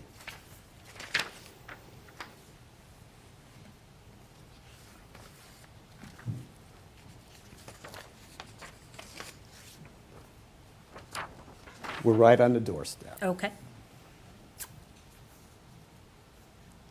At 102, this picture goes out, and the defendant says that she checked his blood glucose, and it was 145. Can you read that? No. Oh, there you It's- go. Okay. Now you can Yeah. read that. That's my fault. Okay, and it's a lot hazier on my screen as well, but yes. It's just a listing of some vital signs and a blood glucose of 145. And that's it. 105, 106, 102. I have no idea the timestamp's cut off. Well, here's another one Okay. to a different person. Okay, yeah. That says a timestamp of 106. Okay. Bear that time and that number in mind, please. Okay. Did you know that? No, I did not. At 6:30, the defendant says blood sugar 115, Okay. correct? Yes, that's what it says in the text message.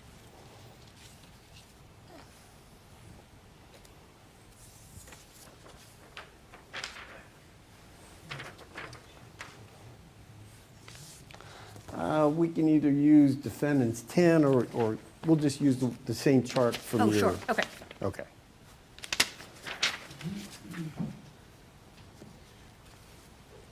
You were not told about those 2 blood glucose level measurements until today, is that right? Correct.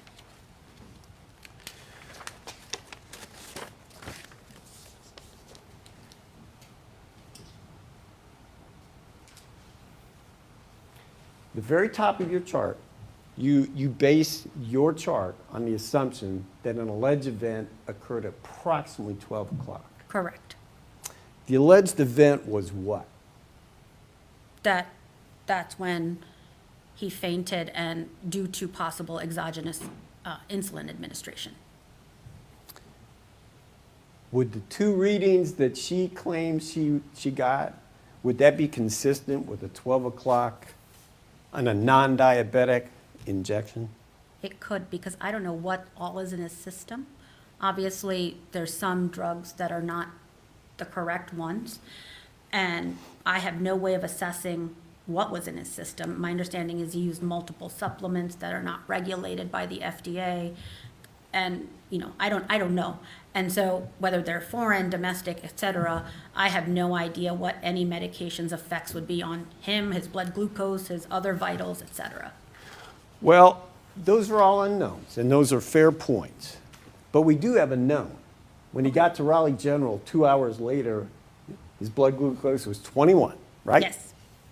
Yeah, so in theory, it dropped from 115 to 21 in a couple hours.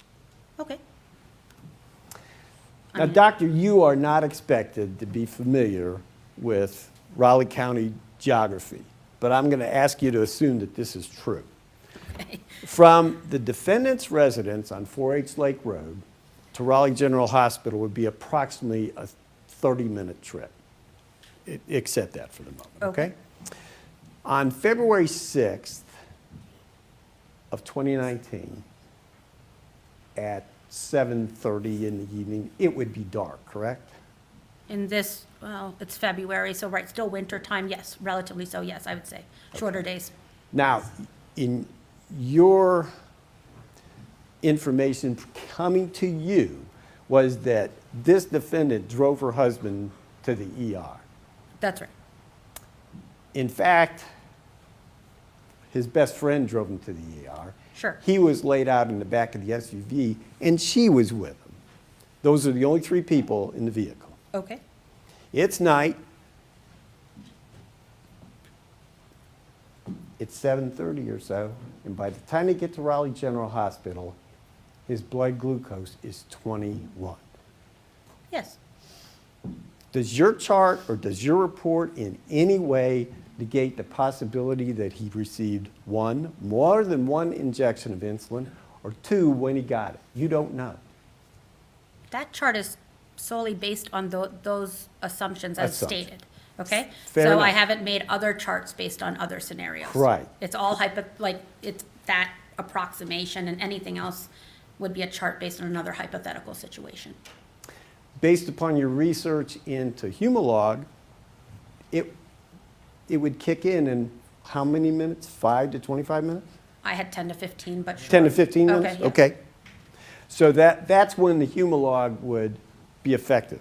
So what I read, just to restate clearly, is that you administer it 10 to 15 minutes later, it sort of gets into the system and starts acting. It peaks at 1 hour and can last anywhere from 4 to 6 hours. And the effect of that would be to bring down the blood glucose level, correct? That's what insulin does, yes.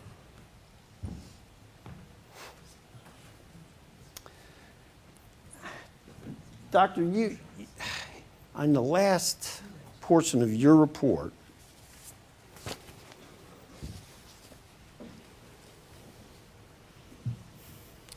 you say, I am relying on information you have provided me at the present time. Thus, my opinions are preliminary, may change if other information is offered for me to review. And you reserve the right to change your... Absolutely.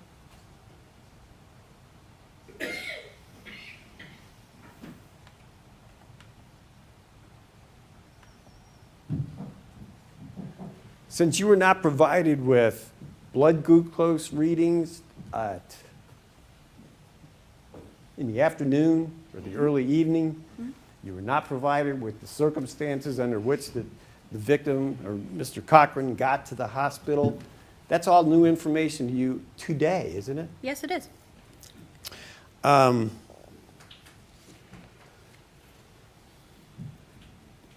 you aware that the defendant is a trained pharmacist? I was told that, but I don't know her qualifications. Okay. Are you aware that she held herself out to be a specialist in diabetes? I did not know that. Wouldn't you agree with me that someone with that kind of background and training would be well acquainted with the impact of insulin? I don't have any way to judge that. I assume so. If she has those qualifications, even as a medical student, I was aware of insulin, and I'm sure parents who have, or other people who deal with diabetes know how insulin works, but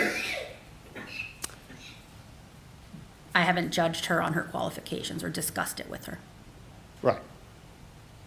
But just as kind of a generic matter, somebody that's a pharmacist and an insulin specialist would certainly be well acquainted with insulin and how it affects the human body. Correct. If those first two statements are true, then the conclusion would be that he or she should know how insulin works. Right. Doctor, you've been presented with a bunch of new information today. Has any of that caused you to change or alter your opinion? No, it has not. Thank you, Doctor.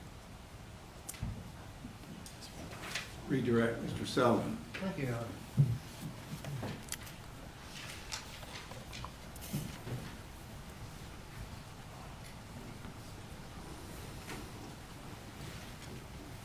Dr. Banerjee, since the prosecutor has brought it up about other cases, what famous cases have you worked on before? I don't know what's famous per se, but Well-known, a Well, lot you of get- notoriety, a lot I of mean- press coverage. yeah, it's hard for me to distinguish in the sense that some of them I consult on, and some of them I cover as an expert in the media. Personally, I feel very proud. I know I worked on Breonna Taylor's case for the civil suit. I'm sorry. Oh, could you Breonna please speak Taylor. up a She little was bit or- she or was a get closer? shooting victim. So that was an important interpretation. I helped I worked with an attorney on that case. I don't want to say more about it, but I cover, so my work as an assistant medical examiner was dealing with deaths within the state of Rhode Island. One of my cases was made into a forensic files that I was interviewed for, and it's also an A&E show. So I don't know if that's famous, but it's been on TV. My specific work on those cases. It was solving actually a very decomposed person solving that murder. So that's one way, I guess you can say, famous. I work on a litany of cases, and it was asked how I was contacted. It's whoever decides to contact me. And then I also do commentary or whatnot, and I'm presented with very, I would say, more known information where I'm not the primary autopsy pathologist.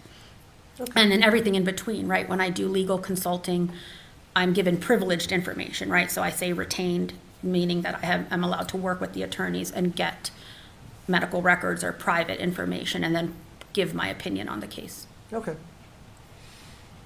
Now the prosecutor went to great lengths to talk about insulin as a perfect murder weapon, unquote.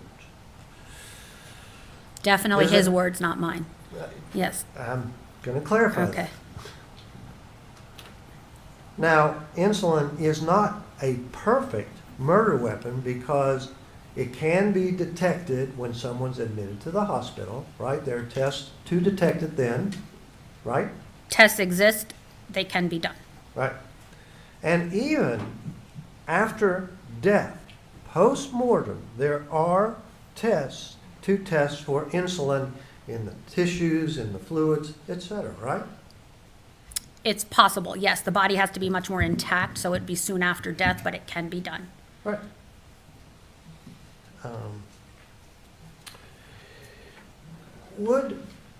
If you were told that Michael Cochran's body was not cremated, wouldn't any signs of insulin that you could trace or find out about post-mortem be destroyed by cremation? I mean, the whole body is destroyed with cremation, so that's Right. And a very and- one-directional process, if you will. okay. And if someone was trying to hide a murder by insulin, wouldn't it be wise to cremate the body? I think that's speculation. I have no opinion on the matter. At this point, I mean, cremation turns the body into ash. It's a high-temperature process. And you couldn't test that body for anything if it's turned to ash post-mortem, right? Correct, correct.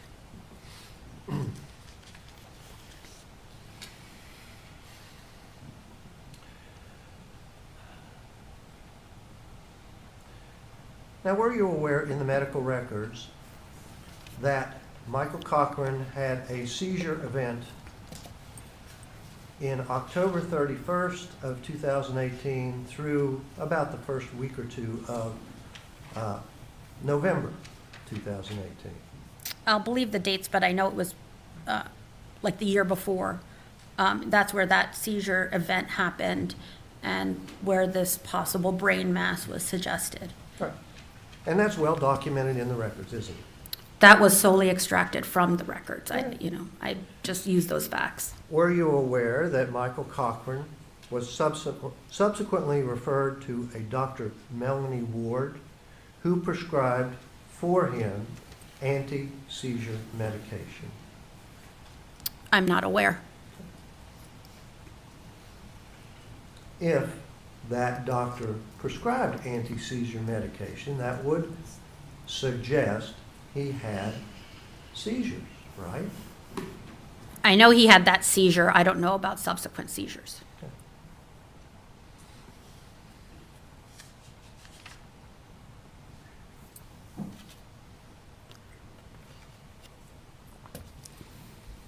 And there was talk about Michael Cochran's blood glucose level being 21 when he arrived at the emergency room in the hospital. if that occurred, if his blood glucose level was 21 when he gets to the emergency room, they treat that, don't they? They try and raise the blood glucose level by administering glucagon or dextrose or D50, right? So I'm not an emergency room provider, but in him, he got a vial of D50, which is a high concentration dextrose solution, to try to give him a dose of sugar, a high dose of sugar. And D50 does normally raise the blood glucose levels, right? Yes, it's supposed to, yes.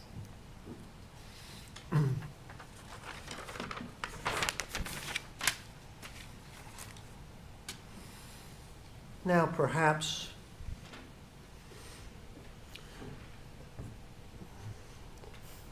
Dr. Dragovich would have better addressed this question, but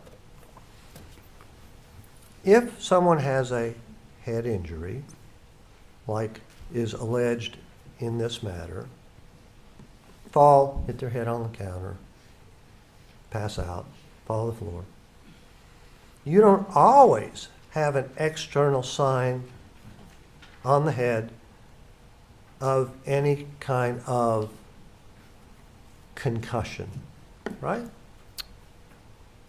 And I'll give you an example. There are many examples of, like, football players who sustain a concussion while playing. There's no external signs of it. And later on, it surfaces that they indeed had a concussion that causes brain problems. You aware of that? I don't feel comfortable commenting on that. I can talk to you about postmortem diagnosis of what I've seen in brains with and without a concussion history. About the clinical presentation of concussion, I don't diagnose concussion. I do watch a lot of football. And you're a Buffalo Bills fan, right? No. No. I'm a Ravens fan. Oh, okay. That's on the record. And so I'm very sad about the Super Bowl. Nonetheless, sorry. That's all right. I was up late watching, but yes. Where was I? I don't clinically make any assessment of concussions.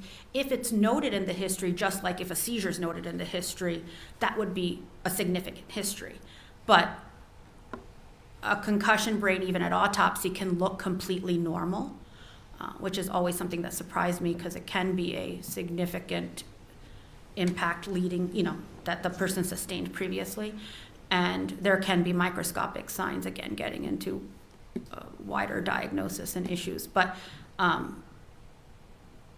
nothing is also always present or always absent. So nothing in medicine is 100%.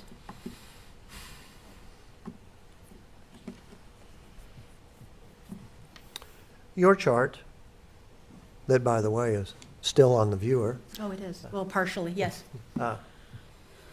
Those numbers are strictly from medical records that you reviewed. Is that right? So I want to do one thing. So the date, the glucose were extracted data points, okay? I used a time calculator to then calculate the interval. So it's not like the medical records had that time since 12 o'clock. And then I did an interpretation based on the medically available activity of Lispro to say whether it would have been based on that time calculation, whether it would have been in the body. That's exactly how that chart was formed. Okay. But what I'm getting at is you weren't provided emails, you don't know about statements of other people, blood glucose levels at various times during the day, unless they were documented in the medical records. Correct. I showed you the sources, and I told you the sources of which I relied on to form my opinion. A moment, Your Honor. All right.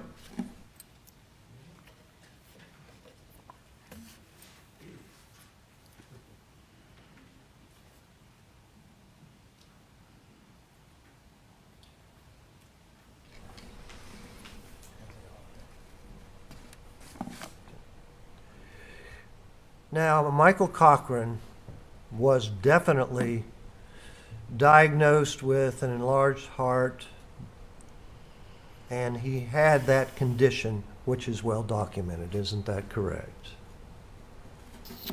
I think there was suggestion of it in the medical records. It's well documented at autopsy. That's the most important finding. Okay, now,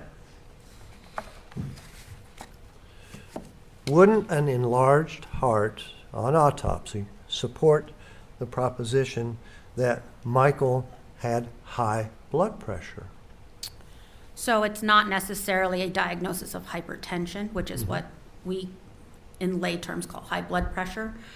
I think that is like a genetic disease, which runs in my family as well, and many families, and is a common ailment. However, if you use medicines that relatively raise blood pressure and use them for a long time, they can have the same effect on the heart as having high blood pressure. Does that make sense? It's not high blood pressure in the hypertension diagnosis sense. It's a sequela of using a stimulant like the pseudoephedrine, which is a stimulant, and that acts to tighten the blood vessels, which then would raise your blood pressure. So if you do that long enough, that could cause that enlargement of the heart. Okay. Now, if someone like Michael Cochran had high blood pressure, but they were attempting to hide it from their doctors. Wait a minute.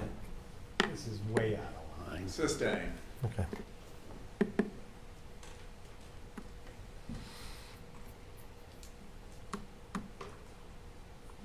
You have no concept of the geography in and around Beckley, correct? No, sir. I walked half a block at lunch. That's about it. So if the address of Michael and Natalie Cochran were on 4H Lake Road and it's only 7 miles to Raleigh General Hospital, would you accept the prosecutor's proposition that it took 30 minutes to get there? Does that sound reasonable? I have no way to say Okay. one way or the other. All right.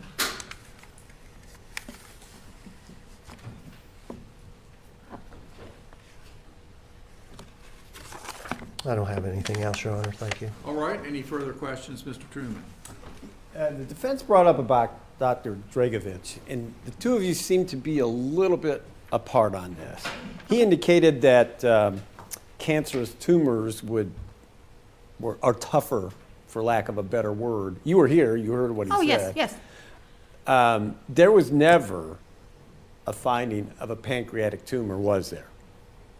So let me break that down in two parts. One is there in the medical records, there was no documentation, okay? In the autopsy, you could see by the condition of the body that even at the first autopsy that I'm saying, the pancreas does something called autolysis. It eats itself due to the enzymes. And even with which is sort of like dissolving it with acid, if you will, right? It like sort of disintegrates. And so even a tougher tumor, which I don't know that information, he offered that, but now to comment on that, it would still be susceptible to complete degradation by the time the first autopsy was done. I guess the answer to my question is no. There was never a pancreatic tumor found in Michael Cochran. So I can't agree to that because. There was one found? Please let me explain. Sure. Okay, that's what I'm here to do. One is in the medical records there wasn't, okay? I think a decomposed body, you cannot conclude whether one was or was not there. That is a limitation. So, right, it is handicapped. So I cannot accurately say if the organ's not there or so in poor shape to evaluate, I'm limited by that to say whether a tumor had been there. That's not what I'm asking. The question is, there was no tumor found in his pancreas, was there? Not By why. who? By who? Kubicek. Dr. Kubicek did not find one. Okay.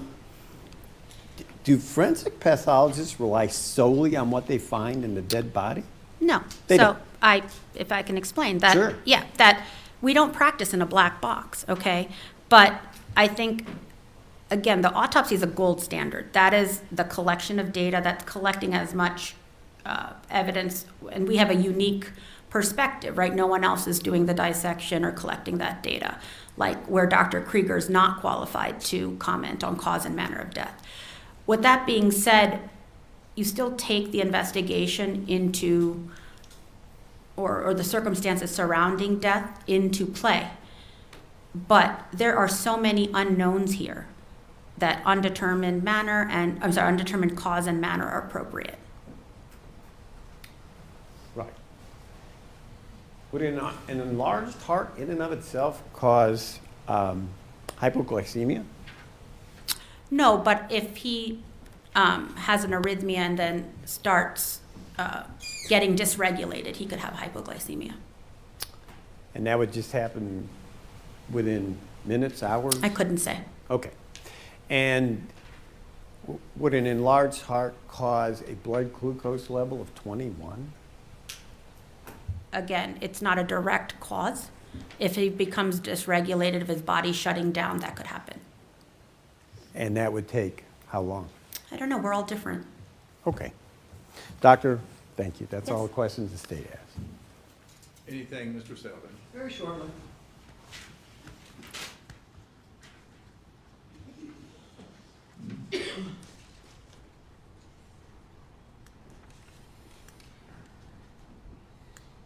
Doctor, the pancreas, which is responsible for insulin production in the body, is an internal organ of the body, right?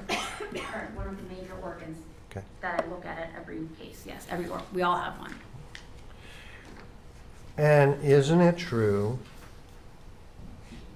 when the body begins to decompose after death, Yes. that the internal organs, like the pancreas, are the first to decompose? So, As opposed to the skin, okay. the hair, the bones. So everything starts decomposing, some at faster rates than others.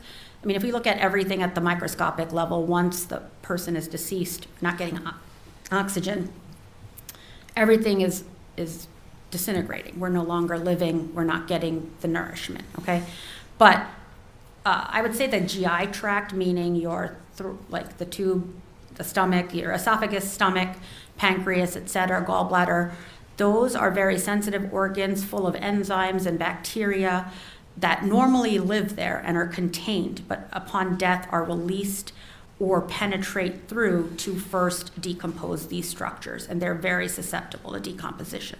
Okay. And after a body has been decomposing after death, and it's 7 months before an autopsy is done, you could not tell whether there were microscopic pancreatic tumors because of the state of decomposition. Isn't that true? This was a moderate state of decomposition with insect activity, which would limit analysis of all organs, especially the pancreas. No further questions. Anything, Mr. Truman? That's for the state, Your Honor. Thank you. Thank you very much, Doctor. You may step down. You are excused. Come up, please.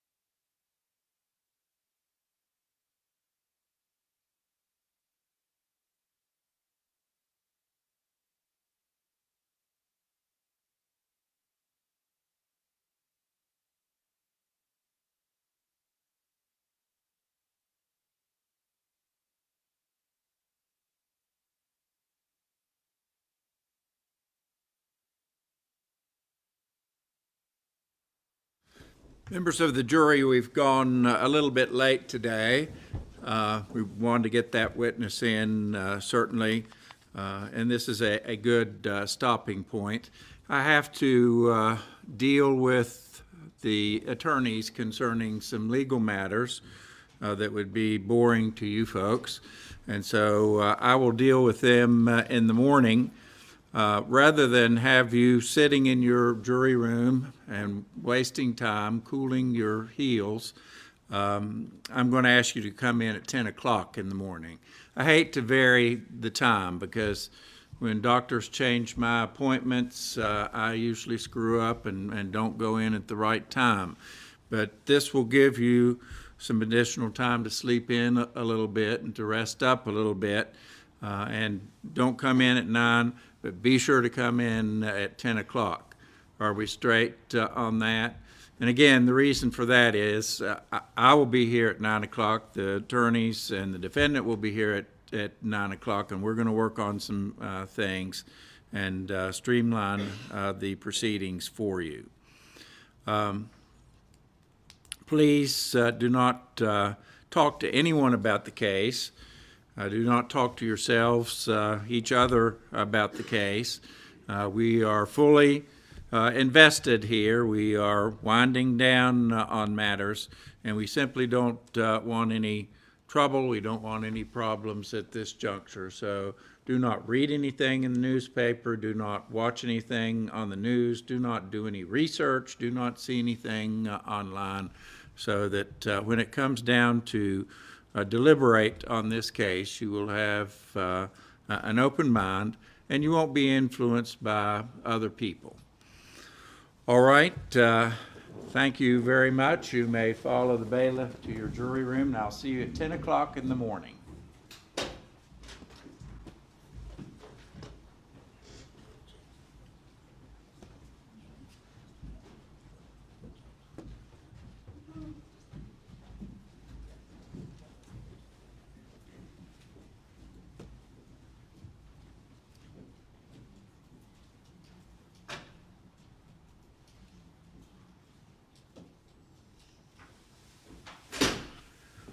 All right, I have to clear the courtroom again briefly, as I did before, so that I can advise the defendant further concerning her right to testify, the so-called Newman procedure.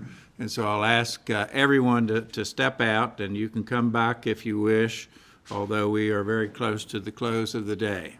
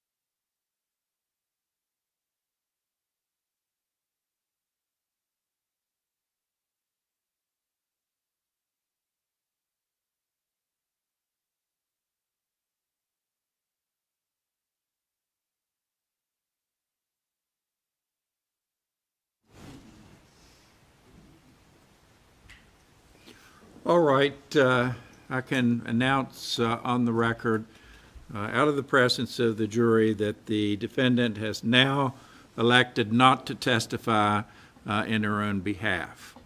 I further understand from our conversations at the bench that the defense will rest. I'm not trying to pin down the state at all, and you don't have to tell me at this juncture, but do you believe, Mr. Truman, that there will be a case in rebuttal on behalf of the state? Your Honor, I think we'll call one rebuttal witness. I would guess between the state, well, it depends on who does the cross for the defense, but did that witness total time, I would not think would exceed 45 minutes to an hour, but All right, I'm not so sure. fairly lengthy. Well, that would be, trying to project the most time I can think. Yeah, it probably shouldn't take that long, but I don't know. Okay. And depending on what happens tomorrow in terms of the state's case in rebuttal, the defense may have additional witnesses to call. All right. May I have a second?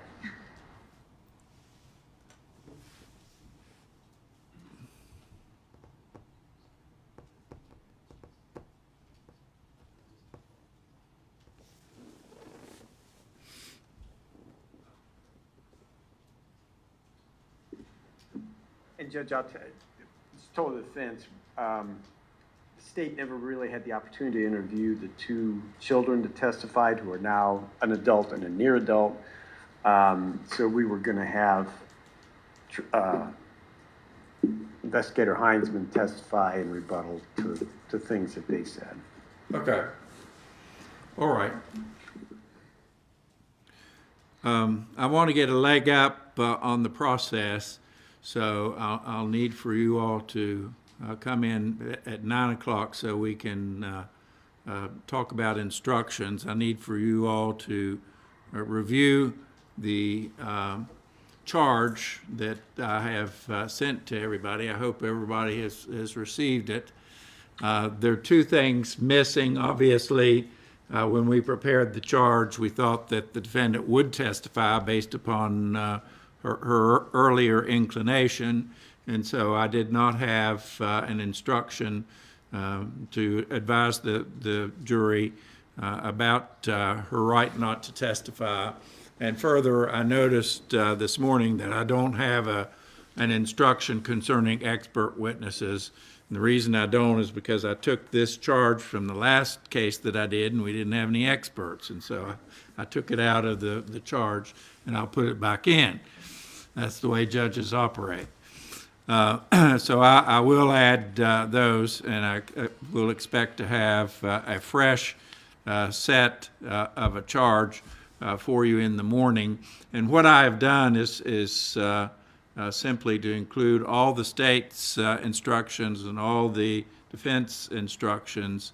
I've mixed them up a little bit, and there were a couple of them that I changed around, and I put her instead of him, and I did some other things to tailor the instructions for our particular case. But basically, if you go through it, you'll see that your submissions are all contained within the body of the charge.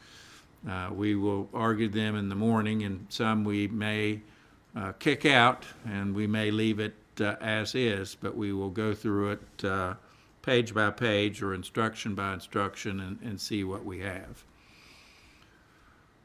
Okay, is that a plan? Yes, Your Honor. Any questions from the state? Nothing from the state, Your Honor. Thank you. Anything from the defense? Are those revised instructions ready, Your Honor, right now, or will you have those? I have them, but we haven't incorporated them in Okay. the charge, and that's what my trustee law clerk and I are going to do right now. We're going to hopefully put them in pretty quickly and get them Okay. set So we'll forth. have them. We'll have them. You'll ready. have them in the morning. If you want me to, I'll have her send them to you tonight when we finish. That would be good. Okay, when we conclude it, we'll send them to you so that you'll... And if they don't get done, based upon what the court's given us, I don't know that it's going to add a lot of time. Okay. Either way. And I need somebody to do a verdict form. I think, Mr. Truman, yours was fine, but I noticed that the defense included an instruction on negligent homicide, and so if that it flies, we'll need a verdict form that reflects that possibility.